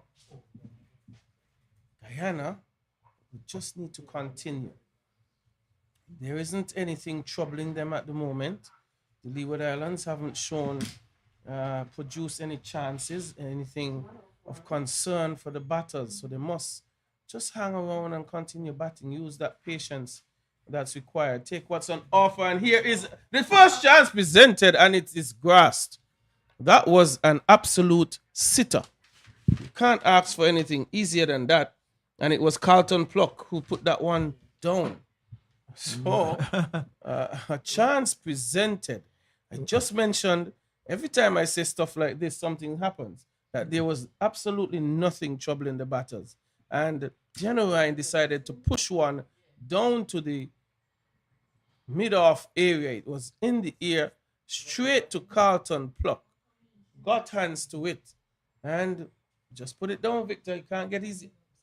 Well, it can't get easier than that. And that is what I was asking for the bowlers to carry it more of a full length. And so he did. And Pluck, unfortunately, just did not pluck it out of the air. Well, it's unfortunate for him and his confidence. Well.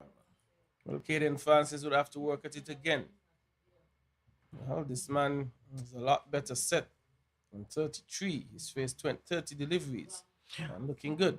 Well, one of the things now that we have to look from on for apart from that drop catch, let us see how much it will cost. Let us see how much it will cost the Leeward Islands in terms, and now 50 runs on the board. So let us see how much it will cost the Leeward Islands that drop catch.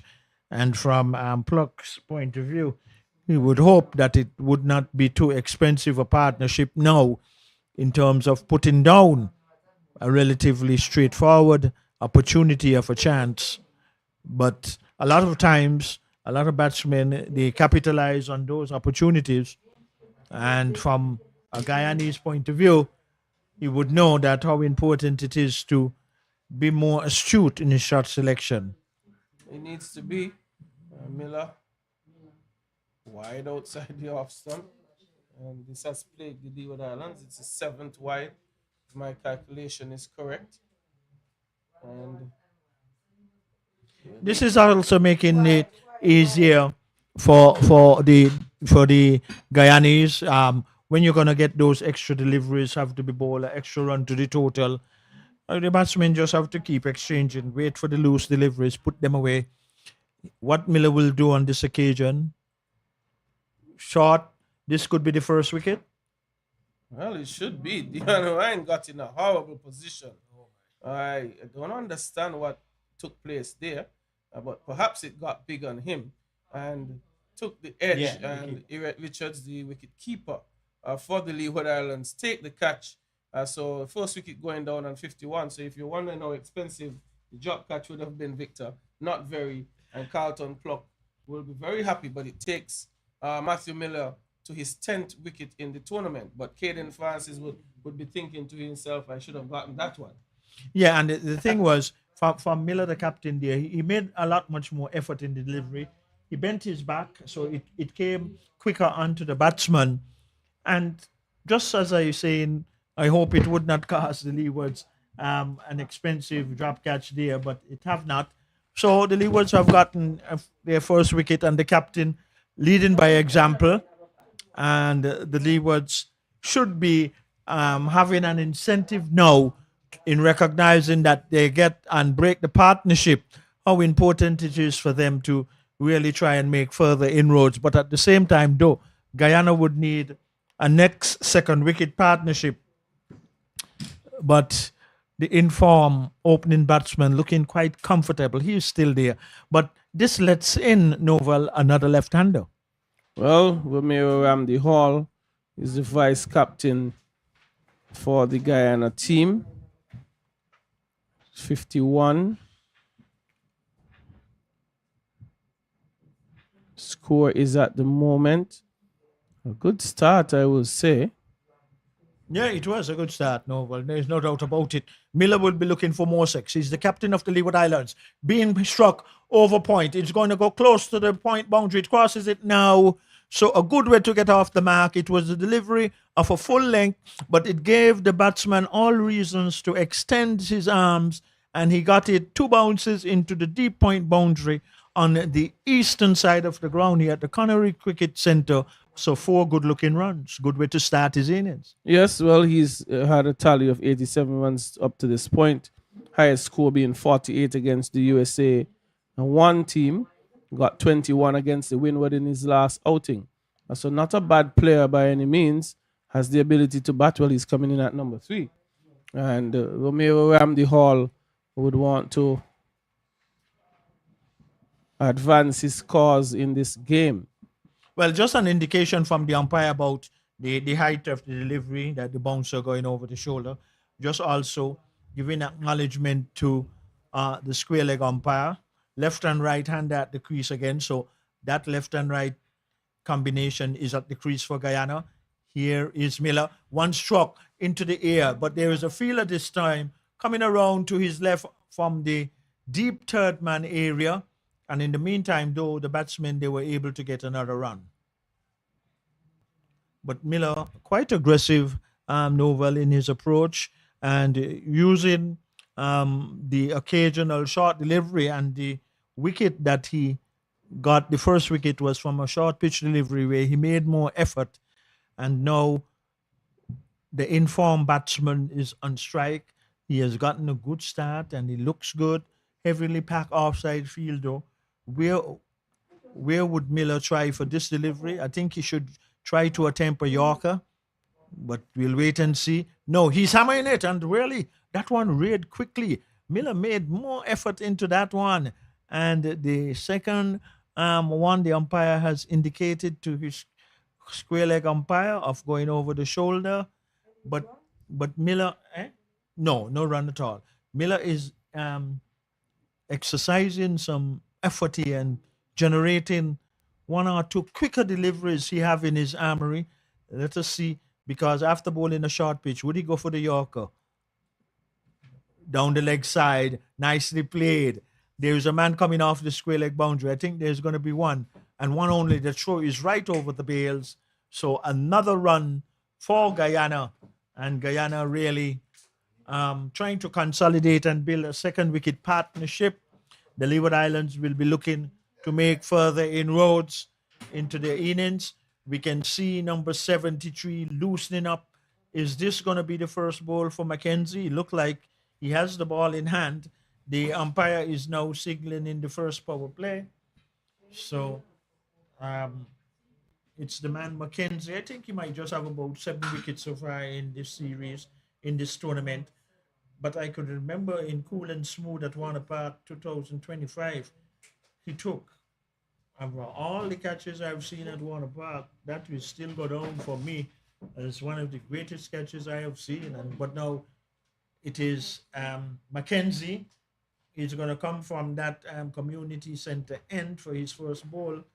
He has not been extremely successful so far in the wicket column, but he is one that we can say has very good potential, but he will need to take more wickets before the conclusion of this tournament. Well, had a 5-wicket haul in his first encounter here against the Windward Islands. And has only picked up 2 more wickets since. Yeah. Well, to mention as well, there was a game where Leeward only scored 150 against Barbados, and they chased it down just with the loss of 2 wickets. So he has an opportunity here to really get his 10 overs in and see if he could weave and work his magic. Well, he's bowling to a very well set Ramnath Rampasad. 34, he is from 34. And Miller just begun his first over. That one is short, but bouncing. Well, it would seem even more bounce to the diminutive Ramnath. But he just dropped his hands and allowed it to go. Victor, I think you played against a spin bowler from the Sandy Point area by the name of Pliers. They say he used to bowl bouncers, how he bowled so quickly off the pitch. Yeah, he was a quick arm bowler. He was an off spinner. But Mackenzie too, he has some height on him too. He's a little, well, not a little. He's a bit tall and will probably be not probably 6 foot, but close to that in any event. But he would get, and he has a high arm action, so that also will be a contribution why he will get that bounce. But it is not easy, and never been easy, with a wrist spinner coming on and really hitting that perfect line and length immediately. But so far, his 2 deliveries have been in a reasonable area. But with the left and right hander, he has to make that adjustment. A better delivery. Victor, I'm going to go into your archives a bit. Wrist spinners back in the day that you would have faced, who would have been more challenging for you? Well, the thing is, boy, there was so much novel, and we'll get to that. And we're going to first start from Leeward Islands, go right up.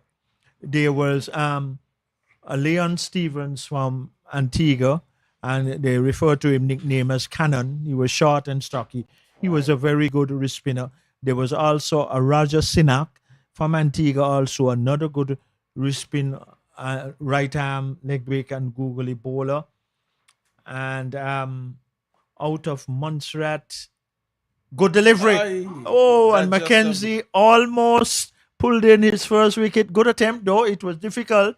It was driven back and it was low. I wondered if it carried though, Victor. No, it doesn't. It didn't look so to me. I don't know if our squirrels did pick up that one, but it looked like it was on the half volley. But so to me. it was a good effort. So a good first over by Mackenzie, and then to Montserrat there was a Mason, and yes, that was a wrist spinner there coming out too.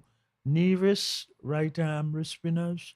I don't think so. To my recollection of thoughts, I could be stand corrected, but I'm not too certain it was. Anguilla? No. Okay, and then here is, oh, that has to be a wide. Definitely. I shouldn't be short, calling too it before the umpire decided, but it was so obvious. He Miller couldn't, is looking quite aggressive. yeah, he couldn't get away He's with picked that. up a wicket with the short ball, but he's bowling to Rampasad Ramnath, who is a little shorter than most, Victor. And so what might have just been passing over another player's head is going to be considerably over his head. Yeah. So he Oh, can't get it too short with him. And a slow delivery. And he's going to take an outer edge for 4. So Ramnath picking up 4 more runs and 4 more runs for the Guyana cause. yeah, and because the fielder as that wide third man, and it was more further to his left, and it traveled quickly, as we've been saying. This outfield here at the Connery Cricket Center is a quick one. And then when we went into the Windward Islands, I'm thinking. Windward Islands leg break on Googly bowler. That's a difficult one, but I'll get to it. Oh, that one again taking the edge. So And- Miller creating some problems for the batsman here. And Victor. 4 runs. It 4 might be runs. 4 runs, and he has every reason to be upset. But that one got Ramnath in a very awkward position as well, taking an edge flying over Elliot Richards' head. And the work done on third man was a poor piece of work that got 4 runs to the batter. And Captain Miller is very upset about that, and I can understand why he is. And it should be, because there should have been a much better effort. But what could also been a double fault if that ball did struck the helmet behind the keeper and then still went for 4? Remember, that would have conceded good stroke and another 4. And here is the short, diminutive figure, not using power, just guiding it. And that is a beautiful execution. And what is more evident is this quick outfield that it just raced across into the deep point boundary for another 4. Well, Victor, the truth is Miller is bowling with some pace. Yes, so he's there was using. no need for him to hit it. He used placement and timing. And what is good is Ramnath has moved on to 47, Victor, from 39. It's 71 for 1. Guyana looking good here. And Ramnath pulling away. There is something he's not pleased about. We're not certain if there was some movement down here beneath us, but anyway, he did the appropriate thing, not feeling comfortable, whatever the situation may be. But there again, looking at his start, nothing at all, apart from the short pitch delivery. It was not really an indiscretion in his stroke play. Nice slow delivery though, and Ramnath is showing the full face of the bat, just quietly playing it out to cover. And in seeing him now in this innings, he has very good potential, but he have to transform that potential into more substance. And he has the qualities. He's patient, waiting for the loose deliveries, and so far he has executed nicely. There is no need to play at that another wide delivery. And even though Ramnath is short, Novel, from my view, I think the umpire got it right there. Oh no, It was high. That was wide. Yeah, that was right. I think Miller Yeah. perhaps hitting it too short, and I think he's getting carried away with the short delivery. You don't want to. You have already conceded 14 runs from the over, 2 wides in this one. And if our scorers can correct me, we are how many wides thus far in the Leeward Islands inning? In Guyana innings so far. Sorry, Guyana innings. Yeah. But we'll get that, Novel. But quietly played out to mid wicket. And I think, too, that it is the time whereby I think Miller should take into consideration to bring another bowler in from this end where he's operating from the National Heroes Park end. But he's the man out there. He's in charge. He runs away from us with the number 2 on the back of his jersey. Bowled in a more appropriate line, and as we see a huge aircraft leaving the Robert Llewellyn International Airport, just is on the western side to where we are giving our deliberations from the National Heroes Park, and we are covering this series. And both batsmen immediately having an exchange of words, and the man with the ball in hand, he's a wicket taker. But if he can find, well, his first over was not bad. That is Mackenzie. So he will have his second one, and there was an opportunity, but the ball fell short of him. The stroke was driven back along the turf, but he took it on the volley. And as you know, Novel, he is a very agile and alert fieldsman also too, because you were there at Warner Park when we all witnessed that beautiful catch. And I think both of us were on and commentary at the same time. Yes, we were. It was a diving catch too. It was excellent. That was well bowled. That's the one that went the other way. So, Victor, you got into the region, more leg spinners. Yeah, and the late David Halford from Barbados, who was cousin to His Excellency Sir Garfield Sobers. He was a very, very outstanding leg break and googly bowler. And going on to Jamaica, there was a Lindell Wright and a Barrett.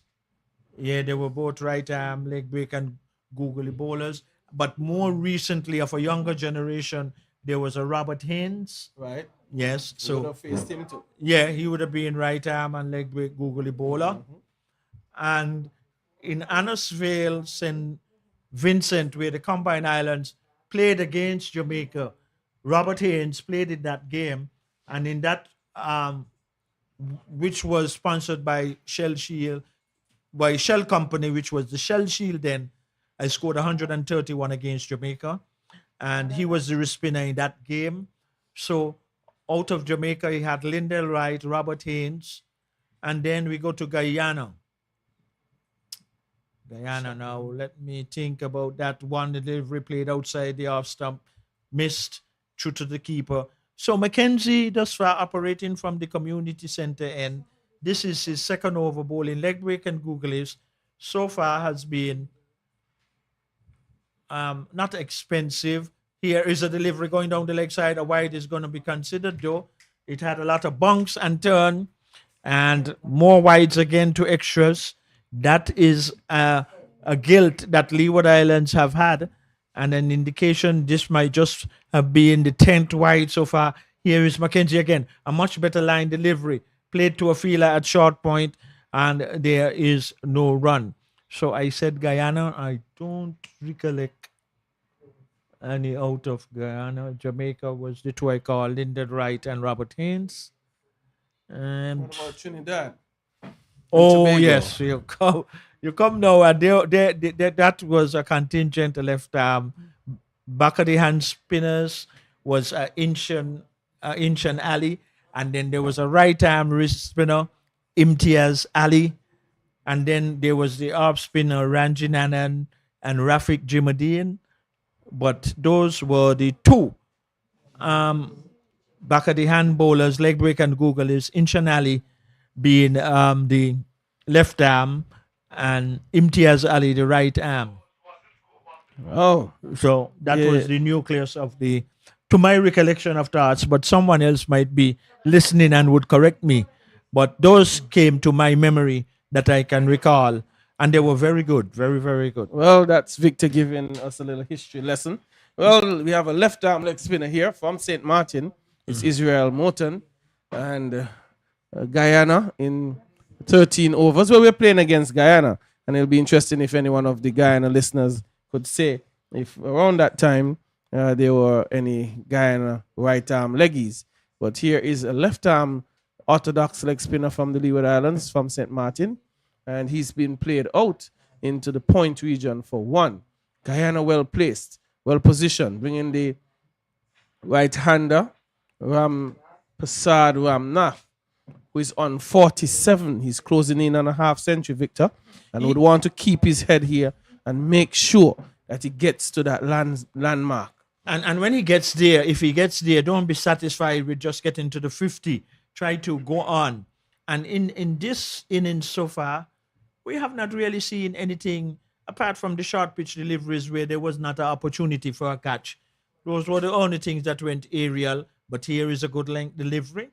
And right away, this left-arm orthodox spinner starting quite nicely. So the total right now for Guyana is something similar to what the Leeward Islands had when they batted first. So right on par, we could say game on. Another good delivery, played quietly out to short extra cover. There is no run. Just a few days ago, someone was questioning me as a delivery comes in now, bowls, played back down the turf, no run, asking me in regional cricket, what would I consider as being my best innings? And we'll wait and see how this delivery will produce. If it will be runs or wickets. No, good delivery again, completes the over. And I said to the individual that I thought, whereby the Combined Islands played Trinidad at the Queen's Park Oval, and usually that was really always a spinner's paradise. And when I went to the crease, the Combined Islands, we were 11 for 3, and then I was joined by the late Irvin Shillingford. And in the circumstances, it was not about the 100, it was the circumstances. I scored 82, and I thought, in the circumstances, that would have been my most crucial innings of that moment, because with the caliber and quality of spinners, and not just that, the addition of the surfaces that they used to produce at the Queen's Park Oval, that was also a double challenge for any batsman. And to equal that, and you might have heard Paul Keane Douglas talking about Tantimore in the Oval. Yes. That was the same match. So okay. yeah. Well, they had it from Victor, former Leeward Islands and Combined Islands middle order batsman and off spinner. Would have played for quite some time, scoring some 5 centuries in the region. Yeah, first class, yes, class that's right. centuries. And a 91 not out against India at Warner Park, captain in the Leeward Islands. And Well, also, didn't you face any leg spinners against India, Victor? oh yeah, well, with that, in England there was when I played league cricket, there was I will get back to that as Mackenzie is in progress, and we have to let our listeners also know too what is going on here in this tournament. And here is Mackenzie Short being played out to, thinking that would have been risky, boy. And quite rightly, I think in the end, batsmen were right in not going for it. Because what Guyana can ill afford now that they have gotten a foundation, even though they have lost 1 wicket, this is where Leewards were 2 in this similarities in total for the loss of 1 wicket. And it will really be suicidal if one goes down by the run-out route. But what is more evident, the left and right-hander is at the crease oval. So Mackenzie will have great challenges in adjusting his line and length. But he gets it right, played back down the track to him, and there is no run. Well, Victor, my observation here from Mackenzie is I think he's been a touch too short. Yes, he can get it a touch on a fuller length. And if he can do that and get a little bit of spin out of the track, that's better. And that's a better delivery. Yeah, even though there's a run. Yeah. Even though there's a run, it gives the ball a little time in the air, a time to do something. And there is nothing wrong with the quicker one, but he also would want to get it just on a fuller length. Having said that, he hasn't bowled bad. I want to make that point, but just can make some slight adjustments. But it's with spin, Victor, and it's never easy. He's bowled 3 overs just for the 4 runs conceded off him, and would have quietly been contributing to bring the run rate down at 76 for 1 from 15. Yeah, and at one time they had a visiting Indian team by the name of the Hyderabad Blues, and Chandrasekhar, who was a right arm leg break and googly bowler, he played too. And in that same encounter, he scored 51 in that match. And, some good first class teams I played against and got runs. And so, even though not getting to the pinnacle of representing West Indies at the highest level, I think regionally and the international teams that I played against, I felt satisfied at the end of my career that I did well, because when St. Kitts toured Bermuda in the year 1990, I was player of the series in that tournament and also got some good scores on that tour. Good delivery, beating the batsman, and probably the first one that we have seen comprehensively beating the batsman and not getting a touch and through to the keeper. So he's finding a good line and link operating. These two, Victor, Israel and McKenzie, are slowly putting some pressure on the batters. McKenzie's bowled 3 overs for 4 runs, and Israel is now 1.3 for just 2 runs. So if they continue to operate in this vein, they could slowing down the Guyanese, they could apply some pressure. But Ramnath, who is on 47, would want to ignore that and work his way to the half-century mark. He looks unfazed, though, Victor.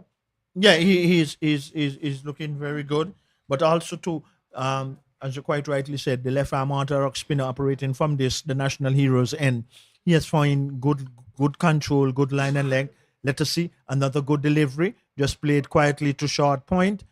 And what usually happens, Novel, when bowlers like these two now who are in operation, once they curtail that run rate and keep in a lot of percentage of dot balls, good delivery, but this is another dot ball again. So they are keeping the pressure on, and now comes the signal for the refreshment break as we can continue our conversations, and we will now take a refreshment break. So when play resumes, you can rejoin us here at the Connery Cricket Center.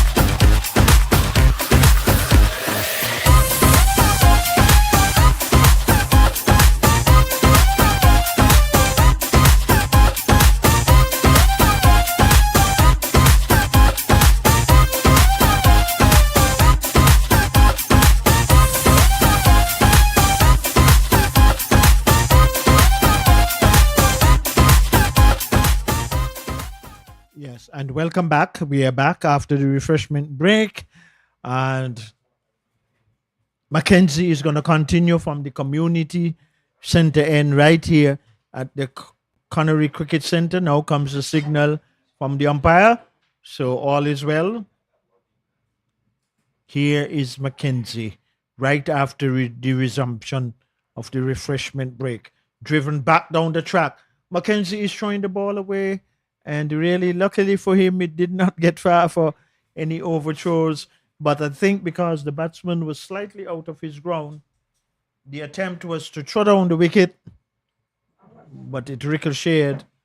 And the batsman just asking for some assistance for the slip feeler to tie the boot laces of the batsman.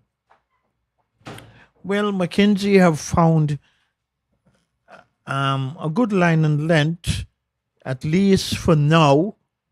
It seems like he's getting his deliveries in variations more appropriately, a bit short, being played down to third man. I believe it's going to cross the line for 4. It does so. And even though as a little slope coming down just beneath us, for how the ground has been structured, it goes into the third man boundary, but guilty on that occasion of going too wide, Mackenzie, and the batsman did not have to place power on it. He just had to guide it, and he earned 4 runs. But thus far, he has been more on the economical side, and I like the idea now where he's coming around the wicket, where he can see the 3 stumps to the left-hander. Flights it, played down to mid-on, and the batsmen, they are getting a run. Sometimes, Novel, with the feelers on the deep, sometimes it might just be good for over or 2 to bring them in, see if that might give the batsmen some invitation to try and clear the mid-off and the mid-on. And who knows, they might just mid-time it, but that is not to be. Here is another delivery on the off stump, being chopped to short third man. And you yourself, I have seen, done that on a few occasions. And when you also bring in those feelers, you give the ball flight to try to see if you could induce him in some indiscretion. Well, you realize Mackenzie haven't been flighting much, so he hasn't really been giving. Oh, yeah, bad very at poor best. fielding. Yeah, that is poor fielding. Very poor fielding there. Yeah. And as I said, Mackenzie not giving it a lot of ear. And Victor, that also comes with confidence and That's right. and how good you're flowing, how good it's coming out of the hand. And that is down to the bowler at the time, how well he's feeling. The truth is, what he has been able to do is curtail run scoring, just the boundary that came off of the second ball of the over. Yeah. He's bowled 3.5 overs for 10 runs. And so, really, he's doing a job for his captain. I feel a little too quick to the ear, but still managing to achieve some level of success from what he's doing. The scoring rate is now dropping because of how tight he and Israel Morton have been. It's currently 4.88. Required is 4.58, and at one point they were close to 6. Yeah, and I will agree with you that even though you're tight, you still have to try those variations. And he could put a little more flight in a few more of deliveries, extending that invitation for the batsmen to get aggressive. Who knows? They might just meet time. But as tight as it can be, you still have to try to look from wicket-taking deliveries. Here is another delivery.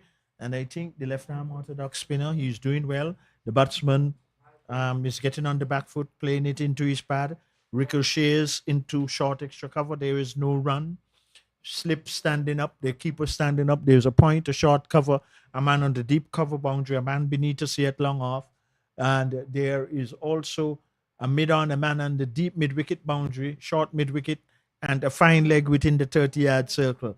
Flighted delivery and a loud appeal. And it's given out.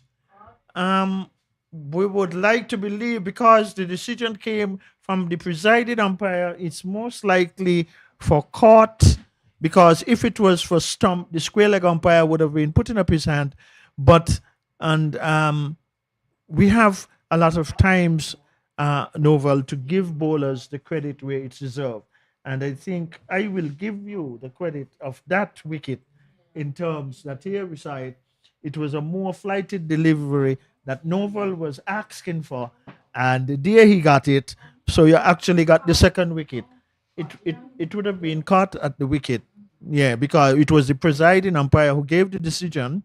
If it was a square leg, it would have been for stump, most likely. Indeed. Yeah. Very disappointing for Ramnath. He goes on 48 and not getting to the half century. Who is the batsman at going? all. Sorry, we'll get that. We'll get that. 96. Well, not getting to the half century mark, 86 and or will be 96? very, very disappointed in that. And Guyana loses the second wicket, caught behind Eric Richards off the bowling of Israel Morton, and a very good wicket to get because Guyana, I think, still well positioned. They're ahead of it and has work to do now, Guyana, to rebuild a partnership here at 83 for 2. Not badly placed at all, but they do have some batting to do. Yeah, indeed. And Ramdi Hall, he is the one would be on strike.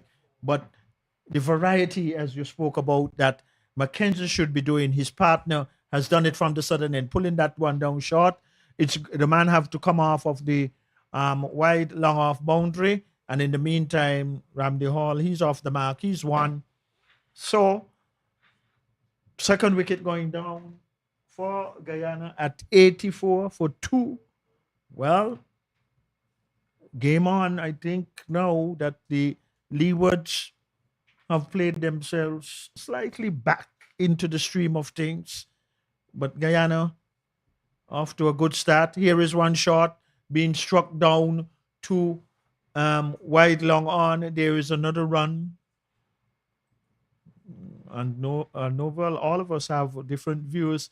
But I don't like to see a batsman new come into the crease and he just start off by getting easy singles. Just the new Want some batsman. pressure. Yeah, come into the crease. You see, but it's all right for the in batsman to keep this man out here now once the in batsman is on strike. The new guy who just come to the crease, as you know, it's so Ask well. him to force back that man. Yeah, ask him. Yeah, don't put back the man right away. Well, Oh, my. Flashing at Turn that on. one is Ramdi Hall. Hey, this guy looks an impressive spinner. You know. Oh, he's been bowling well. Israel Morton is 3 overs for 4 runs, and his consistency in areas and variation of pace and flight has brought about the fall of a wicket. And that is the big difference between himself and Mackenzie. Mackenzie now should be inspired to give more flight on some of his deliveries. He's been a little guilty of bowling too flat. Needs to mix it up. Yeah, he needs to but- mix it up. I mean, he's been economical, but he would bring about a little bit of indiscretion and making it. Don't want to become too predictable, Victor. That's right. You That's want to right. be able to mix up the pace and the flight, the trajectory of the deliveries. Oh, yes, certainly. You're so right there, Novel. Let us see if for somewhere someone might be indicate. Okay, that is one, but it's full. And but in any event, he would have just slightly got away with that one. He got away with it, but Yes. you expect 1 or 2 from a leg spinner. A very difficult art to control. Yes, But it the is. thought is good.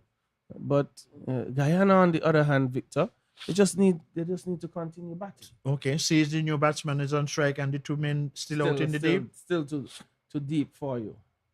That one. Don't give him that easy single at the start of his innings. Make If him you work for it. Yeah, if you force them back, you put them back. Bring them in. But we are in the box, not on the field. But anyway, and that is about making our descriptions, which doesn't necessarily have to happen. But it poses a good flighted delivery from Mackenzie. And at least we have seen 2 so far, but they've been full tosses. But in any event, he's trying now to have some variations. So he should even continue the third one because this is the new batsman on strike now. Would he do that? Bowls it a bit flatter. Being struck to a short extra cover. Good backing up feeling. So these 2 spinners have been curtailing the run rate for Guyana. They have drastically been reducing it at this present moment. A right arm leg break and googly bowler and left arm orthodox spinner. Better delivery. right on target. Batsman playing it quietly back down the pitch to Mackenzie to field to his own bowling. There is no runs. 86 the total. 2 wickets down for Guyana. Here is Mackenzie. Tossing ball from right to left. Comes in, bowled it short, pulling it down, playing it out to short point. And that has completed his over. Mackenzie, that is. And my, what these spinners are really pulling back things for the Leewards. The required rate is 4.77, and they are currently going at 4.53. So not badly off in terms of what is required and what the current rate is at this moment. But the thing is, from a Leeward Islands point of view, they would be thinking how important it is to get the in batsman and bring in 2 relative new batsmen at the crease.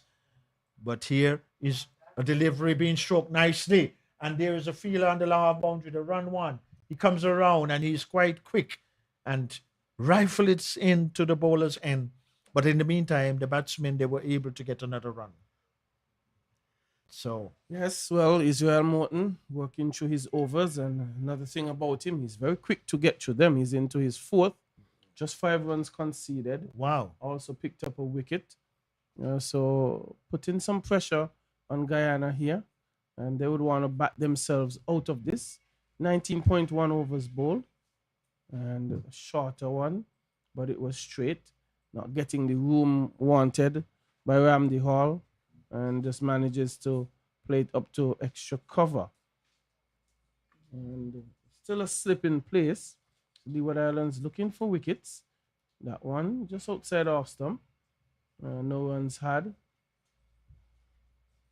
So with a slip, a backward point, cover, extra cover long on, long off, mid on, deep mid wicket, and a short mid wicket, and a man on the 45 on the leg side. A shorter delivery, one will be had. So Leeward Islands would not want this pair to start building much of a partnership, but that will be the ask for Guyana.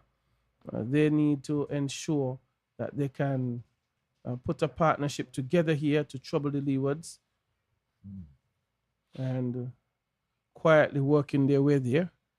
Partnership is just 5 runs from 15 deliveries. As I said, very new partnership, but must do it in partnership if you could get to this total. Morton again, this one swung into over mid wicket and one bounce into the deep mid wicket boundary for 4. So taking it from outside off stump. And I would say it's a very good shot and a good release shot to release some of the pressure that had been built up by Israel Morton. Bringing about the end of over number 20. It's 92-4-2. Yeah, and that was appropriate. It was coming into the left-hander. The mid-wicket area was vacant. There was a man on the square leg boundary, and the timing was well.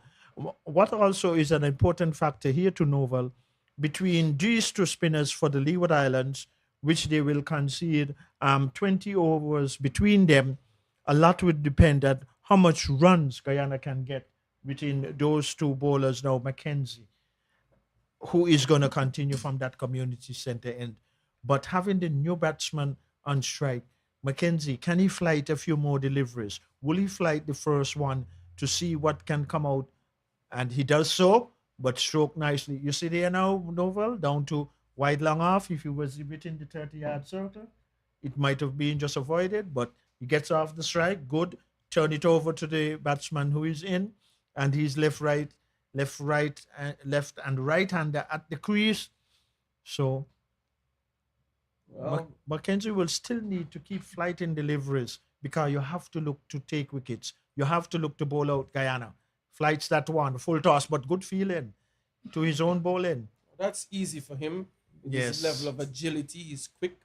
And one of the more important things to do as a spinner is to feel to your bowling. It avoids easy singles. So into his 6th over, 12 runs conceded. Just 12, and down the leg side. 4. And perhaps it's going to be 4 wides if it didn't come off of the pad. Goes into the boundary now. It's 4 leg buys. So 4-2 the total, and now 97 it is for 2. Guyana closing in on 100.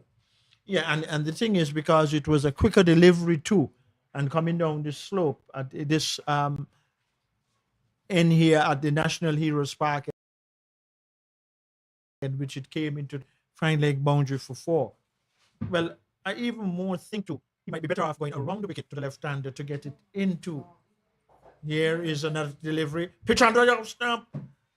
Allowed appeal. That was a good delivery. You see, it was the one that he gave a little more flight. It got turned and bounced. And I think there was more appealing for a good ball, not a caught at the wicket. Well, the batsman was hanging his bat just a bit, and he got past the bat on that occasion. And let's see if he could follow it up with another good delivery. Flight it again. Yes. Well done. Well done. Well done. That was well done by him. Well, Mario Diano is, I think, good. Looking solid. 21 from 29. And Ramsey Hall 3 from 12. Short ball. Steered past slip. And lots of running to do. Can they pull it in? Yes, they do. Now the throw will come from Joe. And to keep it just to 2 runs. But it was some good work there to pull it in. So, yes, indeed, and really 2 more runs. But both spinners have been curtailing the current run rate and the required run rate so far. So they are doing a good job for the Leewards. But a better job can be done if they keep taking wickets, because every time new batsmen will come to the crease, they have to start an innings. And sometimes it takes those few overs to get that rhythm. And that can even demise the run rate to a more extensive area. Well, it looks like, is there going to be a bowling change? There is going to be a bowling change. There's going to be a bowling change. It's going to be Chinese Francis. Yeah. He bowled everything in the last game. He opened the bowling. He kept wicket and he bowled off spin. So he's coming to bowl off spin now. And what is interesting, Victor, Tolokani is supposed to be an off spinner who bats. But here again, Tanes is the player of choice. He's picked up 2 wickets in the tournament, I might also add. So some strange use of the players thus far in the tournament. And this one is just outside of the off stump, hit up to long off. So I guess Tanes Francis in this game is used in down at number 9 and now bowling off spin. He opened the bowling over in Nevis. So multifaceted cricketer, you would say. But it makes you ask questions of some of the decision making and how you are going to position players to do their best in tournaments like these. And that's my concern more than anything else. And the rotation and the maneuvering of the players haven't brought about a lot of success for the Leeward Islands at all. Is that caught behind? Yes, the finger is raised. And he picks up a wicket. It was a bit short, but unable to get it out to point. Diano he goes for 23. Caught at the wicket by Eric Richards off the bowling of Tanis Francis. And you see what happens actually now. This is going to let in a new batsman, so they're going to be relatively 2 new batsmen at the crease. And always, Novel, in chasing, when you get 2 new batsmen at the crease in the context of this encounter, it can even add a lot more pressure on the Guyanese batsmen, because as you know, that it usually takes a few overs for batsmen to really get their rhythm at the crease. So, and also to Novel, it was a delivery that was loose, outside the off stump, but then it was quicker, flatter, and then the batsman, seeing the opportunity that it was pitch wide, tried and got a touch, and the keeper took it. So the Leeward Islands now come in a lot much more into the picture of defending their total. Not saying that they will defeat Guyana, but coming back into a better position by taking wickets And if they can also do it on a regular basis, that also will contribute towards giving a challenge to Guyana. But the challenge is the captain has walked in for Guyana and he knows what is required. And he has now to lead by example and lead from the front. Jonathan Van Lang, Yeah. the captain, the Guyanese, 100 for 3. And this important stat here, Victor, for Guyana, and they must keep their heads. They have lost their 3 games that they have played. So it's an important statistic. It's sometimes psychological. You want to keep your head in situations like this because having not won a game, there's always that monkey that you have on your back. You want to win something and get something on the board.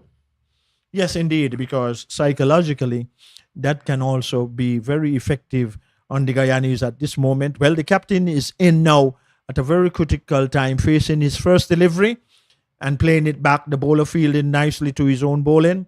No run.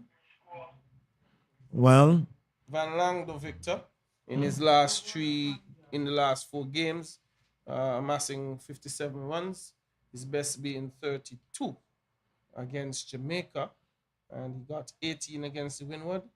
Didn't score against the USA 1 and got 7 against Barbados. So he has an important inning here to play this afternoon. And the Leeward Islands, again, Victor, you mentioned when they were at 74, 75, that Leewards were at the same stage. And it's interesting to see how the game is quietly unfolding very similarly in terms of wickets falling. 21 overs bowled, and Tanes completing his first over picked up a wicket for just 2 runs, and the Leeward Islands 101 for Guyana batting 101 for 3. yeah, and the captain, Miller, for the Leeward Islands would be pleased in introducing a new bowler and also him getting success. So also now too, from the community center end, the left-arm orthodox spinner has been switched. So I think Miller is thinking about it, taking Mackenzie out of the attack. Still, Mackenzie will have some reservation of overs still to come, but because he looks more like the wicket taker so far, I think it's a good move by Miller. I think his strategy. Definitely. Yeah, he's a good move. Good move. Morton has bowled well, and I think the pressure is now quietly going back onto Guyana, and we see Miller seems to be struggling with a groin issue. Yeah, he's soling around the. Let's just hope he's all right. He seems so. He's at slip. But I like the move by the captain Miller by bringing him from that far end on the back foot, played quietly back down the track. And his control as a spinner too has been very good because he has not been expensive. What is his figures right now, Nova? He's bowled 4 overs for 10 runs, 1 wicket. And that one is chopped in front of point. Runs could be had here. They've gotten 1, coming back for the second. Troy is not powerful enough to stop Van Lang. Another one short situation. We had that with the Leewards in their inning, but unfortunate. It was a good shot by Van Lang, but Morton has hit his line immediately as his change ends. And the thing was, the ball traveled so slow to the fielder who I thought should have been attacking it more out there in the deep, and then the batsman still ended up running 1 shot. Well, Van Lang is not the smallest figure out there, and perhaps not as quick, so maybe just dipped a bit short.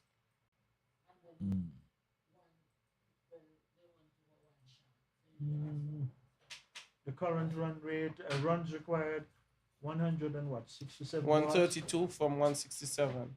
Margin a bit wide? Well, Not extensive. not extensive. Okay. It's still well positioned. You have 7 wickets in hand. That's the important thing. It's an important start, but the Leeward Islands seem to have found their groove in terms of spinners who have been keeping it tight and picking up wickets at the same time. You see Tanner Francis just coming into the attack, bowling off spin. And this man, Israel Morton, continues to bowl and he's been very mean in terms of his bowling, not giving too much away at all. So lots of batting for Van Lang and Ramsey Hall to do. Just drawing out Van Lang, they're flighting that one just about Midland leg, asking him to open up, to push it back up the track. And he would want to finish good. There are 2 balls left in his over, 102 for 3. And on the toes, Van Lang, no one. I think Guyana, Victor, would want to start getting this strike rotated. You want to turn the strike over there, just giving the Leewards their own way a bit, not taking the initiative. They must get singles if boundaries are not on offer. Well, there's another one going out to the man coming off the deep cover boundary. But you're right, the percentage of dot balls for the Leewards keeps on increasing. And the more dot balls that can be bowled, it will be more challenging for the Guyanese batsmen. And Israel is doing a nice job. I'm very much impressed with his bowling. And he looked with a lot of work that he can really potentially develop into a nice top class left arm orthodox spinner. Because what is good about him, he is not afraid to use his variety and use a lot of flighted deliveries, push through a little arm ball in between. But this off spinner, though, he is a lot much more flatter. We have not seen an invitation of flight to the batsman. You see, he's pulling it down. Well, he's very quick to the ear. Yeah. He's gonna push it through, and once he's gonna do that, Victor, he will need to stay full.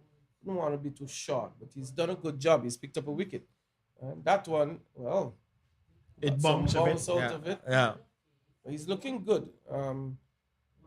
Wouldn't know the what the captain has asked of him. Sometimes you're asked to fire in a few to stem the flow of runs, and full just on the off stump and single his head down to long off. So And he too is doing a good job from this National Heroes Park. very And good job. he has had a success. What his overs are like, what runs? Well, 1.3, just 3 runs off it. But Okay. the key stat is that he's picked up a wicket. And that one down to long on for 1. No, that's always a concern for me, and I guess because when we did play the game, we did not like to see a batsman just getting an easy run when he just come to the crease, and that is one of the things too that sometimes invoke a batsman to try to go over the top and beat the inner ring. But anyway, the Leeward Islands keeping things relatively tight outside the off stump being hammered. There's a feeler on the deep cover boundary. He is not feeling too well, but what a throw. Compensated with the throw. If you were going anywhere, you'd be in trouble there, Victor. Yes, because the wicketkeeper did not have to move. It was right over the bails. So good sunshine here at the Connery Cricket Centre. And Novel, very fortunately, and praise and thanks to the Lord, we have been fortunate in this hurricane season so far, in this tournament, that we have not had a lot of interruptions, or at least not right here at the Connery Cricket Centre. Well, this morning, And, yes, before I left we had a home, lot of rain. We had a lot. it of wasn't just rain, it was torrential rain. Okay. And I asked myself, well, I wonder what's happening in Connery. And there was rain also here There too was early. rain here as well. Yeah.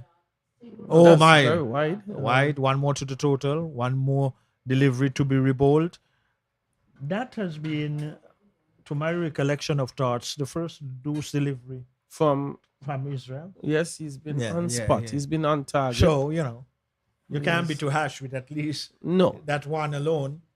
But he has not given away a lot. He's more back on line, but being swept. Good shot. And no one is out there on the square leg boundary. I think, though, not just because it has been executed, I think they should always place a feeler for a left arm spinner, knowing that same one that was aerial too, that got 4 into the square leg boundary.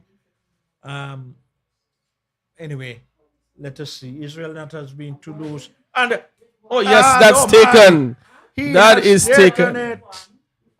just as I was about to say that he's not afraid to flight the ball, he has proven that point again. But what a good diving catch by the young man.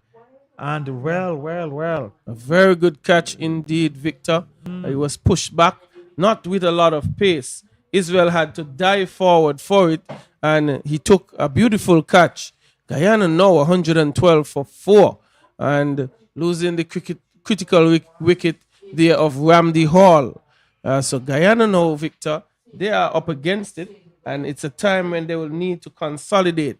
Find two players who are going to be willing to build a partnership to start working towards that 234 from the position that they're at.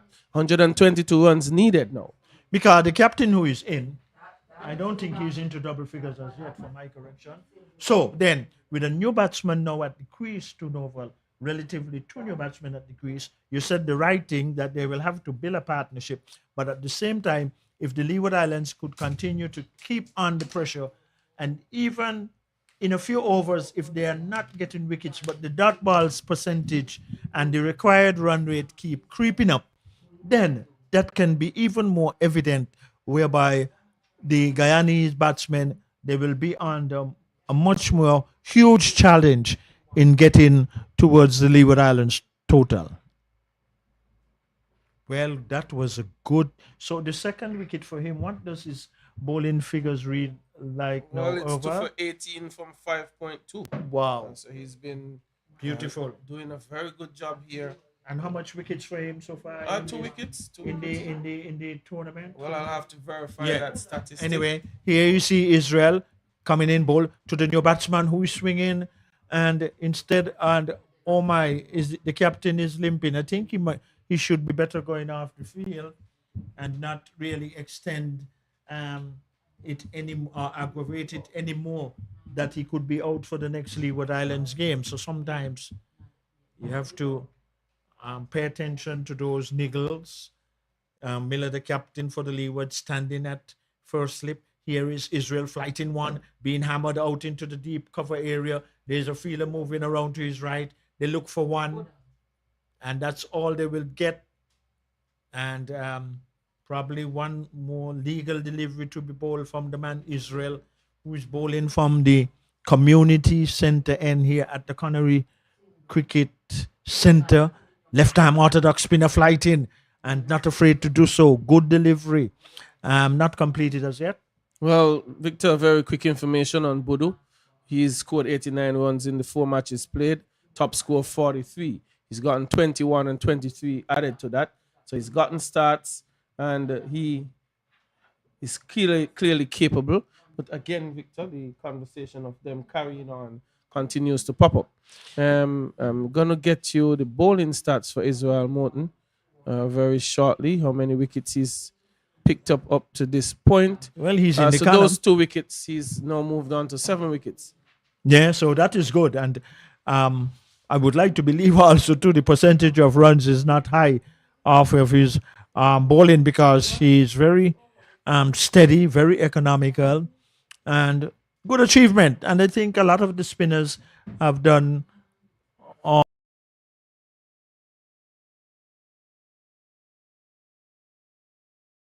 young man from this national heroes end, keeping a good steady line and length. We have not seen him bowling thus far too many loose deliveries. Here is one shot, played short to extra cover 2, no run, dot balls, momentum, building up Novel. Here is a good game on hand here at the Connery Cricket Center. Around the wicket, played quietly back down on the offside. The bowler taking no chance, moving quickly to his right, preventing any possibility of a run. The required run rate keep mounting up for Guyana. And if they keep losing wickets, it's going to be even more a huge challenge. Played quietly, but straight to the captain. And he does not have to move to his left or right. Was that a maiden over?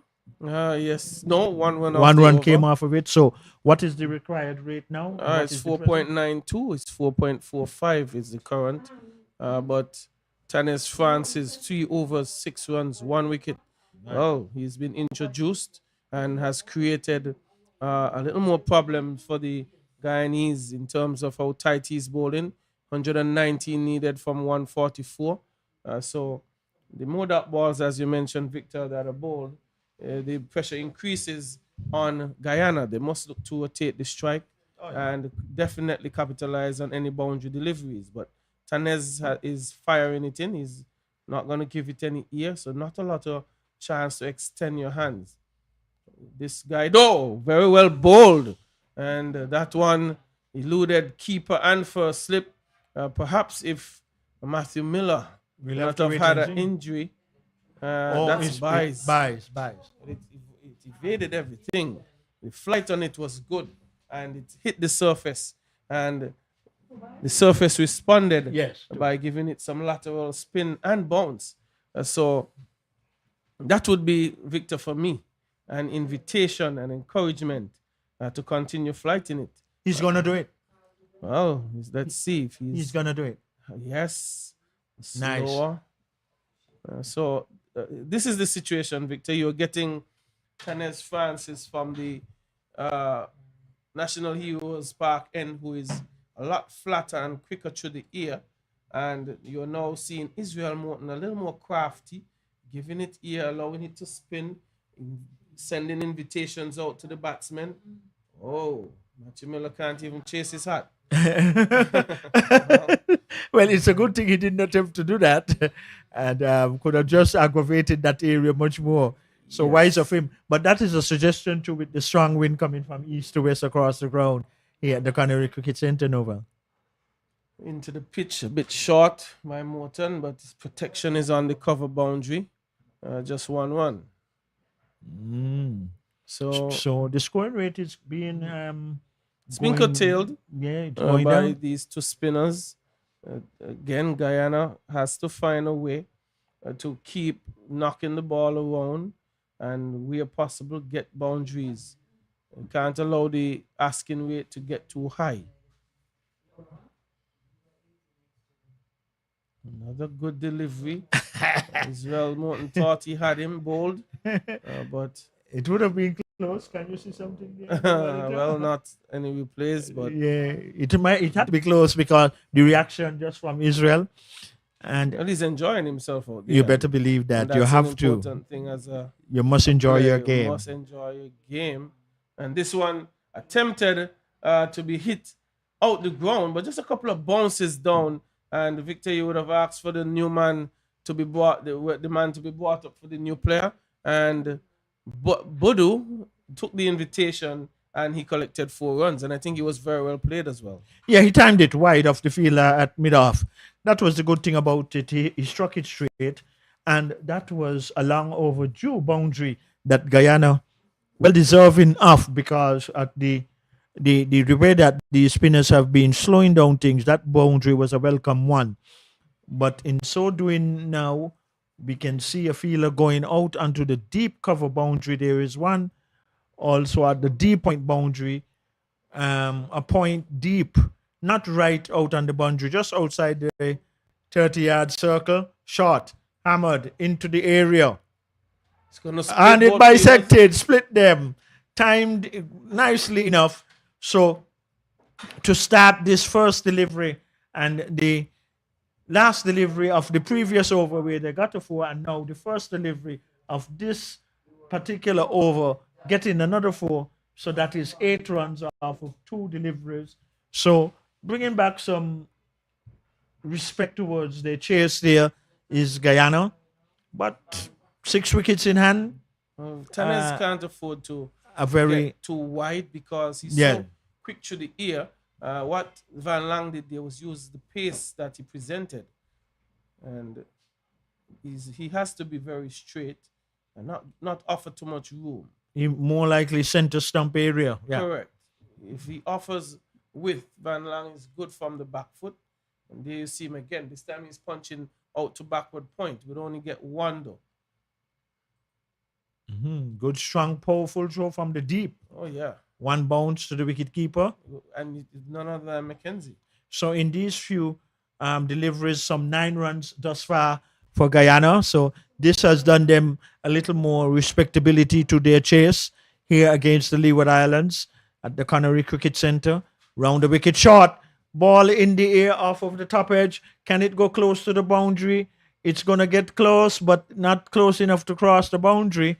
but good enough for the batsman to get 2 more runs. Well, Victor, he was quite fortunate that didn't just go straight up in the air. I don't think it landed very far from the wicket keeper. But again, it's the pace of Tanis. He's quick to the ear, not offering you a lot of time. So 7 runs off the over thus far, and I might say his most expensive over. But It is, yeah. I will say though that his introduction has curtailed the run scoring a lot, and he has done a good job. First one we've seen him flighted though, Victor, and this one played down to a long on for 1. It's going to bring about the end of over number 28, and it's 130 for 4. The Guyana batting, chasing 234 for victory. And this position of the game now, I would say it's in an evenly balanced position. And I think whichever way it goes, it's going to come down to be a good encounter between Guyana and the Leewards right here at the Canary Cricket Centre. Well, what is important from a Leeward's point of view is that Mackenzie still have some overs to be bowled, but the present bowlers know for the Leeward Islands, if they can even get 1 or 2 more wickets, but if not, if they can cut down the percentage of the boundaries, then we can always have a different proposition. But the man with ball in hand, he is a wicket taker. He will be using his variations as he been doing quite nicely and being successful so far, and he would be looking for further success. But on the other hand, the 2 batsmen for Guyana at the crease, they will be looking to consolidate and continue this partnership because they would know and understand, and even more so because the captain is there, how important it is for them to establish their opening partnership.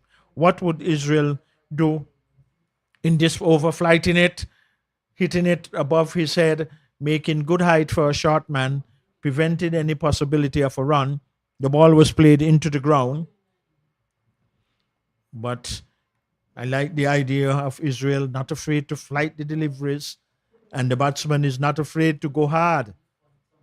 And he bowled that one flatter and tugged into the wide long on area. They run 1 and quite rightly decided not to go for the second, even though there was a little juggling down there on the wide long on boundary. But in the end, the batsman made the right decision by just taking the 1 run. 131 for 4. Game on here at the Canary Cricket Centre. The captain is still out there for Guyana. But here is the man Israel flighting, leaving that 1 going further across the right-hander. And there is no run. Well, bowler just have to go paces behind him. He did not collect the ball cleanly, and he picks it up now, makes his way quite slowly back to his mark. Coming from the community center end is Israel, left arm orthodox spinner. What would he try for this delivery? Short outside the off stump, wide signal. So this will help the cause for the Guyanese more by once they're going to get those bonuses. The delivery will have to be rebowled, but 1 more added to the total. Here is Israel, a little wide of the crease, flighted, being played out into short cover, and there is no run. So, apart from the wide, a good over so far is the man Israel. What a lovely spell he is having from this community center end. Short outside the off stump, hammered straight to short, extra cover, and not penetrating the field there on the offside is the captain for Guyana, who is on strike. He settles. Would Israel flight this delivery? He does so. Stroke down to long off now. And there is the single. But a good over so far. Or that was the final delivery. So very good figures by Israel. And the overs ticking away also to Nova. Victor, 8 overs for 28, 2 wickets. That's good. And that will be very good work. But batting, Budu, he's 9 from 15, Van Lang is 14 from 26, 133 for 4, 29 overs bowls, 101 required from, I'm going to get that equation, from 126 deliveries. So definitely not too wide a gap at this time. The balls are much more than ones, and Guyana just needs to continue taking it over. You have a change in bowling, and Mackenzie is going to come from this end, Victor. Yeah, and I think it's a good change by bringing Mackenzie, the right arm, leg break, and googly bowler from the National Heroes Park in. The keeper is standing up a solitary slip. A man on the deep cover boundary. There's a point extra cover, a long off. A man at short square leg to the right of the umpire, square leg, a mid wicket, and a man on the long on boundary. So it's Mackenzie coming now for his first ball from the National Heroes Park in here at the Connery Cricket Centre, just loosening up his arms. He has the captain for Guyana to bowl 2. And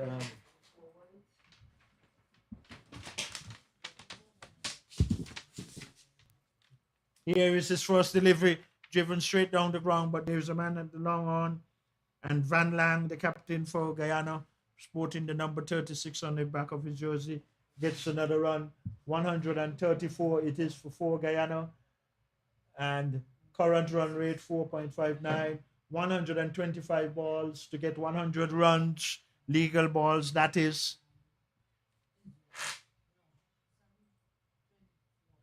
Boodoo is on strike. Here is Mackenzie. Delivery on the off stump, being played to short extra cover, no run. Umpire just indicating to Mackenzie, keep off the danger area. Right hand wrist spinner over the wicket, short, being played down to short mid wicket. The captain is there. Miller that's Matthew Miller, the captain of the Leeward Islands, feeling in the short mid wicket area for Boodoo, the left-hander. Here is Mackenzie with another delivery. Flights it, being stroked nicely, wide of the fielder. And there is a fielder coming off of the long off boundary, the run 1. For moments, they were thinking about 2, but they decided against it. 135 for 4. Mackenzie, right arm, leg break, and googly bowler. Tosses the ball from right to left. Moves in now. He bowls outside the off stump. Almost getting an edge there of the captain. Van Lang. He's 15 of some 28 deliveries. Well, Boodoo is on 10 of 18 deliveries. Here is Mackenzie. Shot and hammered into the mid-wicket area. There's a fielder out there on the boundary. And the batsmen, they would able to get another run. That has completed the over. So after 30 overs, Guyana batting, they are 136 for the loss of 4 wickets right here at the Connery Cricket Centre. Well, these two, Van Lang and Boodoo for Guyana, they have now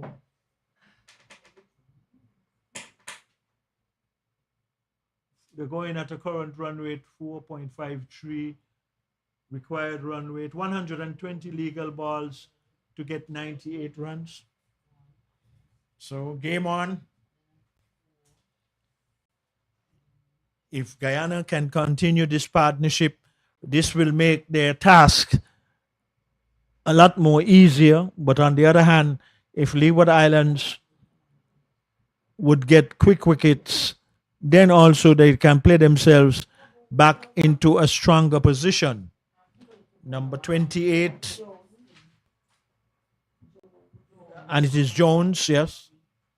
He is going to come from the community center end here at the Connery Cricket Center. Van Lang, the captain for Guyana, sporting the number 36 on the back of his jersey. He will be facing the taller of the two. Widely spread field now, understandably so from the Leeward's point of view. The keeper standing back, a third man, a man on the deep cover boundary, a point, extra cover, and a long off. First delivery from Jones, being hammered. the fielder at deep cover, he comes into play. And in the meantime, the batsmen, they will get another run. Van Lang is the person who got the run, first delivery. There is a short fine leg. There is a man in the mid-wicket area. And now for the left-hander, though, there is a short third man, a cover, extra cover, a man on the wide long off boundary, a man on the deep cover boundary. Jones operating from the community center end here at the Connery Cricket Center. He is in the distance, and as he comes in now to bowl. Driven down to long on, there's a fielder who has to come off the boundary. In the meantime, the batsmen, they will get another run. Advances the total for Guyana on to 137 for 4. Yes, and Van Lang, the captain, he is back on strike. So a good competitive game here between these two at the Connery Cricket Center. Here is Jones.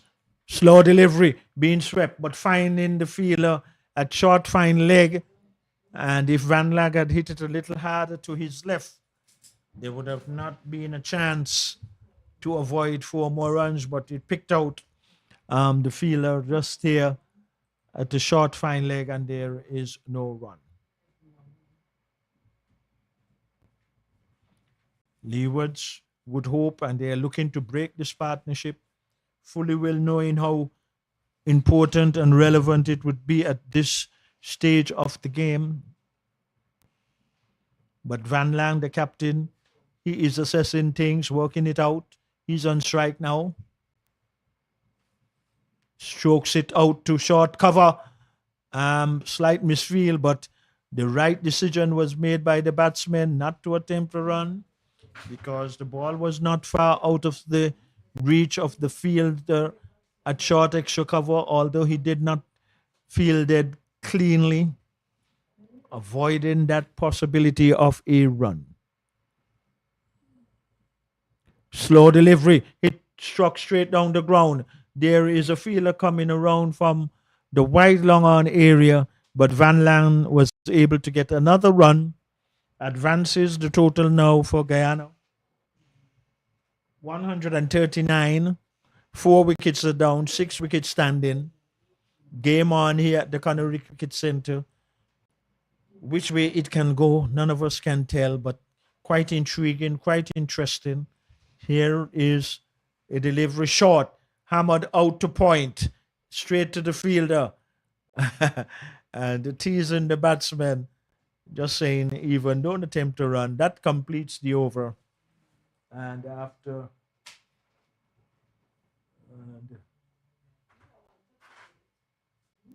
31 overs have been completed. 139. It is for 4 Guyana.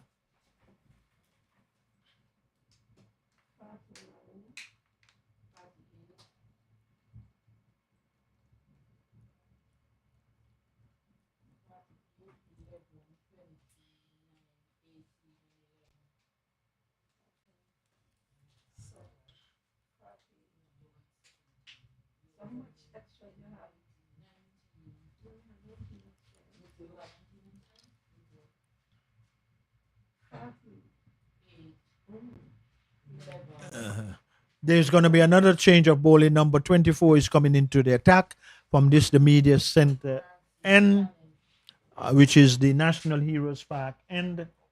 And I think this one might be nobody's on. Just make sure.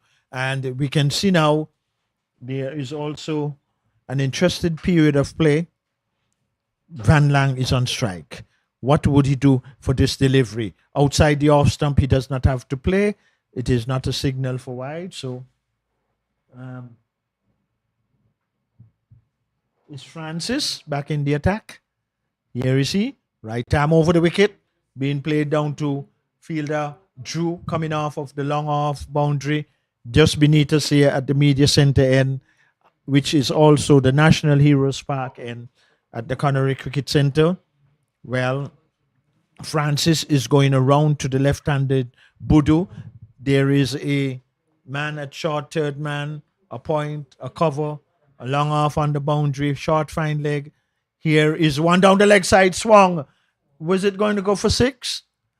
Yes, it is 6 runs. A delivery from Francis, straight down the leg side, and Budu gave it the treatment it deserved by executing it over the backward square leg boundary for 6 on the western side of the ground here at the Connery Cricket Centre. And that advances the Guyanese cause and their total onto 146 for 4. So the left and right combination, and Francis has decided now to bowl over the wicket to Budu. Short. Budu is chopping it down into the turf, but finding the fielder at short cover, and there is no run. So these two are building a good little partnership. Here is Francis outside the off stump, finding the man again at cover. No runs. 146 it is for 4. Guyana batting, chasing a total that the Leeward scored, which was 233? And 234 for victory. Game on here. We are into over number 32. So, quite an interesting encounter. Who is going to come out victorious? Well, shot out into the deep cover area. They run 1. And so I am getting advice here that the Leewards is going to be the one who's going to be victorious.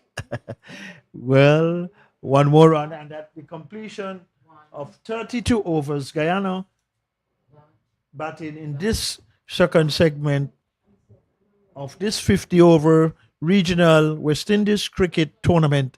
They are presently, Guyana, 147 for 4. 4 wickets down, 147 on the board, 233 the Leeward score. Well, we have a game on here at the Connery Cricket Centre. In comes Francis, played into short point. The fielder coming in, getting a nice accommodative bounce, prevented any possibility of a run. So for Budu the left-hander, there is a short third man.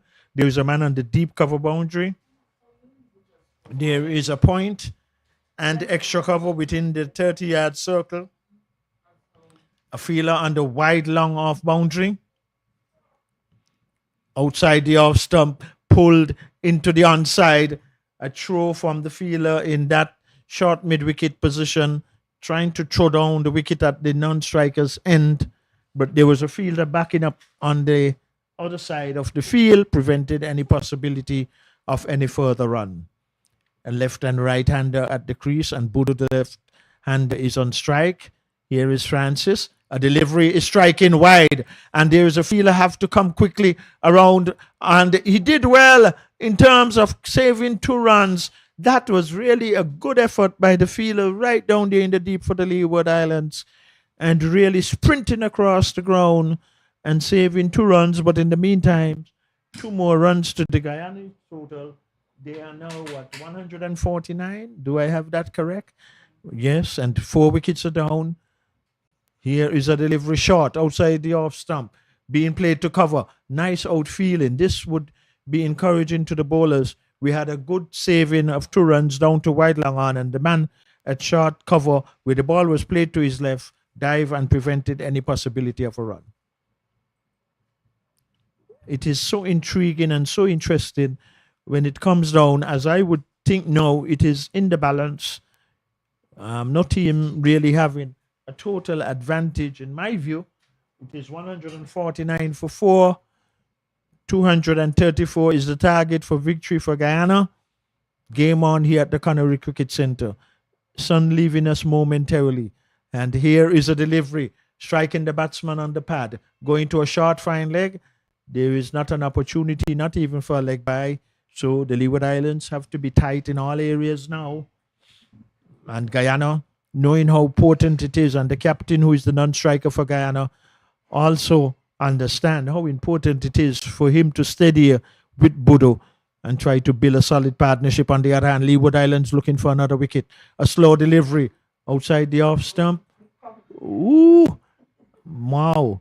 I don't know. Probably I was seeing what the umpire saw, but for a moment I thought it might have been a little wide. But in the end, the umpire being in the best position, no. So 33 overs gone. 149. Well, what would be the final outcome of this match between Guyana and the Leeward Islands? The Leeward Islands won the toss earlier this morning in the first segment of play and decided that they will bat first and amass 233, I think, of some 47 point what overs it was. But anyway, they did not complete the 50 overs, but I will get that accurately from our scorers. But 233 the Leewards posted, though. That is the most important thing. Here is the delivery shot. Van Lang is playing it down where Drew is coming off the long off boundary, but cannot prevent the batsman from getting another run. That brings up the 150 for Guyana. 4 wickets are down. 233 is the target.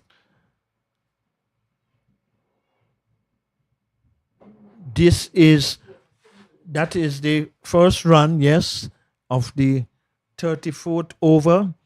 And we can see from the players' jerseys that there is that strong wind coming across the ground from east to west. Bodo is on strike. And here is a flighted delivery being struck down to wide long off. There is a fielder coming off the long off boundary, moving to his right. But in the meantime, Bodo gets another run. And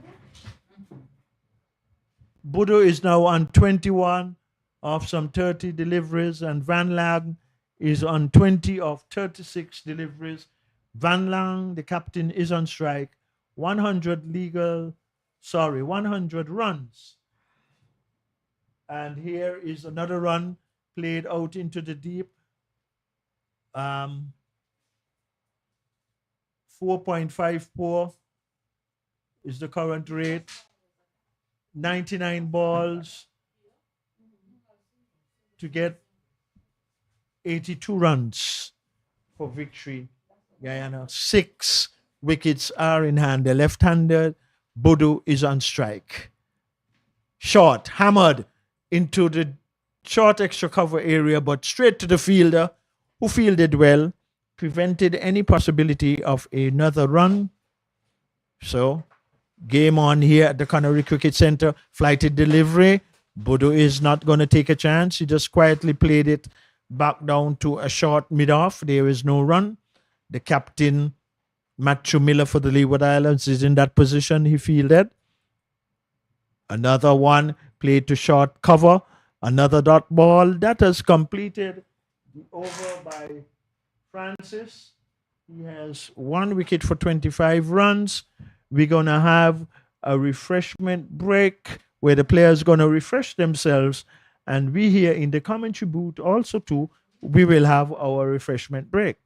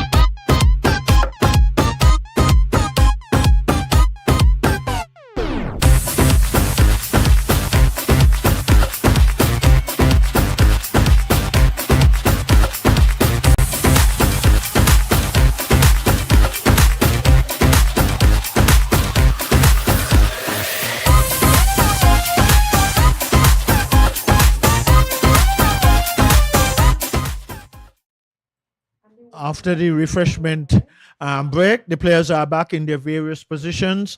We greet you now, especially those of you who might just be joining us here at the Connery Cricket Centre. 152 for the loss of 4 wickets. Some 82 runs is what is required for Guyana to get victory, and for the Leewards to get victory, 6 wickets to be taken. Game on. Well, we will just have to wait and see. Here is the first delivery after the break, and good fielding, and sporting the number 28. Is that Amari?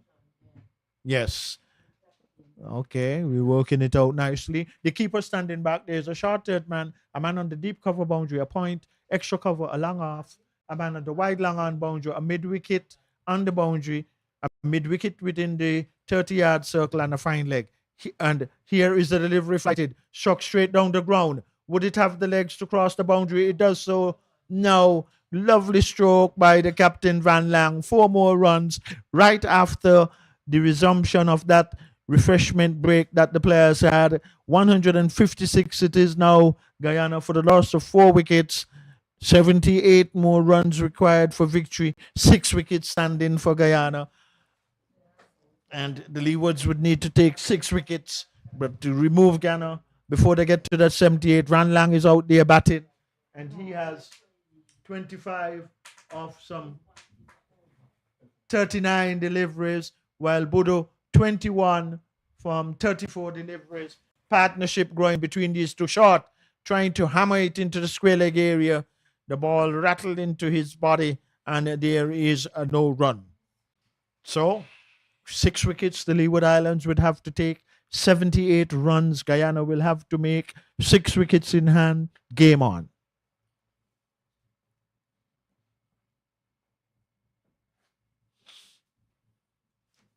Keeper standing back.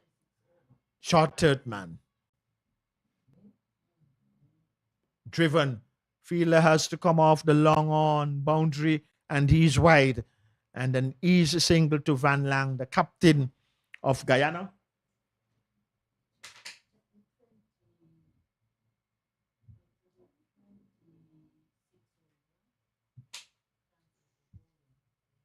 $157, 4 wickets down for Guyana. They're trying to reach 234 for victory. Outside the off stump, another 1 to the total, coming by a wide. 158 for 4.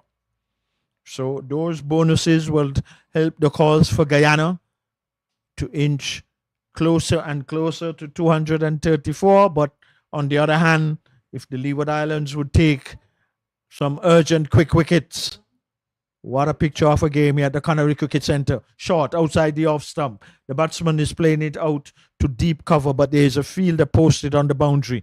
But in the meantime, oh my, and they're going to get 2 runs by sloppy movement by the wicket keeper, probably indicating the sun might have just been in his eyes, but I don't know. But in any event, 2 more runs to the total, and the Leeward Islands will have to be, it is runs.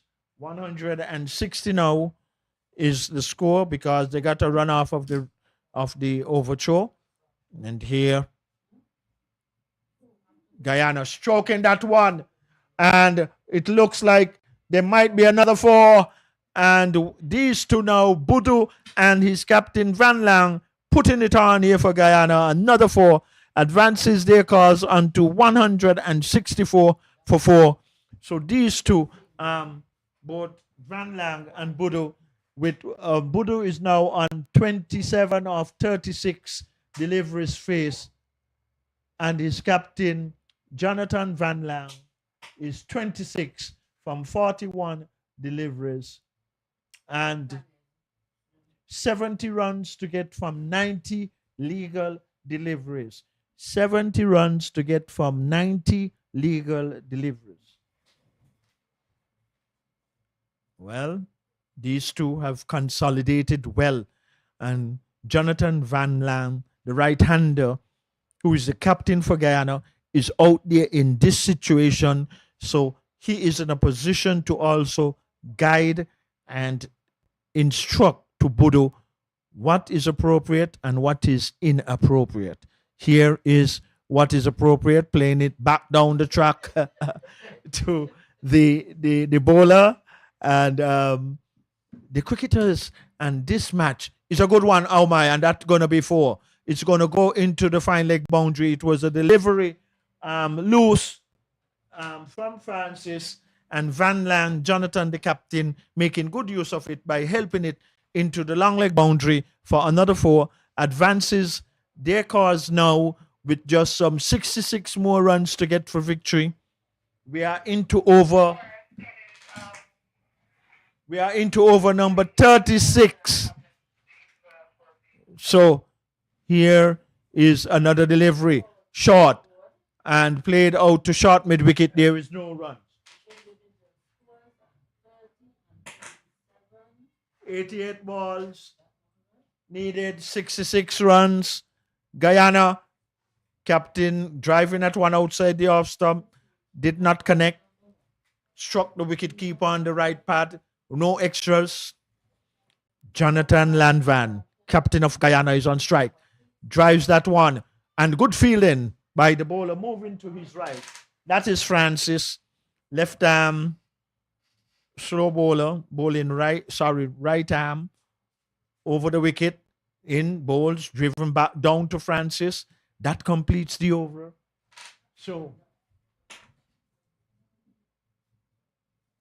another over completed.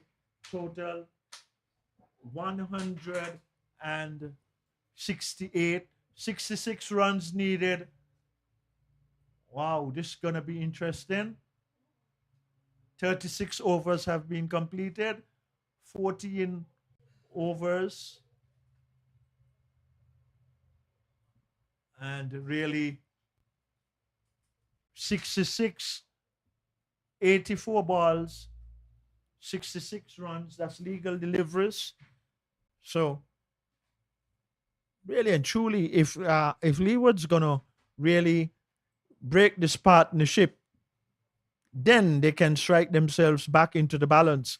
But the man Israel, the left arm orthodox spinner, he has been reintroduced, and he will be coming from the community center and here at this Connery Cricket Center venue.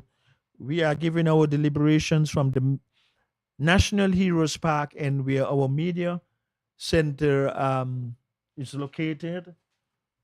And Ordvid Media, we congratulate them throughout this tournament for what they have provided in terms of the technology and what the streaming that we are able to bring from St. Mary's Park in Keon, that's in St. Kitts, and at the St. Paul's Recreation Ground in St. Kitts, and over in Nevis at the El Comido Willard Park.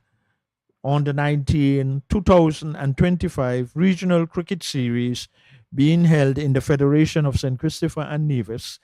And here at the Connery Cricket Center, we are fully entertained with this encounter. Here is Israel, flighted delivery. And here it's going to be close, is it? Woo! Hitting the stumps. But Jonathan Van Lang was way into his ground. So both batsmen, they got off early. But it was a good throw, breaking the wicket. But in the end, Jonathan Van Lang, the captain for Guyana, he was safe. Another run to Guyana. So these two, they know. And the captain who is there, Jonathan Van Lang, he understands with Budo the situation at this particular moment. No need for any injuries. Just wait for the loose deliveries.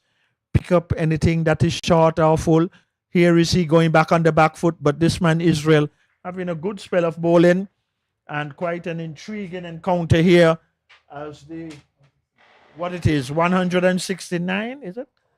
But here is Israel, flighting one outside the off stump, getting the inside edge, the ball being played out to a man at short mid-wicket area, and just coming down, and that one quick enough, Jonathan Van Lang, the captain, and getting another run just to the left of the square leg umpire, and the fielder who is to the right of the square leg umpire, as he was for the right-hander. Budo, the left-hander, is now on strike.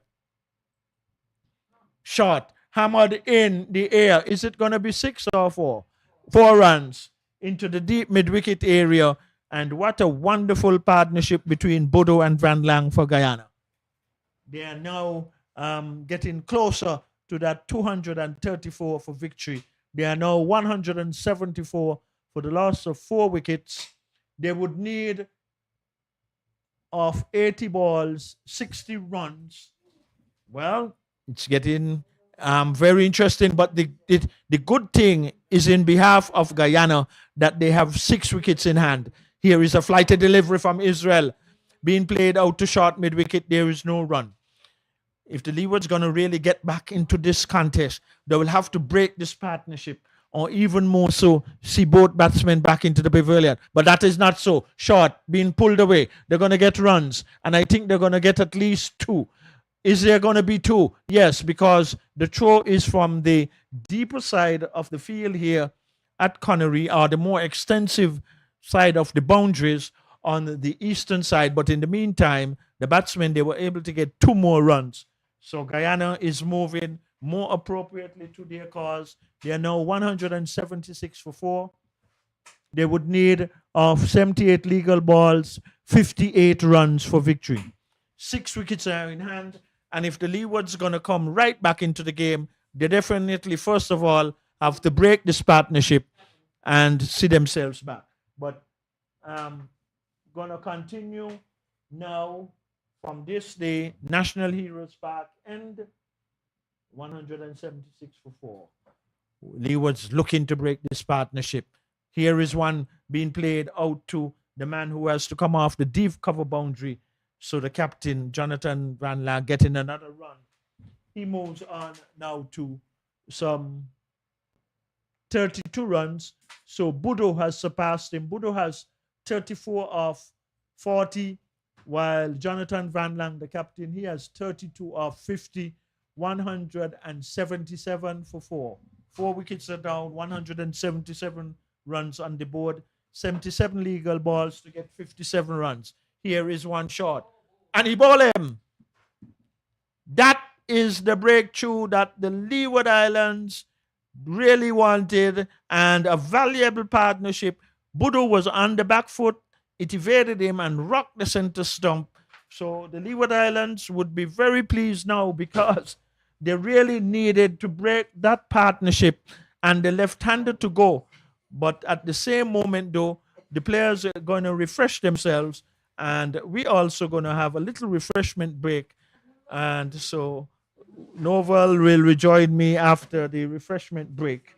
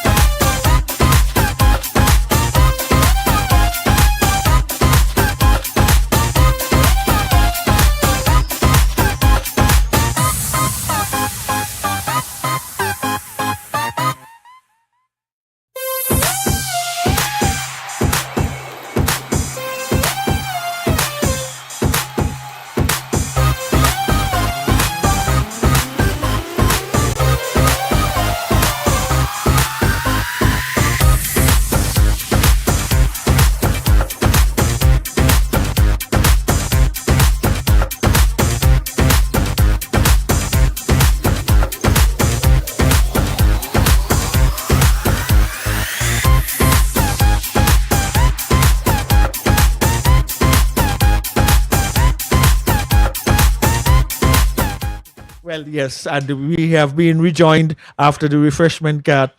And Novel, thanks for coming back in, because you broke the partnership. But this partnership between both of us is very hard to be broken. But here is more runs for Guyana. Pick up the ball, and he did not pick it up cleanly. And every moment now, Novel, will have to be very important for one, the Leeward Islands to feel well. If any opportunities for catches, to hold them, and the bowlers have to bowl good lines and links. Welcome back, my friend. I'm happy to be back, and interesting moments in the game here. Tanez continued to work his way, 7.3 some 33 runs, picking up 2 wickets, and would have to bowl a lot from my understanding. Did my inquiries. Tolakani is not fit to bowl, carrying some minor injury. So task to Tanez to do the bowling and not clean the field. Was it a catch? No, it wasn't a catch. It was bump ball. Boy, that was looking close, you know. And anyway, Captain Van Lang, we'll have to question well that. positioned. He's joined by Riyad Latif. And it would be important to note that Latif got 32 against the Windwards and 15 against Jamaica. So he's had a total of some 58 runs thus far. So capable to some degree, Victor. And he has some batting to do. And, you know, in situations like this, well, the good thing from a Guyana point of view is that the captain is still out there in the middle. So he can give some directives as to how should they approach it from here on in. Pardon me. But if he, Jonathan Van Lang, would be dismissed, that will be a different picture. So Mackenzie, after I see him tossing ball hand to hand, I know it is him too, but sporting the number 73 on the back of his jersey, he's back into the attack. How many overs have we bowled so far? Mackenzie, that is? 7? Okay, good. So he's coming back for 3 more.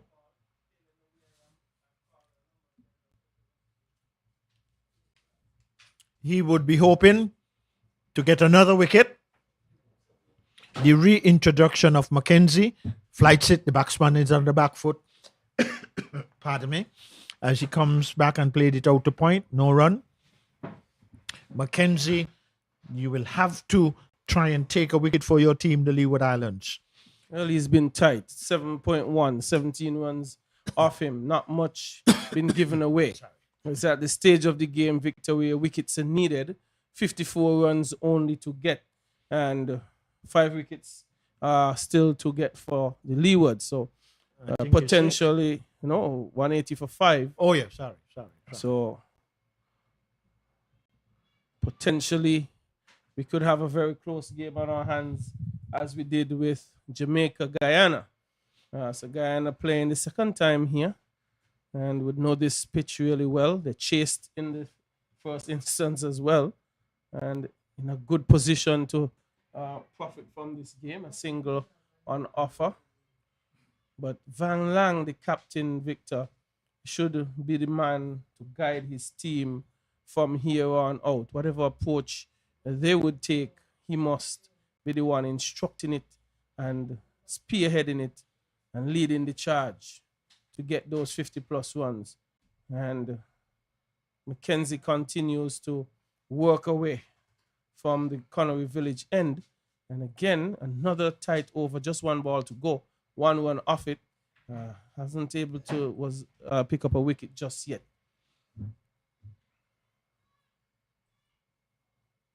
Chopping this one out to cover point. And 1 run. Just 2 runs off the over. A good over by Mackenzie. It's 182 for 5. Yes, and we have a game on here at the Connery Cricket Centre. Good atmosphere, good light, good sunshine here, and really continuing for the Leeward Islands. And they would really like to see the captain, Jonathan Nandvan, back in the pavilion, but he also knows how critical and important he is in this particular part of the innings with 5 of his wickets in hand. And he is still out there in the middle. And as Novel quite rightly said, he is the best assessor in this situation for his team. Faces now the first delivery shot, played back down the pitch to the bowler. There is no run. He also has been tight Francis. He's from the National Heroes end. Short, hammered down. There is a fielder down on the long on boundary. They should just be the one. And we're not seeing too much urgency by Jonathan Langvan, the captain, in terms of running the first one quickly. But in the meantime, though, the batsmen, they got another run, and the captain also got another run. Here is Francis on the leg stump being played down to long on, another easy run. So they're picking up the ones easily. And well, moving into his 9th over, just 35 runs off him, picking up 2 wickets, very important stat, and just guiding that one out to point. No real problems in doing so, using the pace, which Tanez Francis has offered, is quite intent on spearing it in. Going to be very quick to the ear. what's going to be interesting here, I think, a game on. It is on. 5 wickets in hand. Here is Francis from the National. He was parking, bowling one, and where is he going? That would have been very risky. And the captain quite rightly said, "Get back into your crease." No, Well, right. less than 50 runs to get. 49 required for Guyana from 61. A good equation. Just need to be sensible. Guyana, oh, that one kept low. And it was squeezed out by Rad Latif. And bringing about the end of over number 40. And the challenge here for the Leewards, I imagine this is going to be power play overs. And they to me, Val, what can more fall in the half of the Leeward Islands at this particular situation if they can remove the captain, Jonathan Lavan, and then that will be a difference. But once he go into the next 5, 6 overs, I think he would have the game under his control. But Mackenzie has the ball in hand. Can he be the one who can present the element of surprises here, which the Leeward Islands fully need from Mackenzie operating from the Connery Community Center end? In now flights it outside the off stump, being played late to third man. They're going to get a single, which is going to bring the relatively new batsman at the crease to have strike from Mackenzie. And I think what Mackenzie should be trying more now to this new batsman, see if you can induce him into a big hit by flighting some deliveries to the newcomer. I think that because you have to bowl out Guyana, that's the Leewards if they're going to win. But here, let us see what he will do. Pulls it down too short. And here is an easy run. And I think, though, in this spell, even though Mackenzie being not very expensive, I think his variations has been too many quicker deliveries.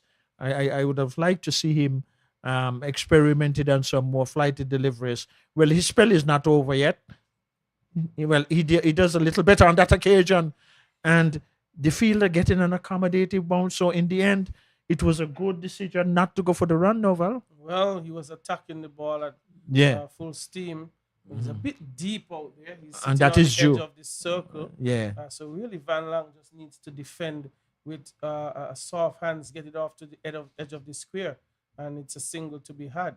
Well, Van Lang looks like he's not moving too agile. If you look at him more recently now. He's batting quite statically, Yeah, right. You got it right, Novel. just not moving a lot. For whatever reason, getting that one out there will be 1 run at least. So continues to tick it over. 188 now for 5, 46 more required. Leewards, they're going to need to get wickets. Or They have to. restrict the scoring of Guyana very much in order to put them under pressure. And there's a little challenge here for Guyana, Victor. Latif is quite intent on looking quick singles. Van Lang is not too inclined to take quick ones. He's just going to ensure that it gets past. He's not going to be hustling that much. So I hope that situation doesn't create a miscommunication and a run out. But it's 46 from 54. So it's very much a game-on situation here. 5 wickets to be had by the Leeward Islands. And that is the column where it falls well into the Guyana column, where we're having 5 wickets in hand. And what can be more detrimental for them, though, if they should lose Van Lang, the captain, in these recent overs, if he bats close to the 50, I think then that will be the just cause for him to take in his team to victory. But here he is on the back foot, stroking it nicely. There is a feeler at short mid-wicket and really making a good, valiant attempt to prevent the single. Didn't feel cleanly, but at least, who knows, he might have just saved an extra run, which brings the new batsman on strike. Yes, they got a single. Here is the delivery. And there is where, Novel, that the men within the 30-yard circle, like when the new batsman was there on strike, should have been a lot much more alert. But he did it right too. He played it with soft hands, so he had more time. The fielder had to come attacking the ball, and it was a well-judged run. So I think they are working it out good, Guyana, at this particular moment. But if the Leeward's going to really play themselves back into the game, they have to take 2 quick wickets. Well, not on that time. A night accommodative bunks. And really, I think though overall, when matches come down to this particular moment, it is so interesting. A nice accommodative bounce to short extra cover the Captain Miller. No runs again, another dot ball. Well, the thing is that the dot balls will have to be the incentive to build the pressure on the batsmen. No, but here is the captain not interested in a run. There, the ball played out to mid-wicket. I thought there was a run on. Easily too. 1.5. Yeah. I wonder how the scorers will put that down. But here now, he's not going to get 1.5. He's going close to the backward square leg boundary, the run 1, and he's going to get 2. So he has made up after that delivery by not getting 1.5. He got 2 and 2 more runs to the total. That would have been 3.5. Okay, you're so right. Well, you did mention though that Van Lang seems not to be moving well. He's not. But yeah. at this stage of the game, you need everyone that's on offer. 42 to get from 48. The Leewards would have gotten a number of dot balls there. And so bringing it closer, 192 for 5. But the important thing is that the 5 wickets in hand. 5 wickets in hand. Yeah, and Van 5 Lang wickets is still in at the crease. He's That's the critical individual here for Guyana. He holds 2 hats. He's batting and he's also the captain. That's right. If this doesn't get home, Van Lang wouldn't have anybody to blame in the team meetings tonight. Than himself, yeah, that's right. He must take this responsibility. And Victor, this is what we need from this level of cricket, to put the players in these situations to see how they will assess and strategize a plan towards achieving targets like this. Whether they will be able to keep a level head and manage the game right through to the end. Leeward as well, under pressure, must find wickets. How can they? No better than their second leading wicket taker, Mackay McKenzie. And again, I continue to say, with the players just on the 30-yard circle, the batters just need to defend it and Stop it, yeah. Right, you're going to hit it out to that position.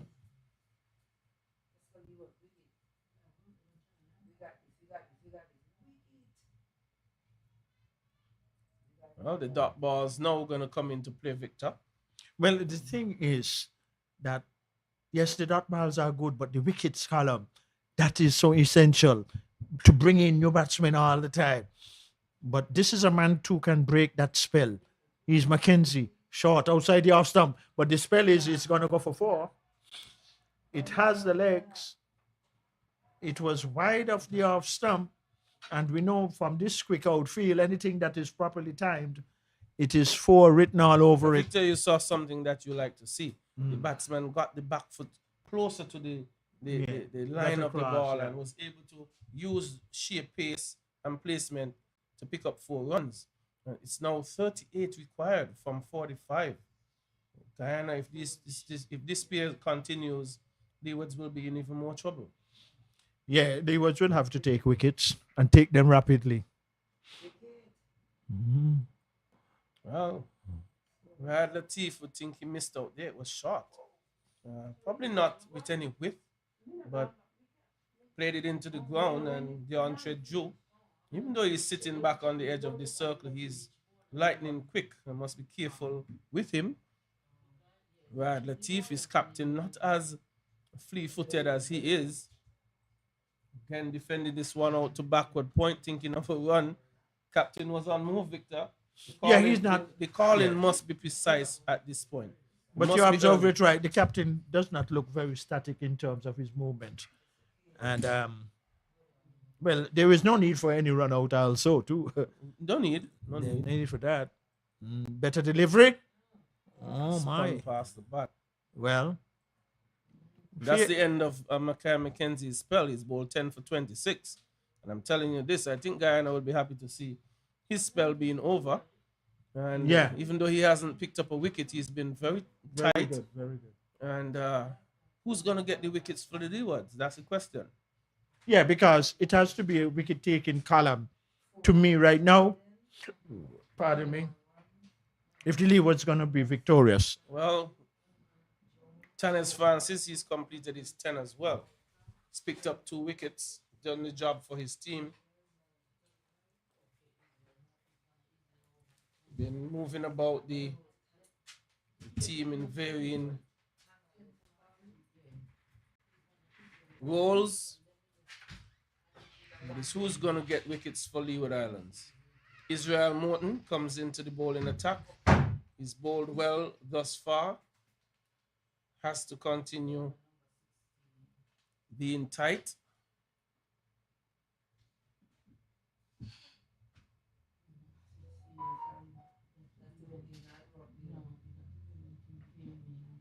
So it's Israel Morton, who's bowled 9 for 36, picked up 2. And single is had immediately.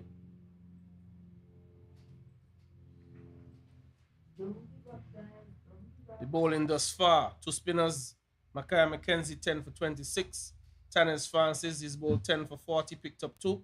Israel Morton is into his 10th. He's gone for 37 thus far, but important is the wicket column. He's had 2 as well. And the captain, Matthew Miller, as well, has picked up a wicket. He has 4 more overs left to come. So, with the overs left, who's going to bowl? And we saw the captain looking, was quite struggling earlier with seemingly a groin issue. He went off the field and has come back on, moving a lot better, which is important.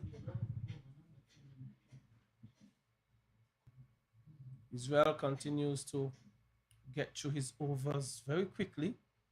Thus far, just 2 runs off the over. Balls and runs are coming close.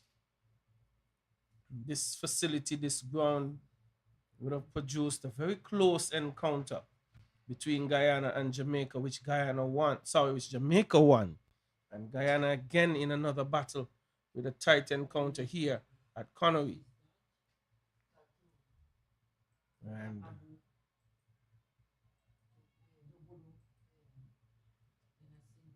it appears, based on the reaction of the bowler, there might have been an edge on that one.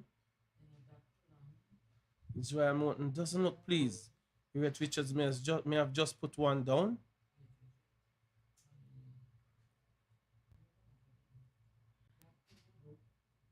Cutting out into cover off the back foot is Jonathan Van Lang. It's 199 for 5 at the end of 44 overs. 6 overs remain. 35 runs. So it's 35 to get from 36. 5 wickets in hand. The captain for the Leeward Islands, Matthew Miller, has decisions to make. Who is going to bowl these overs? I'm uncertain if Miller can bowl because he would have been struggling earlier in the piece. Well, he will attempt to bowl. Yes, he was struggling even to run, let's say about 15 overs ago. He went off and he seemed to have gotten magical treatment. He's going to try and run in and bowl. Well, he's a soldier. He's the captain. You lead from the front. Let's hope he's physically capable to execute here for the Leewards. Mind you, Guyana wouldn't mind.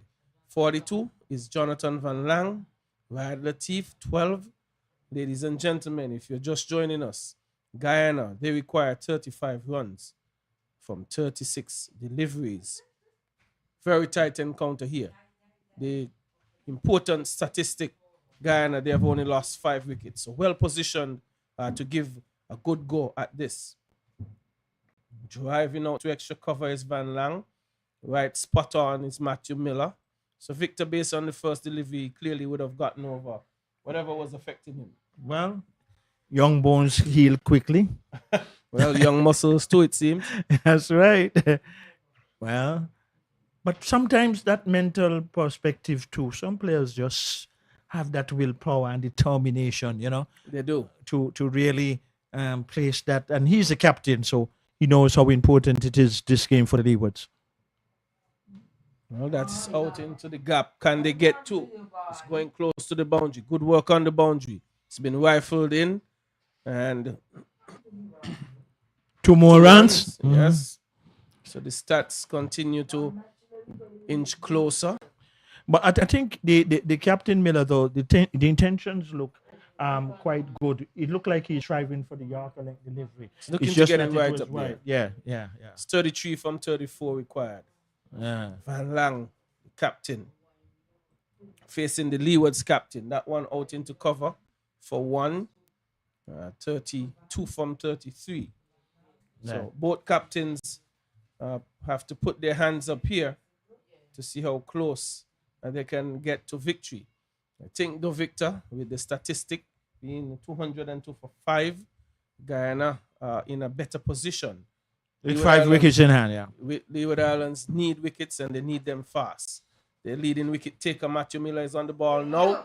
An appeal goes up and the finger is raised immediately. I just said he's best positioned, Victor, to pick wickets up as the leading wicket taker for the Leeward Islands. And he has picked up the wicket caught behind. Well, I'll tell you this. Rad Latif is not pleased about it. But there again, too, the umpire finger went up quite early. So from that aspect, the umpire was confident that he got a touch. But a lot of times, too, Novel, we who have played the game know a lot of times that sometimes in the situation as it presents itself to showing that kind of perspective, it's not disappointed with the stroke he has played and giving him some element of a doubt too, but we do not have replays. But the umpire finger, he went up early. So probably he was just totally convinced that he got a touch. But that is what the Leewards needed. But even more so, what is going to, because it comes down now to this particular point of view now, they will need to keep the new batsman one strike and keep away the captain. Yes, before we get there, though, Victor, there are 2 things that would have perhaps created doubt for me. The batsman clearly looked like he struck the ground as well with it going through. So I don't know if it was a genuine edge to well, we could never tell. We could never tell from this position. The appeal went up and the umpire went into the affirmative. And it's an important wicket for the Leewards, which brings Apple to the crease. And as I said earlier, the man with ball in hand, the captain, he's the Leeward Islands leading wicket taker and the best man positioned to pick up wickets for the Leewards at this stage. Yeah, and he has done so. And the intention from ball 1-2, since he have reintroduced himself, is the appropriate thing. Looking for the full length deliveries, more so looking for the Yorker length deliveries that if the batsman miss, he hit the edge like he did in that previous delivery. Well, they are bringing some changes to the field. The sun has left us momentarily, but there is no immediate threat of rain. So lovely cricket continues here at the Connery Cricket Centre. Here is Miller, right on the target, and there are going to be 2 runs. Why was that gap so wide for the first delivery of the new batsman, Novel? I wouldn't understand that. Well, it's something you have been lamenting all day. I wouldn't understand that. The new man come to the crease, play it in the wide area, and they get easily 2 runs. Well, It's some reactive Yeah. thinking here. Now the man goes into mid wicket. So, Victor, it's a learning process for the young man. Sometimes it's too obvious. Well, driving that one back down the ground, perhaps 2 runs. Quick onto it. And no, It would have been dangerous. that will be denied. The ball actually broke the wicket too? No. Anyway, that's the end of the over. Yes, it was Davenard Singh doing the fielding down there on 205 for 6. Needed runs. The battle is on. Here is it happening all at the Connery Cricket Centre. Well, yes, it's 29 to be had from 30 balls. Oh. 205 for 6, the Leeward Islands. The 205 for 6 it is. The Leeward Islands batting. No, Guyana. Sorry, the Guyana is batting. Yeah, Guyana.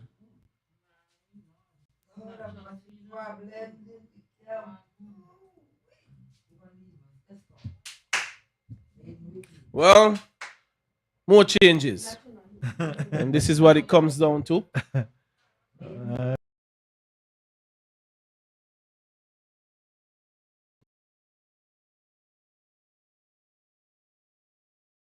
Pleasing to me is the way how Van Lang is running. Yeah, he needs to get on his bike and look to move, look for 2. I wonder if he's aching in some areas. See, we have seen that momentum of his rhythm slow down drastically. Yes, it has, but this is the stage where you have to dig deep and push hard for every run. You want to get your team over the line. But it's Caden Francis to bowl to Van Lang. Expansive drive down to wide long off. Tannis Francis has work to do. He cuts it off just inside the rope. And there's possible run out. And yes, he has gotten the captain run out looking for 2 runs. It's some great work down on the boundary here by Tannis Francis. Van Lang would have run himself out. He looked to turn for 2. Couldn't get back. Caden Francis collected cleanly. And the bails were off in a flash. It's 208 for 7. Yes. Guyana putting themselves under pressure. But Victor, this is the situation. Van Lang hasn't been pressing for 2 all the time. And like we say, he was looking a lot static. And what was very, very good, it was the save down beneath us here. Oh, yes, it was. Boundary. Super magnificent. And also, too, the throw was direct, just one bounce, and he got it in quickly. It was fired in. And, you know, we here in the commentary booth, whichever way this encounter goes, Novel, you know, both of us would like to see when teams are competitive, compete. And even more so, the Leeward Islands should be fully inspired by that dismissal of run out, because what the equation comes down now to 25 runs must be about 26 legal deliveries. But anyway, yes, so got it right there. 7 wickets going down. The Leeward Islands, what can happen? But what the bowler now has to avoid for the Leeward Islands is not to bowl a wide or concede a free hit. Well, I think the intention should still be to go right aiming for the Yorker. If the batsman miss, you hit, and if the batsman hit, he just hit, but he'll have to hit it good. Well, I think Van Lang's error would have put his team under severe pressure. Shamar Apple in a bit pressing for a 2 very quick off the boundary. That is good. It's Tolokani. And at this stage, Victor, you use your quicker players out on the boundary to save runs. And quick was Tanez Francis. The work he did on the fence, 1 to stop it for going for 4, and then to hurl the return in was excellent. Well, we are not missing a trick. The truth is, Caden Francis has been sending down a pretty solid over as well. Keeping it very full of length and not offering anything to hit. But Victor, the field change that you want, Francis is now in the circle. I wouldn't put the man there, though. At this stage, this one is going to be clipped into the mid-wicket area. Possibly a chance for 2. Yes, they're coming. And 2 runs ahead. A chance there. No, but in any event, not close. Not close, but he flung himself at it. And it's now 212 Guyana for 7. And the game totally on here, Victor. It's 212 for 7, 22 from 24. Can the final 3 wickets to be had by Guyana get them over the line, or with Matthew Miller, the captain, leading from the front for the Leeward Islands, be able to get them over the line? Well, the Guyanese captain, he's back up in the hut via the run-out route. He's been not running well and overcompensated there and was unable to get back into his ground with a powerful return coming in. Well, but it's all to do for Salim Khan and Shama Apple. Look at this failure now, Noval. Wide acres of land from the umpire go right back up to the bowler. Well, it's a lot. It's a big gap on the onside, which means Miller has to be very, very disciplined in his line. And immediately it's bad. It's hit down to fine leg for 4. It's really offline. He has an offside field. There is protection on the onside, but it's down backward square and deep middle wicket and long on. Now, you're looking at a situation where we're in power play overs, so he's under some pressure. Yeah, 4 runs. But he's the captain.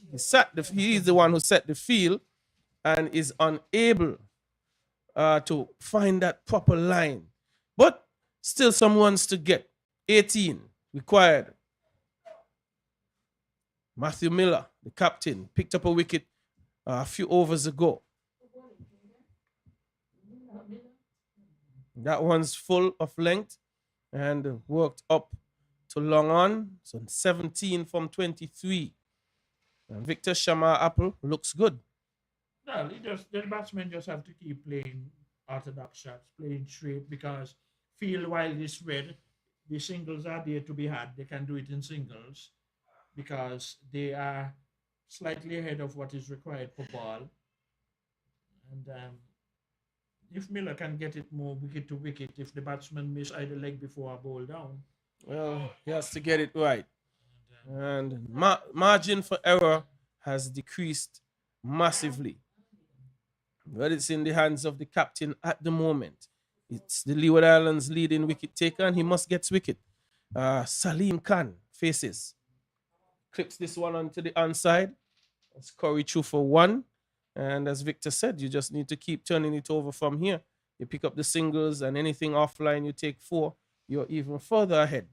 But that boundary would have released a lot of the pressure for Guyana. And it's 16 to be had from 21. Shama Apple, the wicket keeper in this game for Guyana, he faces up to Matthew Miller. It's full again, driving out into the offside. We'll get 1. No chance of a second. Can this be the game that Guyana finally get over the hump and win a game? They just need 15 runs out of 20 deliveries. Just 15 required. And if you're in Guyana, we say good afternoon to you. And you're well positioned to persons listening throughout the Leeward Islands and might be following this encounter. Say good afternoon to you as well. It's driven up to long on. It's a full toss even.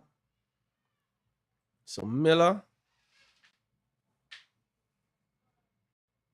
has it all to do. Some 8 runs off the over thus far. very expensive. Oh, 14 required for 19 deliveries. If Leeward's going to win, they have to bowl out Guyana. Well, they need to pick up 3 wickets. Yeah, they have to bowl them out. Yeah, it's work to be done. Well, final delivery of this over. Shama Apple comes forward, drops it into the offside, and takes what is an easy single. And we would need something special from one of the Leeward Island bowlers to prize a couple of wickets out here. 221 for 7 from 47 overs. The Guyana chasing 235 for victory. 13 required from 18. Well, Victor, I think this is a good encounter. I thought the Leeward Islands made a mess of their batting. They did. And should have scored probably another 40, 50 runs on what they got. Guyana, on the other hand, would think that they kept themselves in the game. I think that their batting approach has been sensible. And save for that run out from the captain. And he was guiding the charge in a really a sensible way as well. But Caden Francis, the opening pace bowler for the Leewards, he will bowl this over to Shama Apple.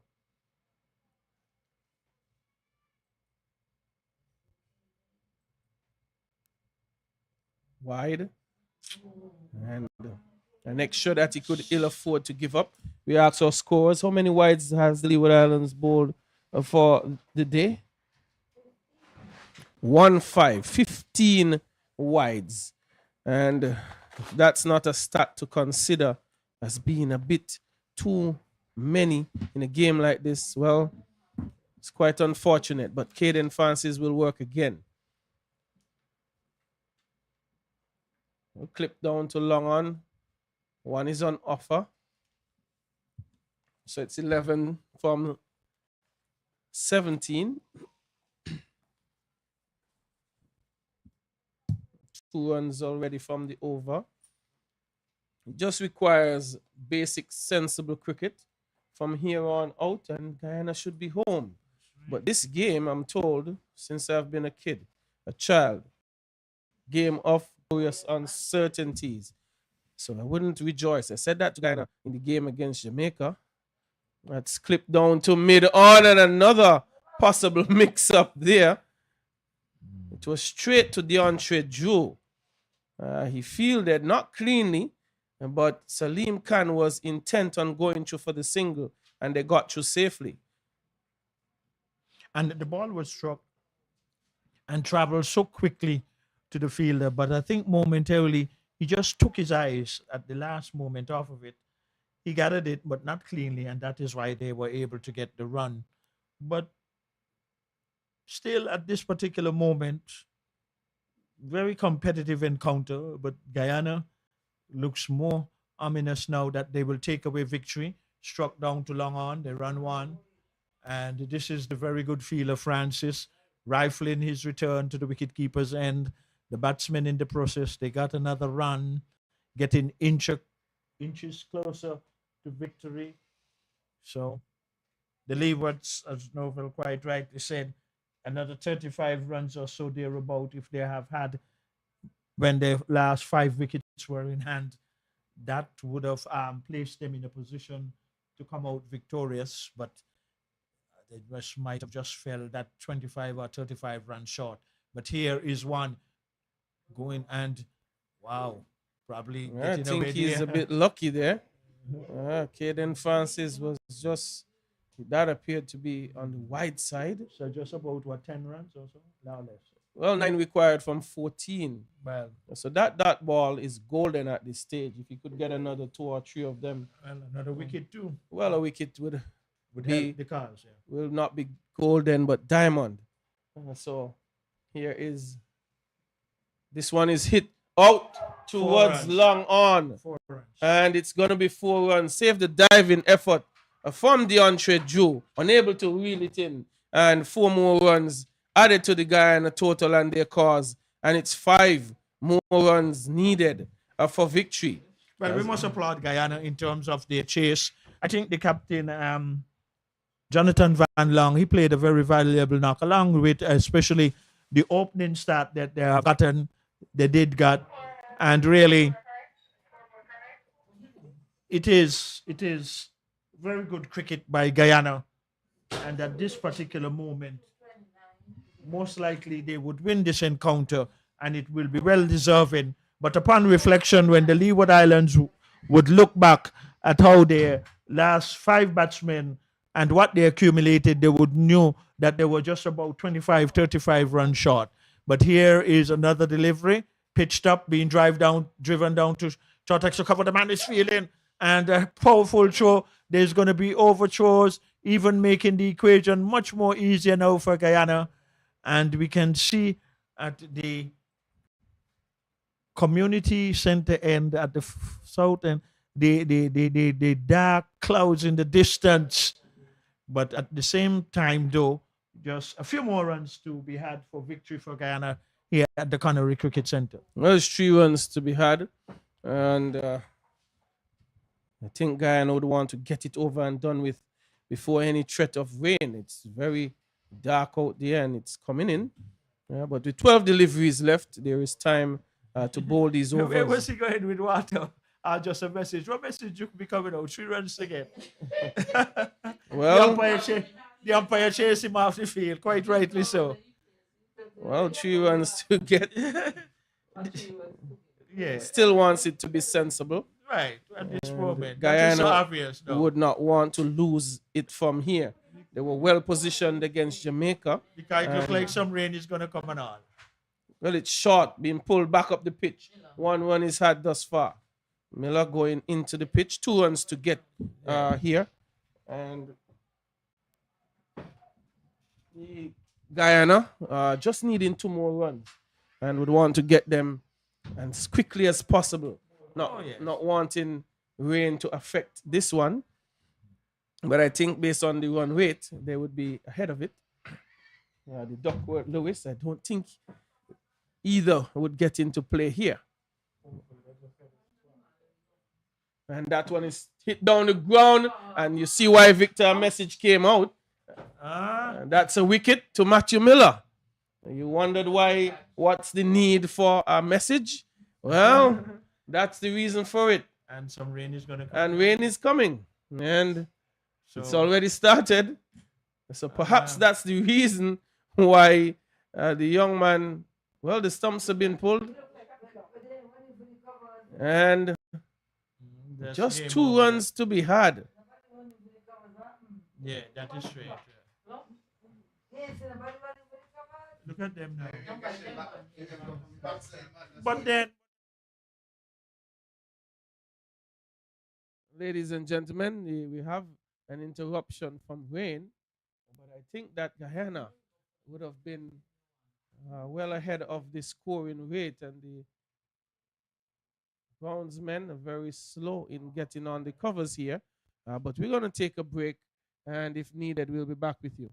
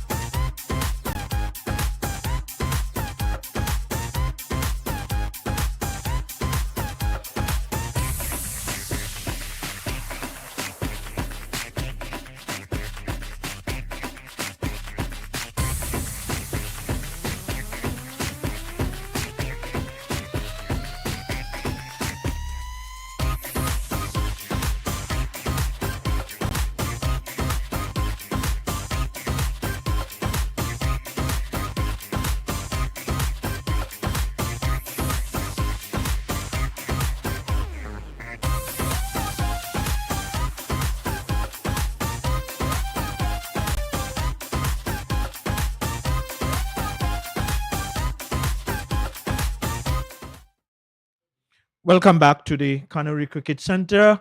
And now the players are coming out. We had a slight interruption for some rain, but it has cleared for the moment right now. So this encounter would be able to conclude between Guyana and the Leeward Islands this morning at around 10 a.m. Eastern Caribbean time. The Leewards won the toss and decided that they will bat, and they accumulated 233 runs. And now, in response, Guyana are 232 for the loss of 8 wickets. So 10 legal deliveries to be bowled, 2 runs for victory for Guyana. The fielders are out there in the middle now in their respective positions, and there is going to be a consultation, and one of the ground staff running out because they have left a bucket with a hammer, and the standby umpire just making certain that is cleared now by one of the grounds staff, who is making his way back to the community center end here at the Canary Cricket Complex. The over is going to come from the community center end here at the Canary Cricket Center. 2 more runs to be had for Guyana to come out victorious. And the bowling, the batsman on strike going to be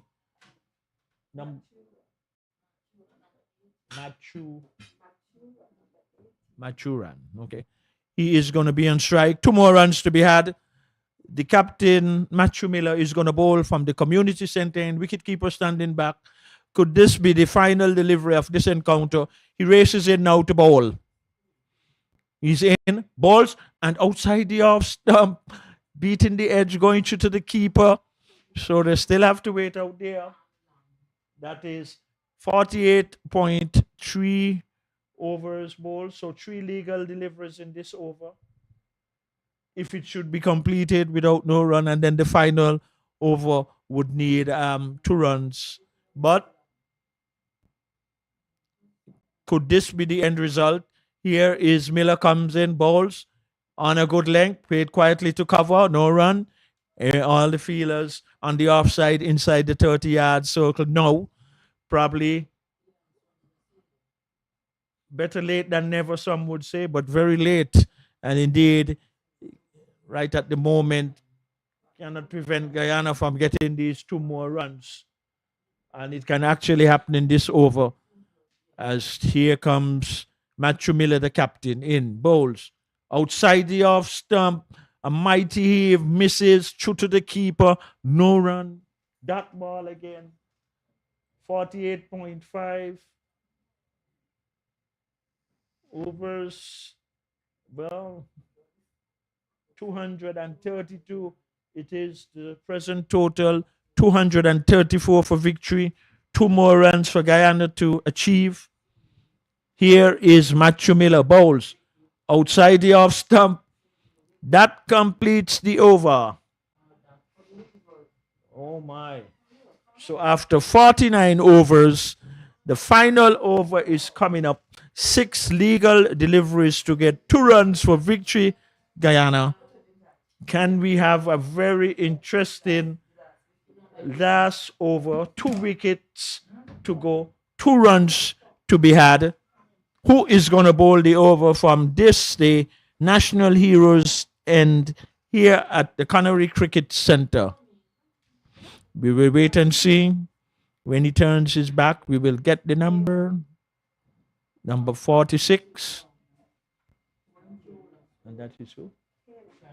Francis. Francis is going to bowl. What is the final 6 legal deliveries? Come on, Francis, get on with the game. There's no need for the hold up now. Final over, 2 runs to be had. Francis moves away from us from the National Heroes End Park and in bowls outside the off stump, driven straight down the ground. They run 1. They're going to come back for the 2, and that is the victory for Guyana. Guyana have defeated the Leeward Islands, getting to 234, a well-deserving victory. 8 wickets going down for Guyana, So Guyana have defeated the Leewards right here at the Connery Cricket Center. And it was another very intriguing encounter of this 2025 on the 19 tournament. And the Leewards will have themselves to be blamed drastically, because if they had gotten 35 more runs, they would have safely won. But Guyana played well, they chased well, they did it in partnerships. They had a good opening partnership. And then the captain, along with Budu, they had another valuable partnership. So there you have it here from the Connery Cricketing Complex. Guyana defeating the Leeward Islands. So until we will meet here on Friday for the next encounter, you can rejoin us as the players are going to do the usual sportsmanship protocol by going and congratulating each other. And no doubt the Leeward Islands will also say well played to the Guyanese, who played very well by defeating them. And the groundsman bringing on the staff. So on behalf of the scorers, our technicians of Oddvid Media, and Novel Makal, who was here with yours truly, Victor Eddy, we hope that you can rejoin us, all being well, on Friday, where the next encounter will take place, and at all the 3 other encounters. So goodbye and have a pleasant evening. So it's bye from the Connery Cricket Center.